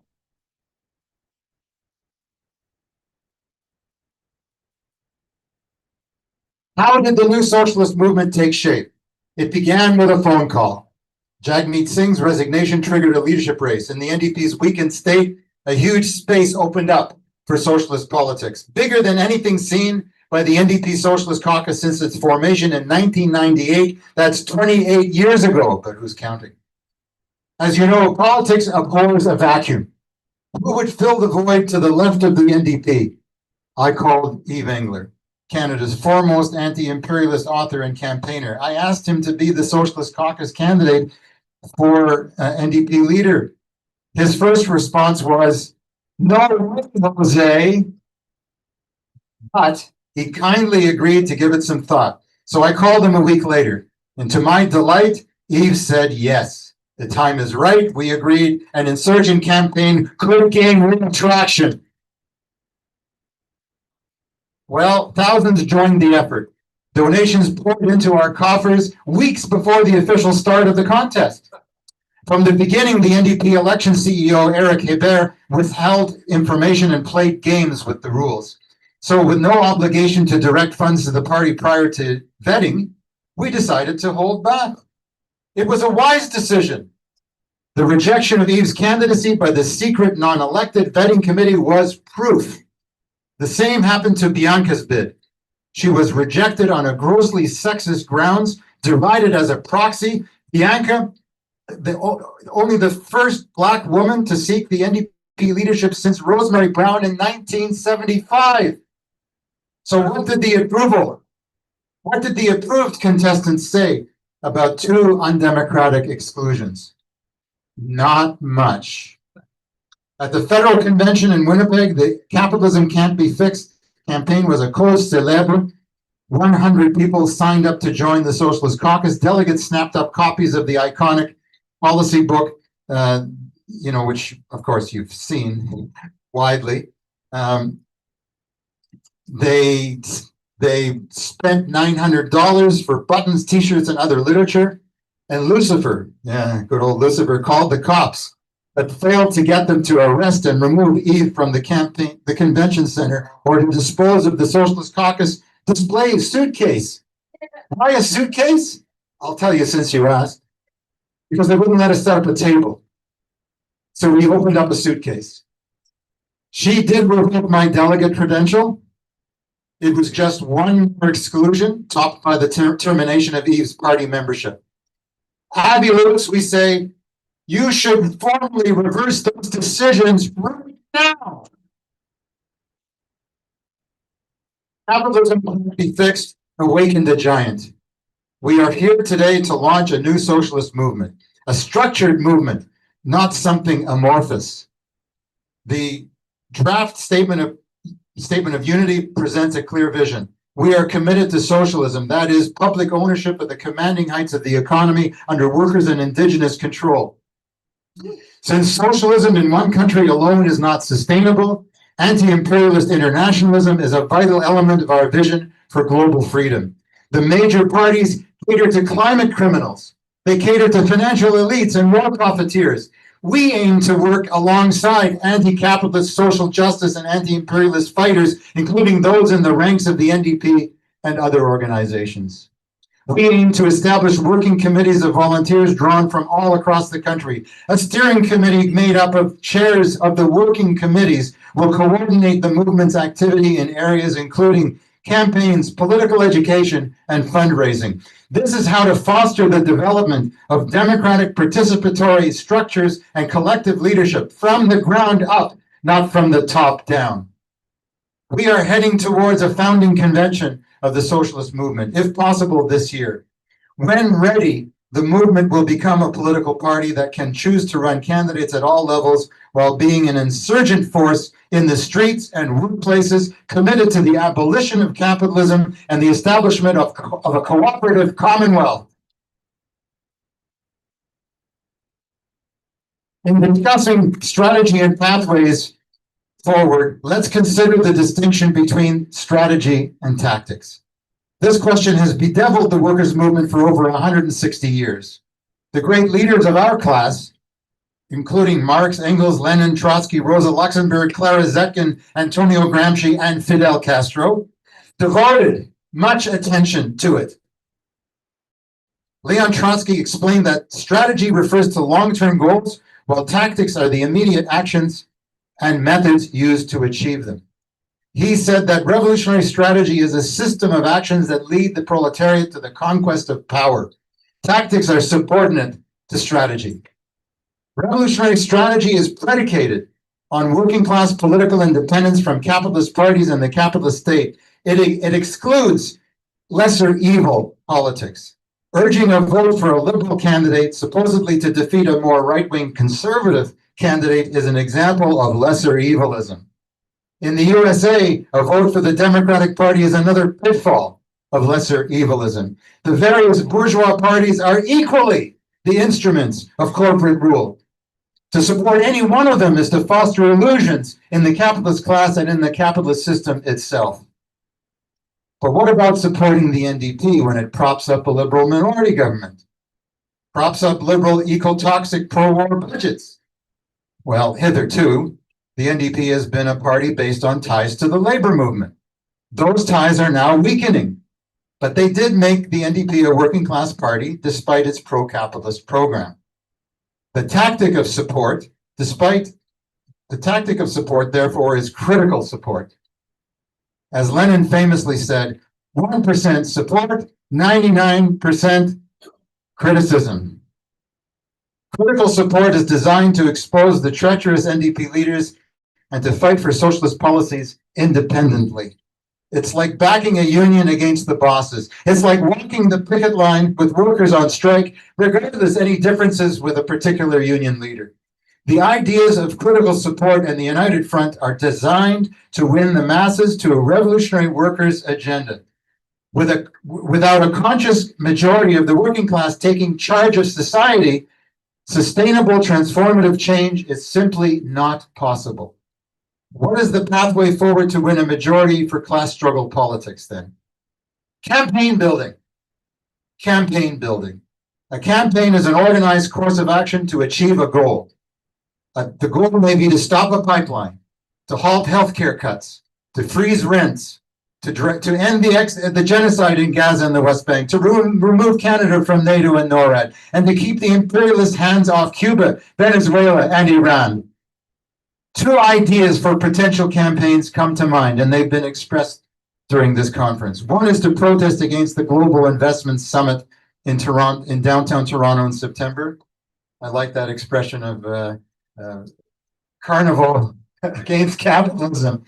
Wonderful. And a counter conference could be part of it. Another idea, and it's come up, is that the socialist movement present a few candidates in the municipal elections in Ontario, BC, and other provinces. Just a few. It could be a dry run for a federal campaign, an opportunity to take our capitalism can't be fixed policy to a wider local audience. And it's in an arena where the NDP does not run candidates. One of the very biggest tasks is to organize a convention to launch the socialist movement as a new fighting organization. But why now? Because capitalism can't be fixed. There's a tautology. It's in parallel. There's no turning back the clock of history from giant monopoly control to the rule of small proprietors. Give me a break. Long ago, social democracy abandoned the terrain of system change. So who are you going to call? System busters. To be agitators and organizers of urgently needed revolutionary change, we must establish a solid membership and financial base, build a network of local branches, update the policy book, and draft a constitution. The new organization will combine cross-country solidarity in action, enriched by enriched by regional autonomy. Any way you look at it, this is an historic and refreshing departure from years of walking on a treadmill.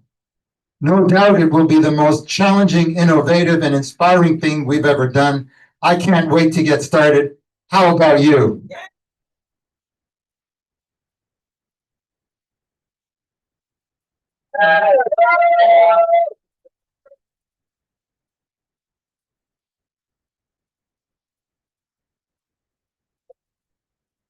Wonderful. Thank you so much, Barry. You've definitely guided this movement and guided my thinking a lot over the last few months. So it's always nice.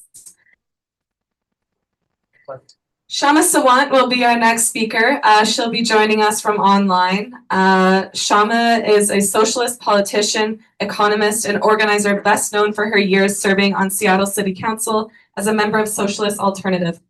She became internationally known for her campaigns on workers' rights, housing justice, taxing corporations like Amazon, and building independent socialist politics. So we're really lucky to have you, Shama. Hey, Shama.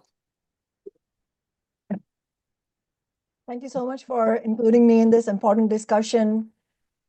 As others have said, we are facing climate catastrophe at our doorstep. There is war and bloodshed across the world, including in the Middle East. Billionaires and multimillionaires together hoarding many trillions of dollars. But the obstacle to fighting this status quo is not that the mass of working class people, either in the United States or Canada or anywhere in the world, that they don't understand the need for a fight back.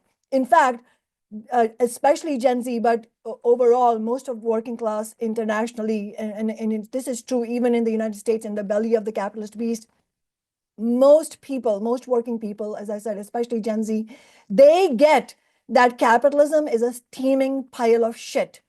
People are struggling beyond belief, and people are angry beyond belief. There is no healthcare, rents are skyrocketing, public infrastructure is crumbling. There is over $1 trillion of student debt. There are now mass layoffs after mass layoffs, and you have 7 out of 10 Americans angry at the data centers. I honestly do not think that the word socialism is a barrier. Millions of working class people, especially young working people, want to fight back. The barrier is that there is very little leadership on offer. Yes, we should have sector-wide strikes and general strikes, but in my mind, I mean, just to be blunt about it, there's no point talking about any of this unless we actually fight for fight against the obstacles. And Barry really outlined many of those. And so just to sort of add to what he was saying, I mean, I'm going to speak in the context of the American working class, but it absolutely applies to Canada and internationally. In the United States, there are 2 major barriers, and they're actually interconnected with one another. One is that the American working class needs to break out of the Democratic Party, Republican Party stranglehold, which in my view is only possible if we meet the second condition. And this is what I'm going to focus on, because I'm assuming that this audience understands broadly that the role that the Democratic Party plays is really just another version of the Republican Party. And I hope everybody here already understands that the Democratic Party and the Republican Party together are 2 of the most powerful parties of global capitalism. But if we agree that we need to break out of the Democratic and Republican Party stranglehold, then that is going to be possible only if we meet the second condition. And the second condition is that our movements need to have leadership that can overcome all types of gatekeeperism. And for this to happen, first of all, we need to understand what gatekeepers are and what their actual role is. And all of this is connected to the need for a new party in the United States urgently. And so we have to understand who these gatekeepers are and what their role is. Gatekeepers, in my view, are self-appointed or elected leaders who on the surface appear like they should be on our side. Gatekeepers are leaders who sometimes say they support progressive things, but whose role in reality is to put the brakes on any fight back by the working class. That includes, in the United States, progressive democratic politicians. They also actually include some of the sort of centrist and sort of quasi-establishment politicians as well. If I have time, I can give you an example. Actually, it's a candidate running in our race right now for Congress. But it absolutely does include progressive Democrats or so-called progressive Democrats. It includes almost all NGO leaders. and it also includes an overwhelming majority of the labor leadership. Yes, there are exceptions to the rule, and there are some labor leaders here in this audience today in the meeting, and probably more so in Canada than in the United States. In the United States, the truth is that the labor leadership and the labor movement is in an absolutely dismal situation where there's a chasm between consciousness and leadership. On the one hand, if you look at union popularity, it is higher than ever before in our lifetimes. And yet you have labor leadership that is absolutely compromised. And they are business unionists, labor leaders are gatekeepers, because business unionist means that you have made peace with the capitalist system in order to serve your own career. And you see your own leader as a business unionist labor leader to mediate between the bosses and the workers. And that also means that you take on alliances, and you're absolutely enmeshed in alliances with the parties of the bosses as well. So it's no surprise to see that the overwhelming majority of the labor leadership in the United States is completely tied to the Democratic Party. And there's a whole nexus between corporate lobbyists, NGO leaders, business unionist labor leaders, and the Democratic Party. And there's an open door between all of them. They keep moving around. You'll see different people in different roles. They're just building their careers, climbing the rungs of the ladder. And in order to do that, they're obviously selling out, because you can only climb those rungs of the ladder and make your careers if you are not challenging the billionaire class, the capitalist class, in the way that they need to be. And so on that note, I agree that with people who have said here that the Eve Engler campaign, with its powerful socialist demands and the public exposure of people like Avi Lewis and Heather McPherson, absolutely did put pressure on hopefully this new NDP leadership. But we cannot give Lewis any credit for this. We cannot say, I don't agree with saying that, oh, this is a step forward, because in reality it was, and Barry said this, it was shameful how Lewis and Heather McPherson stood silent when there was this undemocratic process that was going on. I just heard that they also called the cops. I didn't even know that. In the United States, for example, you cannot call Bernie Sanders or Zoran Mamdani some sort of torchbearers for socialism. That is the problem. If we don't understand that, that is the problem. It is a hard thing to understand the role of progressive Democrats and the role of gatekeepers. Let me just say, progressive Democrats or self-described progressive Democrats are not there to do progressive things and to push the Democratic Party to the left to do more working class things and somehow win working class victories. Absolutely not. There is no track record. I mean, I defy anybody to show any track record of the progressive Democrats. The national minimum wage is still a disgraceful $7.25 an hour. The minimum wage for tipped workers is $2.13 an hour.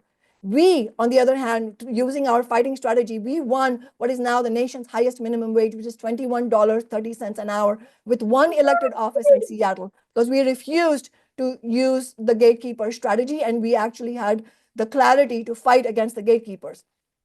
And in reality, the purpose of progressive Democrats is not to try and win something for workers. Their purpose is to give cover to the capitalist agenda of the Democratic Party, and most importantly, to keep tens of millions of working class Americans shackled to the two-party system in perpetuity. Just to give you another example, progressive Democrats have brought Medicare for all, universal public health care bills, just holding press conferences and so on. They brought them forward 13 times. But not once have they built any momentum around it or brought it to a vote. Not once. Why?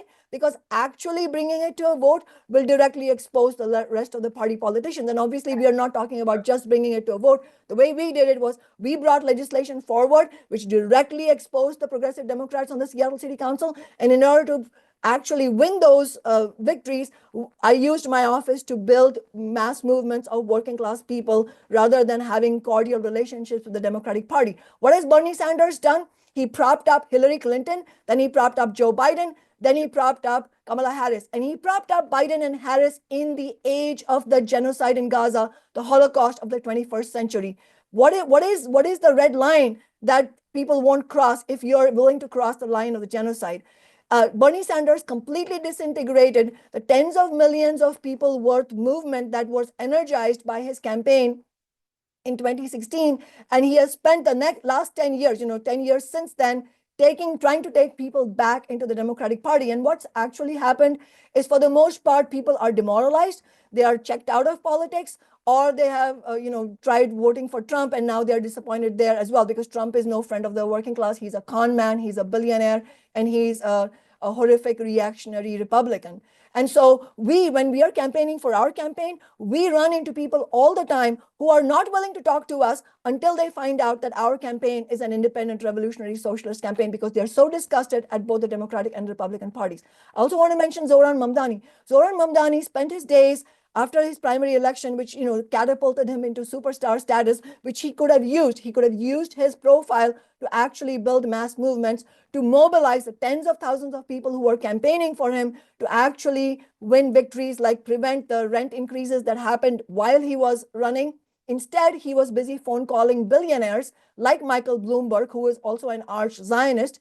Mamdani has endorsed strikebreaker and also arch Zionist New York Governor Kathy Hochul. Mamdani gave an unconditional endorsement to Hakeem Jeffries, who is also a genocidal Democrat and a pro-corporate, pro-billionaire Democrat in Congress. What has the Democratic Socialists of America done? They are also giving cover to the Democratic Party. I mean, they give cover to the progressive Democrats. The progressive Democrats give cover to the Democratic Party as a whole, and the Democratic Party gives cover to the billionaire class. You have a pipeline of cover that is going on. And in reality, unfortunately, the Democratic Socialists of America leadership, I want to be clear, the leadership, there are many rank and file members who are very genuine. I'm a rank and file member of the DSA, but the leadership is basically serving as the left wing of the Democratic Party.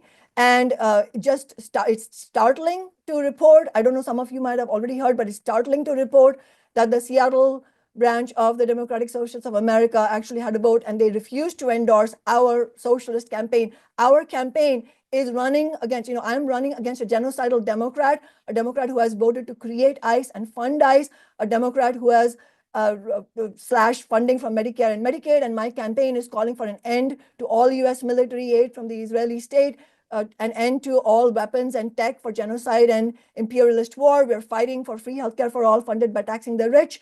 We are fighting to shut down the data centers and stop the mass layoffs. And despite this, an organization that calls itself socialist has refused to endorse us, which it's another way of giving cover to the Democratic Party. And that is why we have to be absolutely clear about the role of gatekeepers, and we have to concretely fight against them and to overcome them. And I'll just end on this. If we don't do this, this will be an abdication of responsibility, especially by the Marxist left. It is a make or break for movements when movement leaders are not clear about the role of gatekeepers and why the only way you can beat the capitalist class is by overcoming the gatekeepers. Then movements will reach a dead end, which is absolutely what has happened. And that is why I don't think the discussion is between reforms or revolution, in the sense that absolutely we need revolutionary movements, but the way to build those revolutionary movements is to actually build a working class support around the revolutionary strategy by the Marxist left itself leading, the revolutionary left leading on winning reforms. I mean, when you call the Democrats reformist, that is a complete misnomer, because they haven't won any reforms for the working class. We are the ones, the revolutionary left, my organization, Revolutionary Workers, not Socialist Alternative, we have won the reforms, but we won it on the basis of a revolutionary agenda, of a revolutionary strategy, because not only does that help you win far more substantial victories than the crumbs that you can get through having inner channels with the Democratic Party, but much more importantly than that, you win the victories on the basis of building class struggle, not making insider deals, but building class struggle, building an all-out class war between the capitalist class and the working class, and demonstrating to the working class that capitalism is class war against working people. And our choices are either we roll over and accept the conditions, or we fight back, and showing working people how to fight back, how you can win huge victories by not making backroom deals, and how to embolden and organize working class people and show them that they themselves are able to do this. And that's the approach that we are using. And absolutely, as Barry said, we are fighting for democratic public ownership by workers of the commanding heights of the economy, by which we mean all the Wall Street corporations, the fossil fuel companies, the tech companies, the banking corporations. We don't want the banking corporations. We want to run them to the ground because we don't want insurance companies. We want to run them to the ground because we want to run society for the good of humanity. And that means that everybody gets healthcare, everybody has a high standard of living, but that's on the basis of not having a billionaire class. And to win any of this, to win socialism, it will absolutely have to be international. And that all that effort starts with building international working class movements.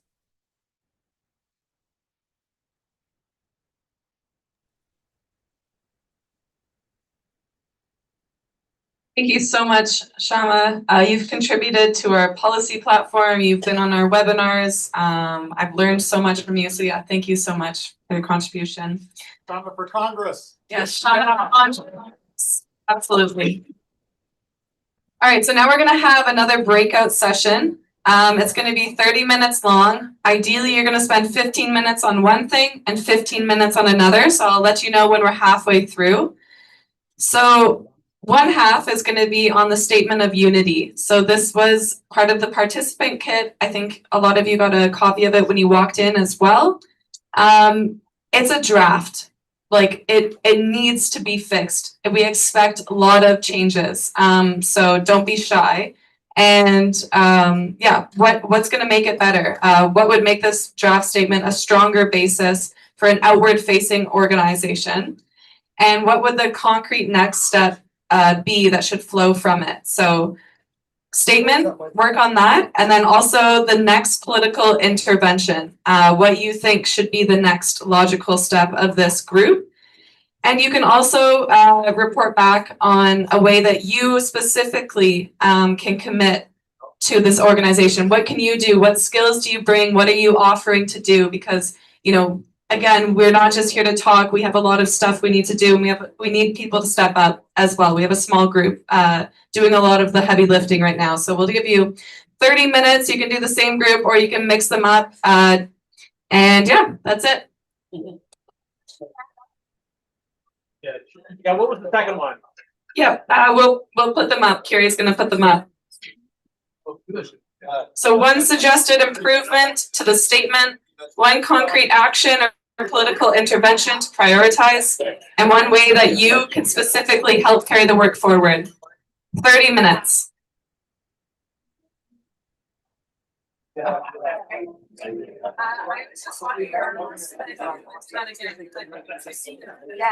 gonna take a picture. It's too much to remember where these questions are. Yeah. Put them up. Nobody can hear them. It's very long and convoluted. There's a picture of it.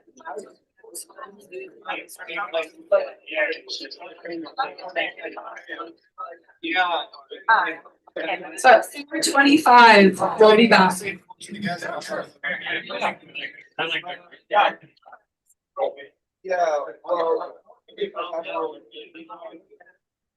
they wanted to.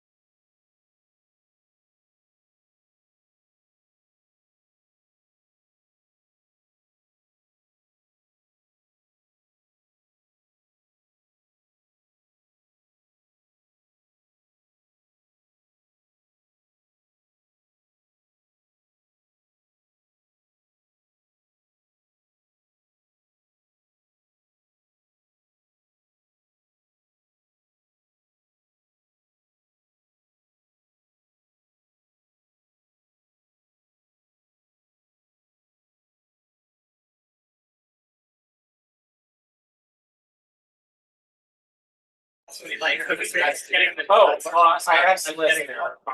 Yeah, I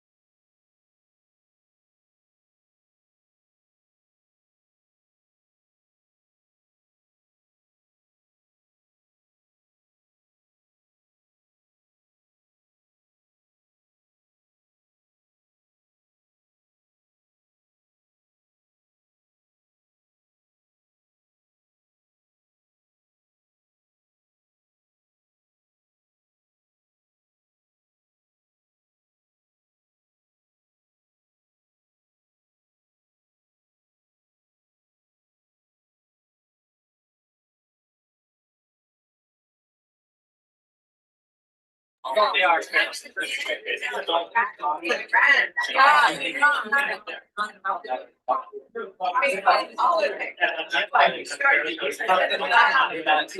Okay, so everybody, whoever's doing the report back can come up to the front.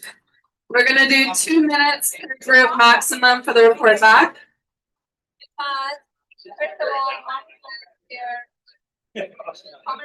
Take your seats, please. Say, my father, of course, you're saying,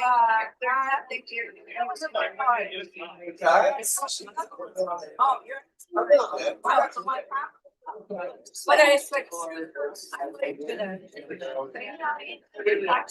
my parents. I think we were changed. Take your seats, everyone. Parents. Oh. It's why the Boston.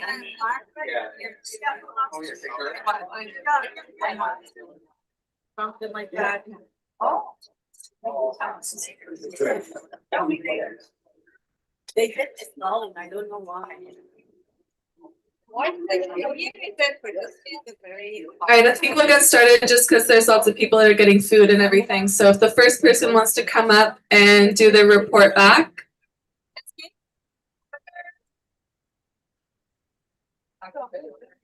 No, that's not. Oh, You don't care, Clark. I'm the. Testing. Okay.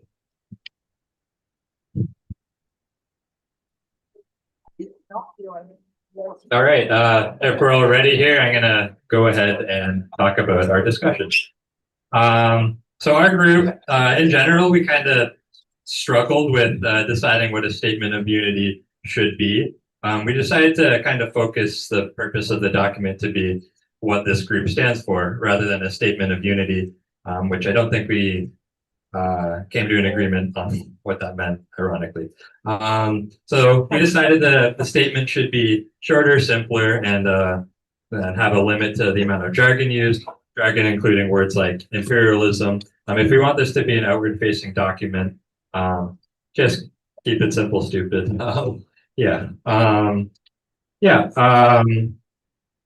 We also kind of came to the conclusion that if this is a forward-facing movement, if we want it to be a forward-facing movement, typically newer people will not care about the history of the movement, and they just want to kind of look at the vision and what will happen should this movement continue.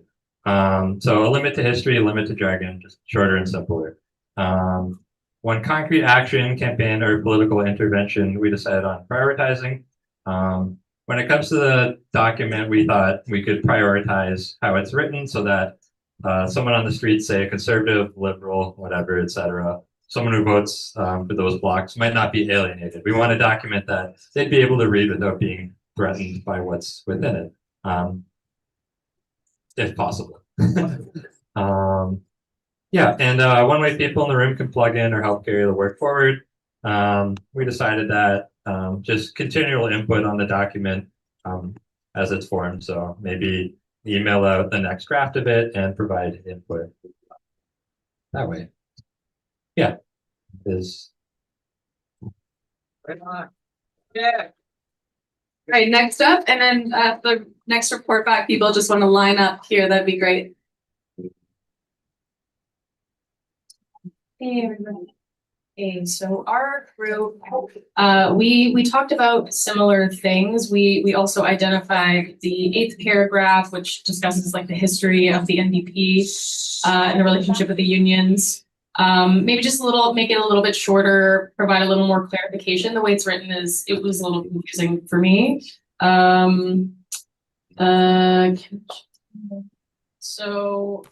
Incorporating maybe a few of the solutions from the policy book into the statement, just so we can give people an idea of what we want to do.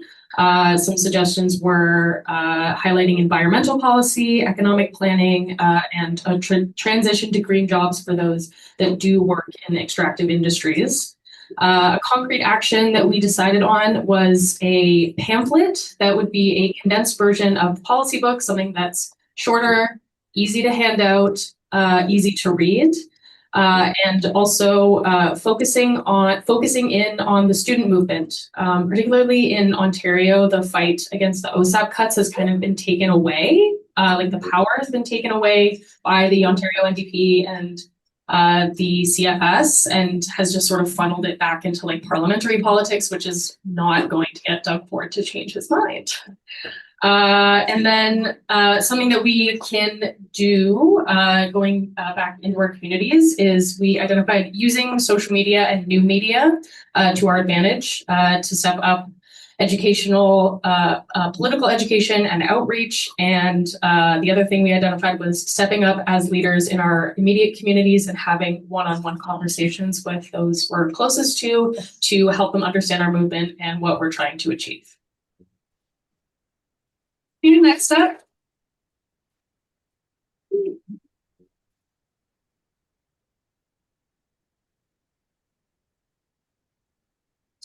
Yeah. Okay, the first note from our group is we need to have a very explicit mention to workers and labor in our statement of union. Sorry, statement of union. So yeah, a very specific, we need a more specific mention to labor and workers, and the connection of labor and workers to the international struggle against imperialism. We want a member of our group noted that the most robust conversations, this is on point number 6 on education and debate and discussion, that a lot of the discussions and conversation about this in the working class, specifically in China, happens in social media. So a specific mention to social media in point number 6. There's also a conversation finally about, and this is the same spirit of point number 2 around the being updating and evolving. We can be specific and general about the struggles against imperialism and capitalism today. So if we do list imperialism and a struggle against imperialism, we could list very specific examples in that struggle, such as Palestine, even though there will be a day when Palestine is completely free. And when the day, And when the day comes when Palestine is free, we will update our document with the newest struggle and be added. Anyway, so all this to say, we can be both general and specific about our struggles against imperialism today, and in the same vein for number 2. That's it. Thank you, Sebastian. Next up, I know there was more than 2 groups. Fargo. Go Fargo. We were there.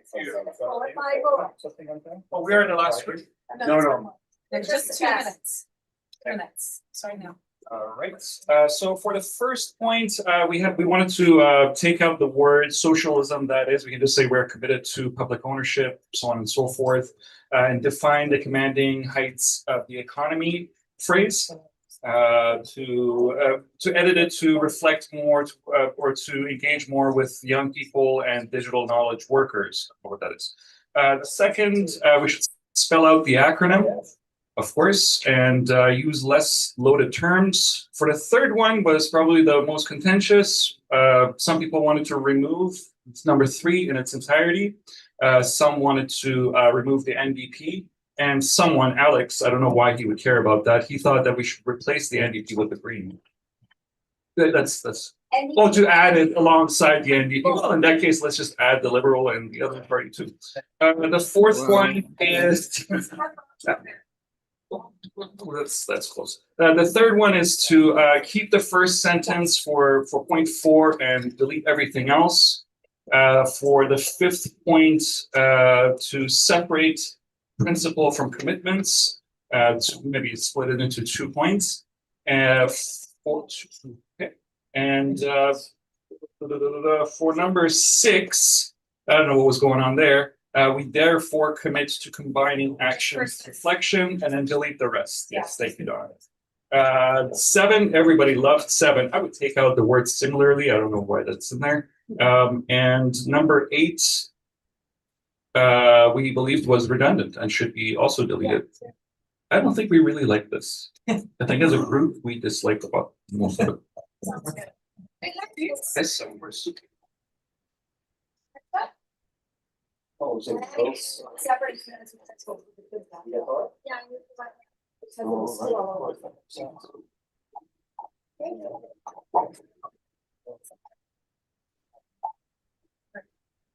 So to follow along with the previous group, we also really disliked this box. At least I really did.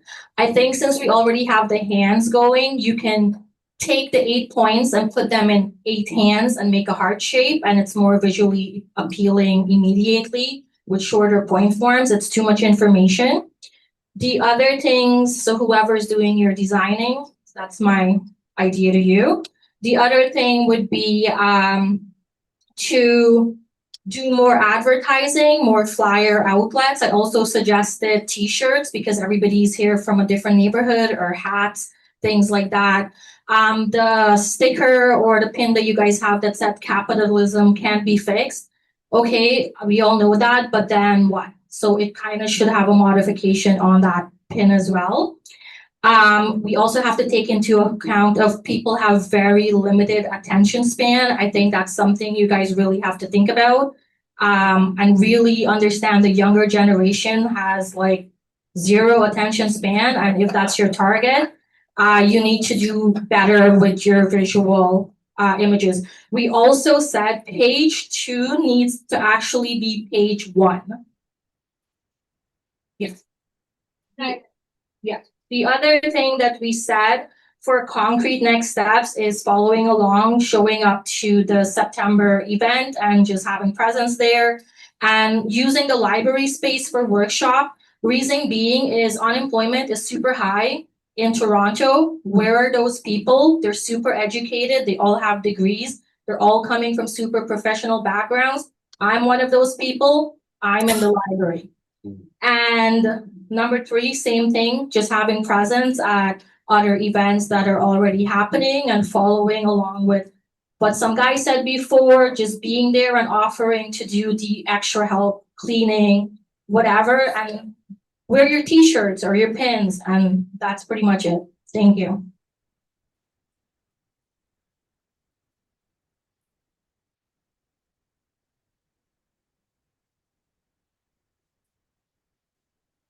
Yes, okay, how many minutes? 2. Oh, my goodness, all right. Nice and close. Yes, okay, some of you might find some of the things I'm about to say a bit contentious, and I hate to be a fly in the ointment. However, I'll forge ahead. There was a gentleman who had some problems with the use of the word imperialism as a jargon-laden word. Personally, coming from the somewhat jaded background of being an academic, I'm quite familiar with what jargon words look like and what they sound like. And there are very few, if any, jargon words within the document as it currently exists. So personally, I don't have a problem with it, with any of the language that's being used. From a historical point of view, I think people need to know the history, all right, if they're going to be in a position to understand the current moment. So I don't have any problems with the fact that it dwells at length on some of the historical background with respect to the NDP and the country in general. And with respect to measures which need to be implemented, and this you will find to be the most contentious, I'm referring now back to Lenin's book, Imperialism, the Highest Stage of Capitalism, in chapter 8, where he uses the term aristocracy of labor. All right, there is a labor aristocracy, all right, and with respect to the First World War, there are many historians who believe that the labor movement, specifically in Germany, but also in France and in England, was constituting this labor aristocracy, and they all voted in favor of war credits. Yeah. All right, and that this was explicitly identified by Edward Bernstein, all right, when he tried to overcome the split within the German Social Democratic Party. And he basically told them that please vote for war credits because you all benefit from imperialism. All right. So this notion of a labor aristocracy is something that we should keep in mind. And that there is, to a certain extent, a labor aristocracy that exists within the West, within North America, within Europe, Australia, New Zealand, and Japan. And that there is a certain indifference and inertia, all right, which needs to be overcome by addressing this labor aristocracy. All right. And the only way in which we can address this labor aristocracy in order to implement any measures whatsoever is for us to simultaneously do everything which has been suggested. All right. But at the same time, in the back of our minds, remember that nothing will change unless the suffering levels increase. All right, that the levels of suffering across the population in general, the material hardship, all right, that people experience across the country in general, especially amongst the labor aristocracy, needs to increase significantly, all right, before anybody is going to be open to anything that we say here today. All right. Finally, if I could just reference, and please correct me if I'm wrong, with respect to First Nations and Indigenous individuals and communities, you're all familiar with the distinction between the First World and the Third World. All right, but that's not only a geographical distinction between the global North and the global South, it's also an economic distinction which can exist within countries. All right, so within countries, there is a first world within Canada. And within Canada, there is a third world within Canada, and that third world is the Indigenous population. Okay, so if we're going to intervene at all in an anti-imperialist, anti-colonialist manner, we should first address the needs and the issues raised by First Nations and Indigenous people. Thank you.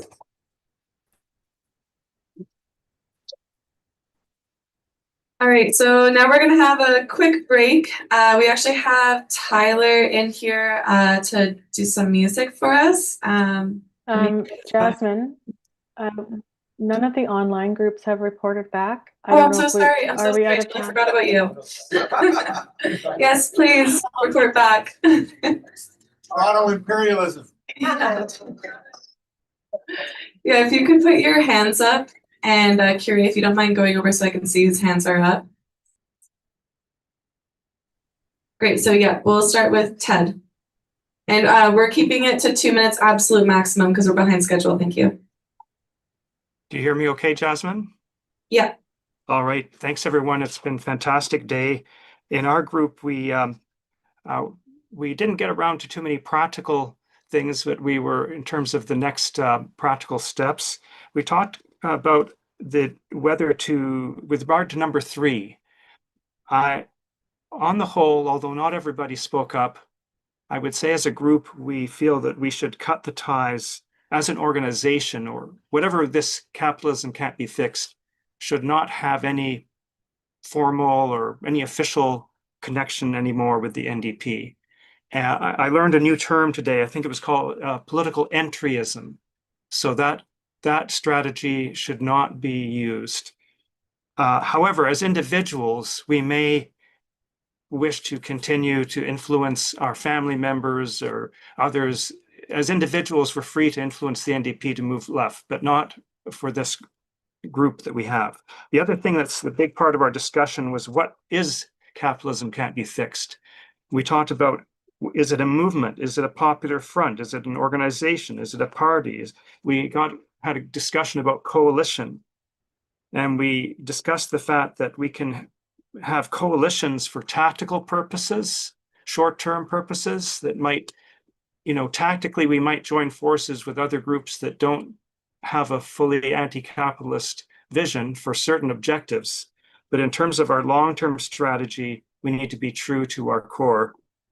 And just finally, I don't think I'm summarizing everything we said, but personally, I do find that there is a language that's difficult for an outward-facing document. Even imperialism, the average person doesn't really know what that is. So we might use it, but I think it's really important. I'm speaking more for myself here, but it'd be good to have a couple of little examples, like what is imperialism? What does it look like internationally and even within Canada? Thanks. Pass. Next up, we'll do Emily. 2 minutes, please. Yeah, thank you. Had a great group again. Fantastic. So basically, in reference to the unity statement, language was an issue, as it was with many people. They thought it should be a one-pager. Use of language should be accessible. It was also believed that the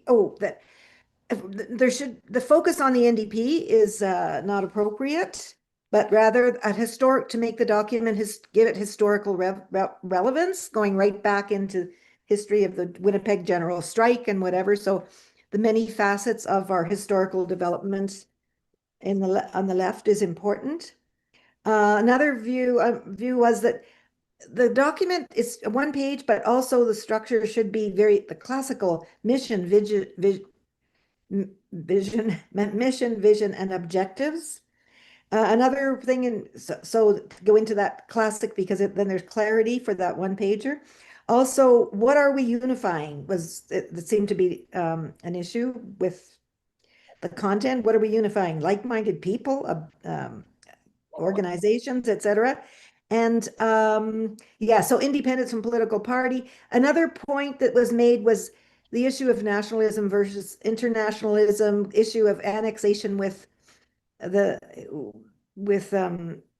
US, etc. And the view was that we have so many. We need to have a free country, as well as deal with issues internationally, and thinking then in terms of laws in Quebec, certainly Alberta, the separatist movement, and also of course Indigenous, so that we need to take those national issues into consideration in the document. Finally, I'll just wrap up here. We are action oriented. We had 4 people who said that one person is going to join a committee to continue to work on the unity statement. And we have 4 people who'd like to join the education committee. One person is going to follow up, continuing to do the work on municipal elections in Ontario. And 3 people committed to attending the weekly, the education system sessions on Wednesday, and another person is going to continue to build coalitions with other organizations and political parties. Thank you very much. That's it. Clark Joseph. Let's ask you to unmute. Hi.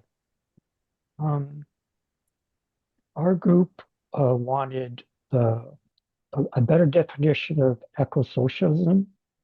We want it to be defined and broadened to include animals and the environment, and to emphasize much less consumption. We also wanted to emphasize that this program is a transition from capitalism. Someone suggested to call it economic socialism, just to sort of bring up the idea of socialism, almost like a comfort blanket versus having worker control. One person suggested that having worker control like suddenly might be too scary. And I personally want a more emphasis on taking the movement from a movement to become a party. As for concrete things that we wanted a concise pamphlet, and people brought up things that we can attend, whether it's the Toronto Conference, Kanzik, the River Run in Grassy Narrows, the Run for Palestine, and also someone suggested staffing city halls, outside city halls for the CCBF, just sort of table it, to have like a permanent table at city halls. And finally, for concrete solutions, and I apologize to my group members because I accidentally left myself early, but people committed to amplifying the movement on social media, on attending rallies, building chapters, and advertising when they meet. Thank you.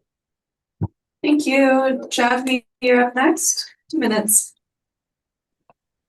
Hi, everyone. I'm not necessarily calling in with a strong connection here where I'm based. So if it drops, I'll maybe ask somebody else from the group to chime in. I think our group was very much aligned probably with it sounded like the group that Peter represented. But I think the first thing I'd like to say personally is thank you to those that actually drafted this document. It demands significant energy to put something like that together, and I think that's gone unsaid yet. So thank you for initially drafting that. For our group, I think when we were looking at the document, the major concern was just about being how important it is to be historically accurate, and in really determining and stating who and what it is precisely that we are up against. And that is, to be historically accurate, US-led Western imperialism. So when we're looking at, say, for example, the second and the third paragraph that is, correctly speaking about the relentless genocide in Gaza, the attacks on Lebanon, where I am based right now, that's absolutely essential to have there, sort of centered in the document. However, it's really important to be specific that these aren't just abstract events that are happening, but they are being done. That is what's being done by Western imperialism, of which the Canadian state has always been, since its genocidal inception, a cog in that genocidal machinery. And so really having that clear, what it is we are up against US-led Western imperialism, of which the Canadian state is fundamentally predicated upon. And then looking at this document, we were generally, I think, happy with it and thought it was wise to have the historical background. Obviously, editing can happen, but because it's also used as a pedagogical document, and by that we mean that this is a document by which people can learn, that it would be important to have a clear, sentence or two that really clarifies, as Ted was alluding to, what is imperialism and its relationality to colonialism and capitalism. And so understanding that capitalism, in order to become a world system, necessarily required colonialism and the genocide of what we would call the south of the world, the global south, in order to become a world system, which we now understand as imperialism, that it is ever growing. And so to have a clear one or two sentences earlier on in the document that really makes that clear, from which people, regardless of where they're coming from, in their own, political education, can take those words and look them up and enter into this historical tradition that first and foremost does not belong to those of us of the global north, but those of us of the global south. And then looking at the principles themselves, I think the first one, this is on a bit of a different point, but related. In that second sentence, it says, since socialism in one country alone is not sustainable, anti-imperialism, internationalism, etc., is required. And I think it's really important that this movement, what I hope is a vanguard political party going forward, that we pay attention to what is our motivation. Our motivation should not be because we do something because it's strategically advantageous to our movement, but fundamentally we are anti-imperialist, we are internationalist because it is the right thing to do. Right? We call for land back, not because that might bring more people into our movement, but because it's the right fucking thing to do. And that's actually where that's where a party's energy is legitimated, is morally legitimate. And so I think it's important to be clear in that. There was a couple of spots I noted in the document where this should be an ethical militancy, if that makes sense. And then finally, I think to say, sorry for the extra time, is that, for example, in number 3, this will be my final point, is when we're saying that we're going to work alongside others, great, but that we are resolutely, unshakably anti-imperialist, anti-colonial, and anti-capitalist.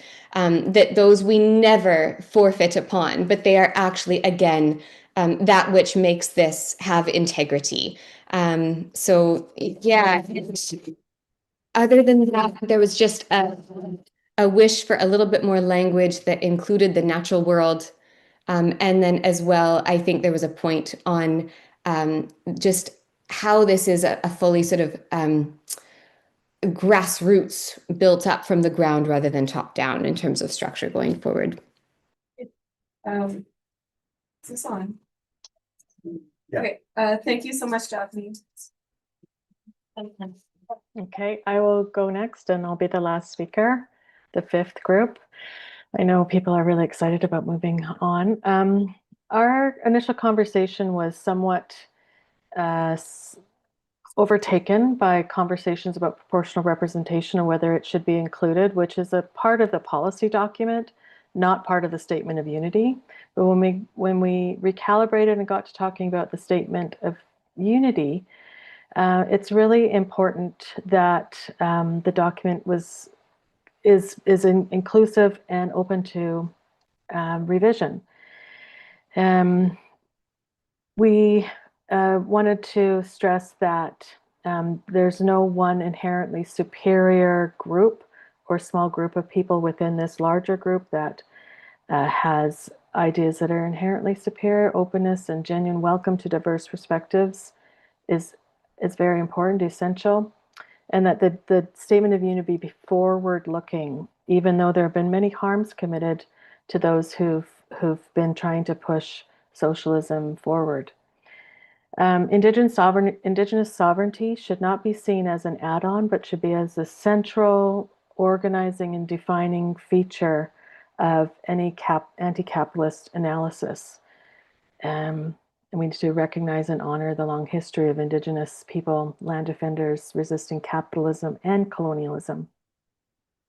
We need secure communications, and so even the use of Gmail as an email address was seen as egregious by some, but I think that's a capacity issue, and I think most people would be open to alternatives if there were people around to drive that forward.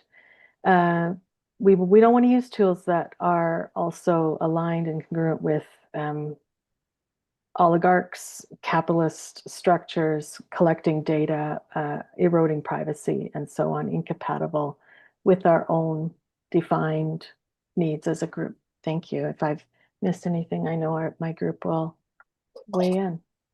Thank you so much. Yeah, thank you to both of you. Yeah, Japanese, sorry, my mic wasn't working after yours, but thank you for your comments. Very comprehensive, and everybody can feel free to email us your feedback. We would really appreciate that. Or if you wrote it down, you can come and bring it up to me. So now we're going to have a break.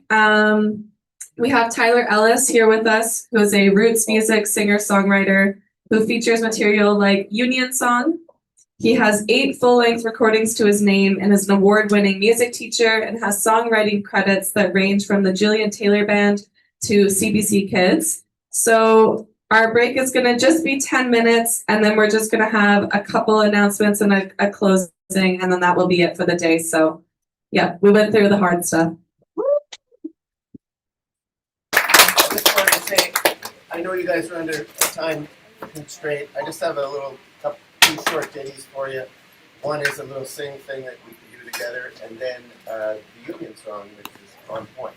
And it won't take long. Yeah, maybe. Barry, get out of the way. I'm moving. Up you go. Just put that in there.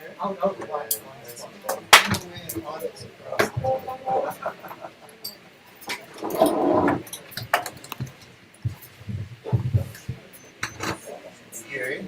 Yep. I'm going to plug it in and you can turn up that.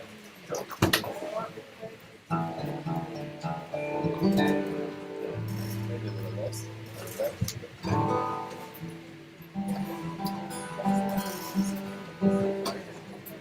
Check. Okay. All right, so this one has a little sing-along thing. It's very simple. It goes like this.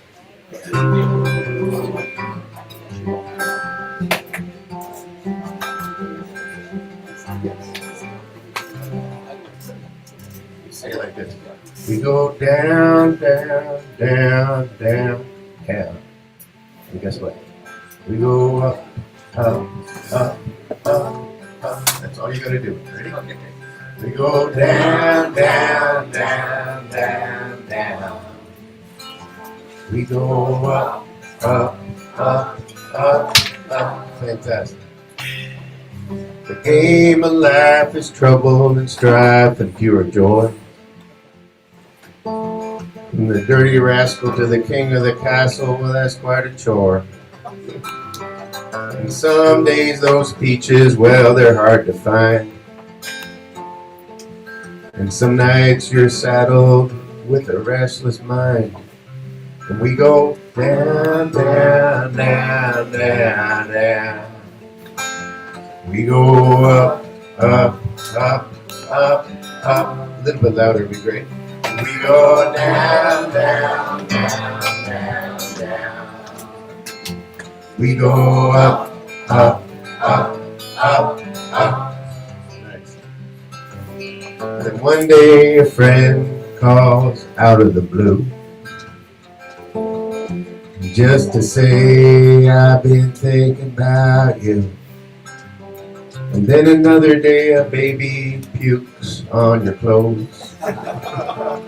Then you're smiling in your heart as you're holding your nose. And we go down, down, down, down, down.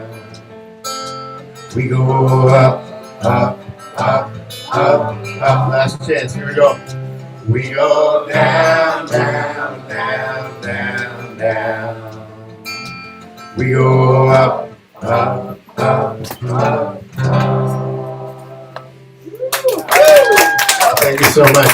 Okay, so I'm just singing one more song and you guys can really have a break because the hard work is obviously being done here. And I really appreciate you. Thank you so much for doing this. Yeah. This song is on my new record. It's coming out, and if you're interested, my name is Tyler Ellis, and I'll be releasing it at Hughes Room on June 18th. This song is already out there, and it's called Union Song. And it also has a sing-along part that's really easy.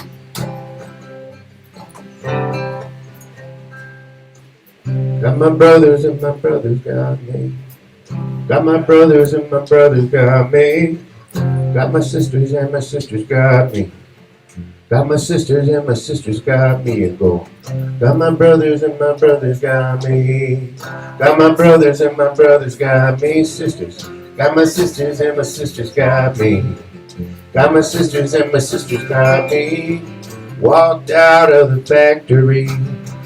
Walked out in solidarity. The government and the company are in cahoots. Here come the boys gonna give us the boots. Living wage for a life of work. And a helping hand if you get hurt. Shoulder to shoulder we'll stand strong. Bring them down with the union song. Got my brothers and my brothers got me. Got my brothers and my brothers got me. Got my sisters and my sisters got me. Got my sisters and my sisters got me. Come on. Got my brothers and my brothers got me. Got my brothers and my brothers got me. Got my sisters and my sisters got me. Got my sisters and my sisters got me. There is no other, there's just us. LGBTQ plus plus. Every shade and every hue. You got me, I got you. There is no other, there's just us. LGBTQ plus plus. Every shade and every hue. You got me and I got you. Got my brothers and my brothers got me. Got my brothers and my brothers got me. Got my sisters and my sisters got me. Got my sisters and my sisters got me. Got my brothers and my brothers got me.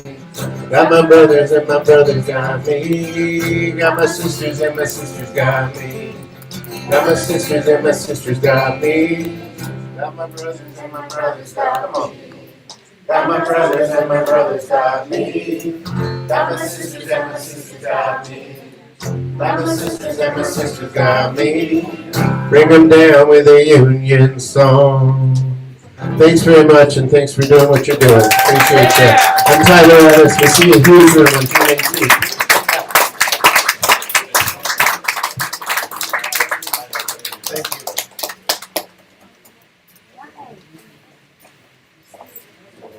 Turn that right down. All right. So that's the end of our little break there. Thank you so much, Tyler. That was very nice. Oh, thank you. You needed that little break. Yeah. So we just have a couple small kind of announcements. First, if Tom wants to come talk to us about fundraising a little bit.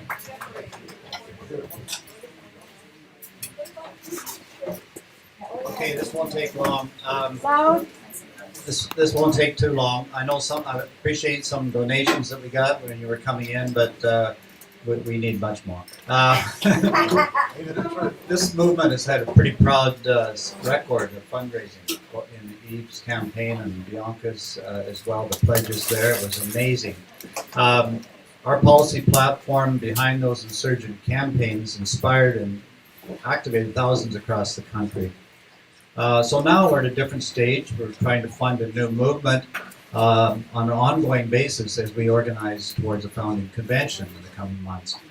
Your active involvement in the working groups and the committees that Barbara's going to talk about briefly is great, but we also need financial support. And I think Eve laid that out quite well in terms of a capacity that needs to be expanded.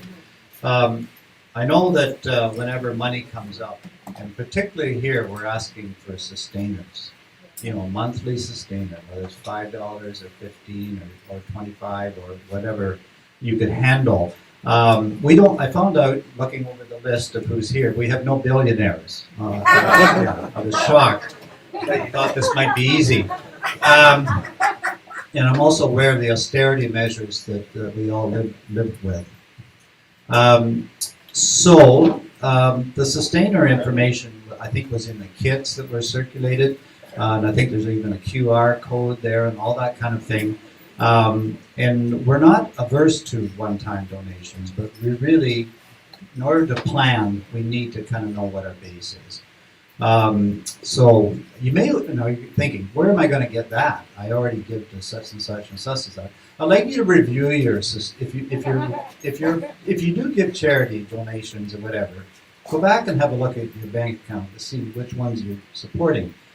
For instance, so maybe you could move some money from one of them or a couple of them over to this. One you might want to look at is the David Suzuki Foundation. Like we just realized that we were giving $25 a month to that organization, and now that we know that they're flirting with Zionists and accepting funding by Zionists, people may have seen Eve's piece on this recently. Another organization you might look at is if you're giving an NDP monthly sustainer. You might want to trim that down a bit or whatever. I'll leave that up to individuals. Now, our sustainers won't be tax deductible, but they're much more fulfilling. All of these sustainers will go towards building an anti-imperialist and eco-socialist future. So we not only need your energy, but we need your sustainer base. You need money to destroy a commodity-based economic system. That's what I think it comes to. So just very briefly, is it, just in case there's a couple of people in the room that are prepared to, maybe publicly stand up and say how much you're in a position to donate on a monthly basis, that might be very helpful. This won't take long. I'm not going to drill you for hours on this, but if there is, I think I was told there was one person that believed that gave John gave a 25 $20 a month. I think it was $20 a month. Does someone want to speak? No? My name's John Orr, and I'm really impressed with what's happening. Even more young people, the people I've seen here spoke and done things that are very impressive, very good. I'm really enthusiastic about it because I'm enthusiastic right now, so I'm going to give a one-time donation. Okay. One time I'm going to give I pledge $300 for ongoing movement. Thank you very much. Good luck, everybody. Are there any other people that? $20. Okay. Sold. Someone writing this down.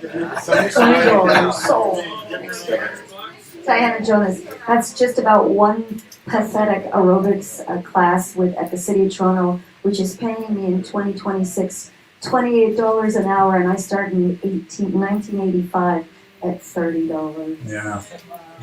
And that's a QP 79 job, but you guys are always $28. Okay, thank you very much. You'll sleep better tonight. Sure. 15, but it might be 10, and it would be monthly. Okay, excellent. Maybe my David Suzuki. Yeah. You like that? Yeah. Okay. Yeah. You got a number, or do you know? I don't know. It could be $300 a year or something like that. $300 to $500. I'm not sure. Yeah. Sold. Yeah. Excellent. Anyone else? Barry? $20 a month for the cause. Woo! Sold. 25. Hans? Anyone else? Joyce? I'll pledge 15 per month. Woo woo! Perfect. Pressure's on. Come on, Okay, last call here, Step folks. on right there, green jacket. Elizabeth? $20 from Elizabeth. So we do it here. Helen? 25. 25 a month. Okay, well that gives us a little bit of traction to start from, and feel free to, did someone else have their hand up? Sorry. No, but I was just going to ask, what organization are we giving? This is the Capitalism Can't Be Fixed. That thing right here. Mohammed, our financial officer, assures me that our account is in order and you can pay online or all Look at the that. screen, that's how you do it. Okay. Thank you. Thank you, everyone. Thank you. Very, very, very kind, very appreciated, very necessary. So Barbara's just going to talk about some of the committees going forward very briefly. Okay, so I listened to a lot of you talk today and talk in the breakout sessions. You certainly have a lot of ideas. I don't think you like capitalism very much, right? And you want to change it, you want something different, you've got a lot of ideas for doing it, and we were talking about doing some work. What things should we do? How are we going to do it? And beyond the ideas, we actually have tasks ahead of us. Something like 350 people joined us today. Well, there are 350 workers, right? So, yeah, who's going to do it? Everybody together, smiling happily. I know work often sounds oppressive. That's because we grew up in a capitalist society, most of us, right? But doing this in the name of socialism is liberating. It's fulfilling. We make new friends, new kinds of relationships, right? Comrades, or whatever you want to call it, special relationships of working together for this cause, doing noble things, facing challenges, getting creative, surmounting difficulties, finding solutions. We've seen people in this campaign so far do that. We know that they're doing that outside of this campaign in various other activities and organizations. So we know we can do it. And so there's some basic work that needs to be done. We've already talked about fundraising.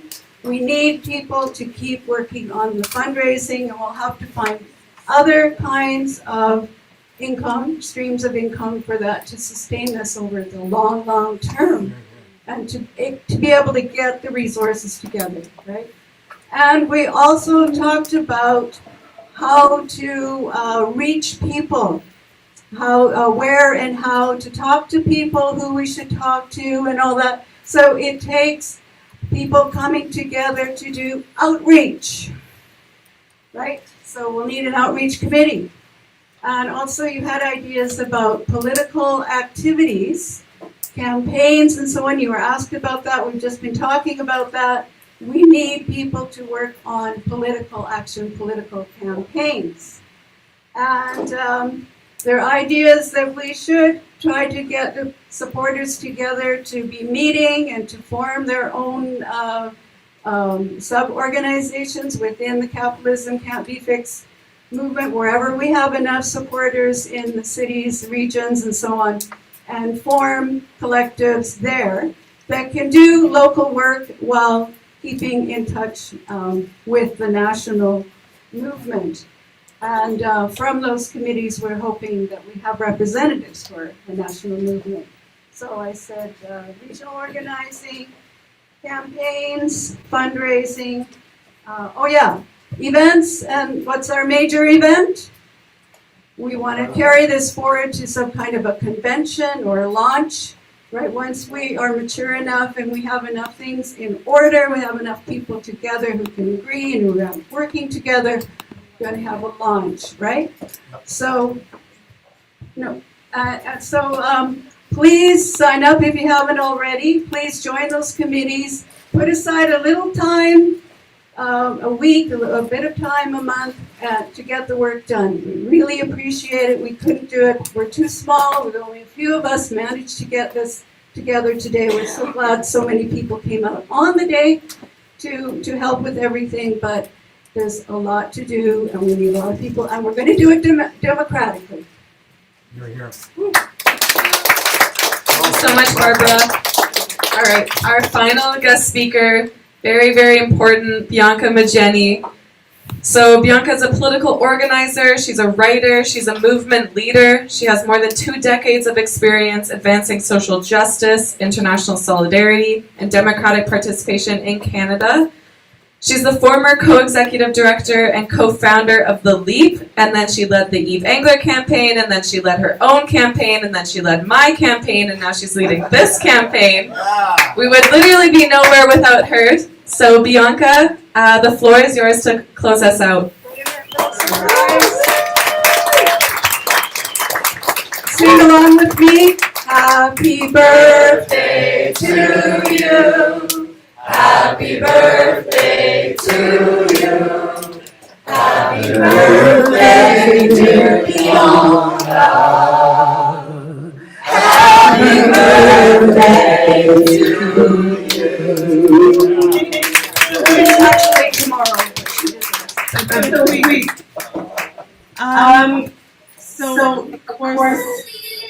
like clockwork, my daughter wants to come and hang out. I'm gonna turn my audio and give my thing to talk. Okay. Is there still feedback? Yeah, there's feedback. Okay. All right. Hopefully that works.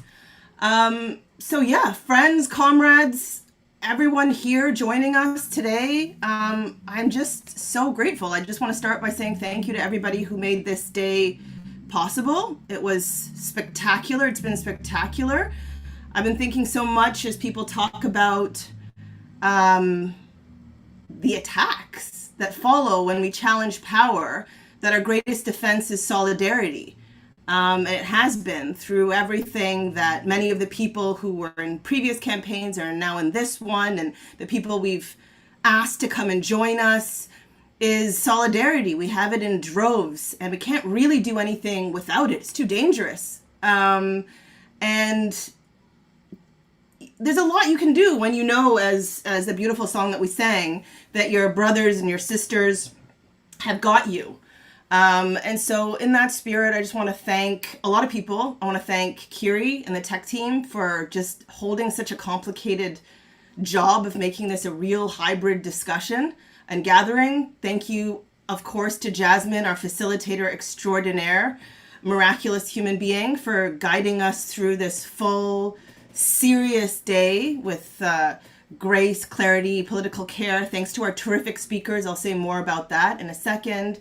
Thanks to the conference organizing team, to Barry, to Barbara, to Tom Baker, to Eve, Jasmine again, to Hans, to John Orrit, Tegan, so many other people who carried so many pieces of this work. Thank you to Mohammed for the exquisite food that we're having today and for keeping us on track. Generally, financially, thanks to the Toronto organizing team. Thank you for all of the people who postered. I cannot thank you enough. The people that go out on the street and put those posters up. It is such important work. The people who did outreach. Thank you to Lucy Mayer, who was helping with facilitation online and just helped hold it down, but also who has translated documents from the beginning, including all of the documents for this conference into French, which is no small feat. Total dedication to that. Thanks to everyone who hosted and billeted people and traveled from out of town, and everyone who joined us online. And mostly thanks to people for all of your energy and your honesty and your humility and your seriousness, curiosity, and above all, commitment to struggle. I think it's a triumph to think collectively like this in a moment where everything is telling us to feel powerless. I think that in and of itself is no small thing. And so for me, and hopefully for you, this is not just another weekend event. It's a signal. This conference is a signal. Capitalism cannot be fixed. Conference is a signal. Explicitly anti-capitalist gatherings like this, where socialists, anti-imperialists, climate justice organizers, people who don't identify as any of those things, but know that it is not like that, nothing is working. Workers, community activists, Indigenous land defenders, we can all come together with this level of political clarity that doesn't happen every day. And, you know, in a moment where so much of the political discussion, I mean, it's terrible, it's trapped in mild reforms and lesser evilism and managing decline and wrapped in respectability, we're not those people. That's not us. We're not those people. And we're not just here to offer commentary. Commentary is great, but that's not what we're all about. You know, it's not just about diagnosis of what's wrong. That's important.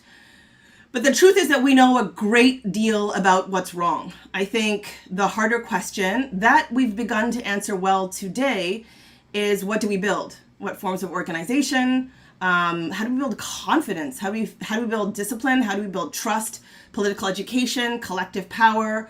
The kind of power that we actually need to respond. How do we build influence? And yeah, the crises are tremendous. I'm not going to name them. They've been named. But one of the crises actually that was named, that doesn't get named as often today, I heard this a lot, was a crisis of political cowardice. It in and of itself is a crisis.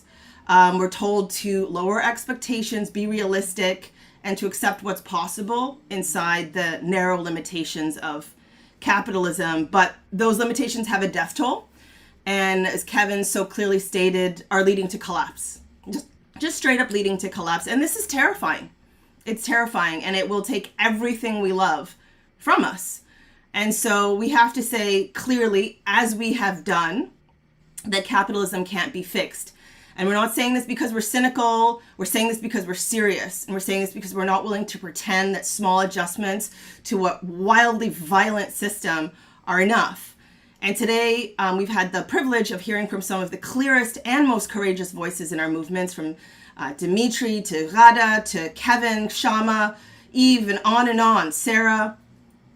And, you know, as Shama said, there is a chasm. I was really struck by this. There's a chasm between consciousness and leadership, right? So consciousness is actually a lot higher, I think, than we're aware of. People know that it's not working. I think people know that capitalism can't be fixed. We just happen to be saying it very loud and very proud. But you know, that chasm isn't there for the people that we've heard from, or for you. And so I want to say, let's support the people who stick their necks out. Let's protect them. Let's protect those people. Let's be grateful to these visionaries for helping us to imagine a society where the wealth that we create is used for life and not for death. You know, people like Tamara Lawrence, who have been talking about this relentlessly. Thank you for this horizon that all the speakers today, Clayton has given us. They're a horizon that keeps us human, and I feel more human leaving this gathering. Like, even after 8 hours, I was wrecked this morning, so tired. I don't feel as tired as I did after 8 hours because of the curiosity, the honesty, the humility, clarity, and courage that I'm feeling, that I'm hearing, and that I've experienced today. And, you know, the ruling class, I hope some of them are watching this, because we know that they tremble when we organize, because the empire rests on our labor, on our consent, and on our division. We're more powerful than we think. And capitalism lies to us. It lies to us about what's possible. It tricks us. It isolates us and teaches us to scroll instead of organize, or manage our despair privately instead of acting collectively. And so if we are actually more powerful than we're encouraged to believe, then I think the question before us isn't just what do we oppose. It's also what are we called to become, you know, which is mostly what we've discussed today. And the billionaires and their politicians are utterly united in their class interests across borders. They coordinate, they plan, they divide us, and they understand solidarity perfectly well when it serves them. So, you know, we're called to become more organized and more confident. It's work, and more courageous, and more capable of staying with complexity, right? Without being paralyzed about it. We don't have the same opinions. You know, even hearing feedback to the document, some of it is diametrically opposed. That's okay, right? That's fine. That's a good thing. We can't be small. We have to obviously be rooted in our communities, but we have to be internationalist in our understanding and connect. And people have talked about this, you know, endlessly, connecting housing to war, climate to colonialism, wages to empire, local to international. And I think today we've started to clarify some of what that could mean in practice. But of course, we're not leaving here with, you know, every question answered, and that's totally okay. I think that's what serious political work looks like. I think it would, in fact, be quite unserious to pretend that one day together could resolve every strategic, organizational, democratic question before us. You know, we're trying to build something that can actually hold the weight of what we're trying to do.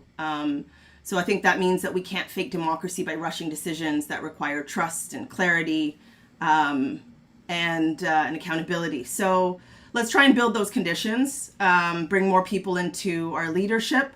I think the work that we have ahead of us is to turn the energy into something durable. We heard from Barbara about committees. There's campaigns, political education, regional organizing, democratic process that can carry this forward. And there's immediate next steps. Please fill out and submit your volunteer forms. Tell us your skills, interests, capacities, ambitions, what you want to learn, where you are, and who else should be a part of this. We're going to continue to host the weekly sessions. I hope we have this September counter conference or Carnival Against Capitalism. And all of this means infrastructure, right? With if we're serious about building something durable that doesn't run forever on exhaustion and goodwill and last minute miracles, we need sustainers. So please become a sustainer. Help make this possible. The point is to leave here more connected, more committed, more organized. And like I said, I don't know what this organization will become, but I know that we can't navel gaze and we will not gatekeep. Let's be the people who build. So yeah, let's continue to organize towards a world without imperialist wars and a world where our children or our nieces and nephews inherit beauty and solidarity and dignity and peace. All right. Thank you very much, Bianca. And yeah, thank you everyone that's here. I know it's been a really long and exhausting day. Feel free to take food in the back if you're a local. Please stay and help us clean up. One thing, we've got Gay Pride in a month. We could organise and go there. We did it 10 years ago against Harper. We had 120 people in the street. I urge you to get everybody's contact in here. Talk with each other. Don't rely on us as well. Give us your volunteer forms. I think Barry wants to sing the Internationale as well. But yeah, that's the end of today. Thank you. Okay, join me in the great song of the International Working Class, taken from the Paris Commune of 1871, and it lives on and on and on. Arise, ye prisoners of starvation, arise, ye wretched of the earth, for justice thunders condemnation, a better world's in birth. No more traditions change shall bind us, arise, ye slaves, no more than wrong. The earth shall rise on new foundations. We have been not, we shall be all. 'Tis the final conflict. Let him stand in their place. The international working class shall be the human race.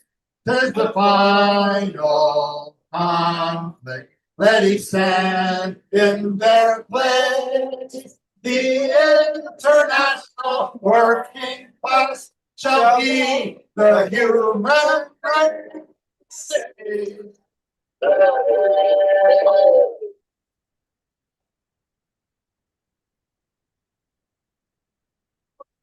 Across chair. Great work. Great work. Wow. I got it at home. Oh yeah, me too. Yeah.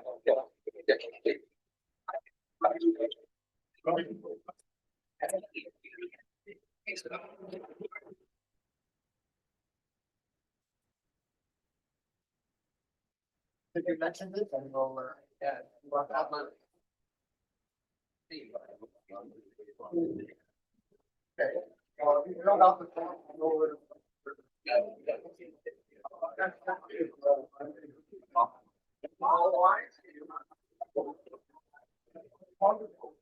The train? Take the train. Okay.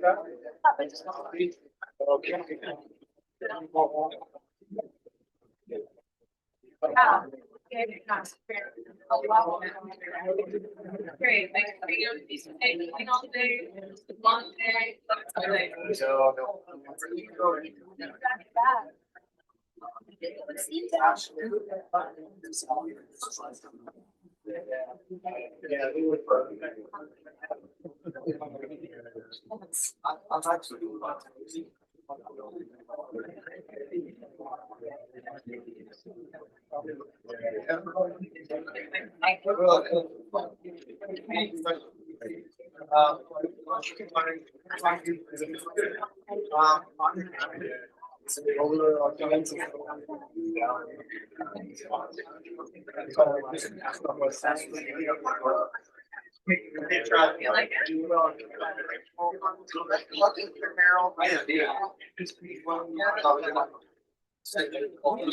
Yeah, great job. No, it's wonderful.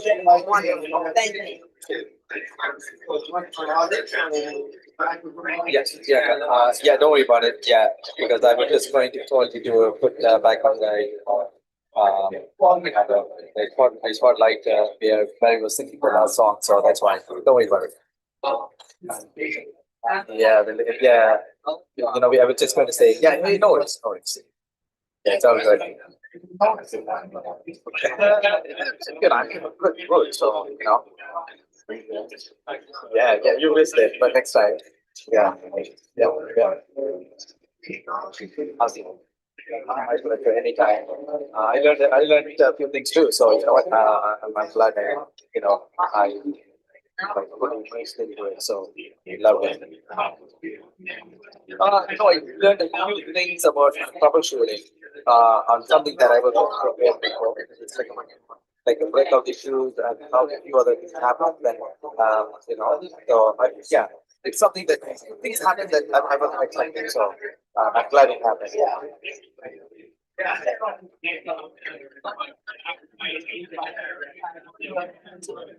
Yeah.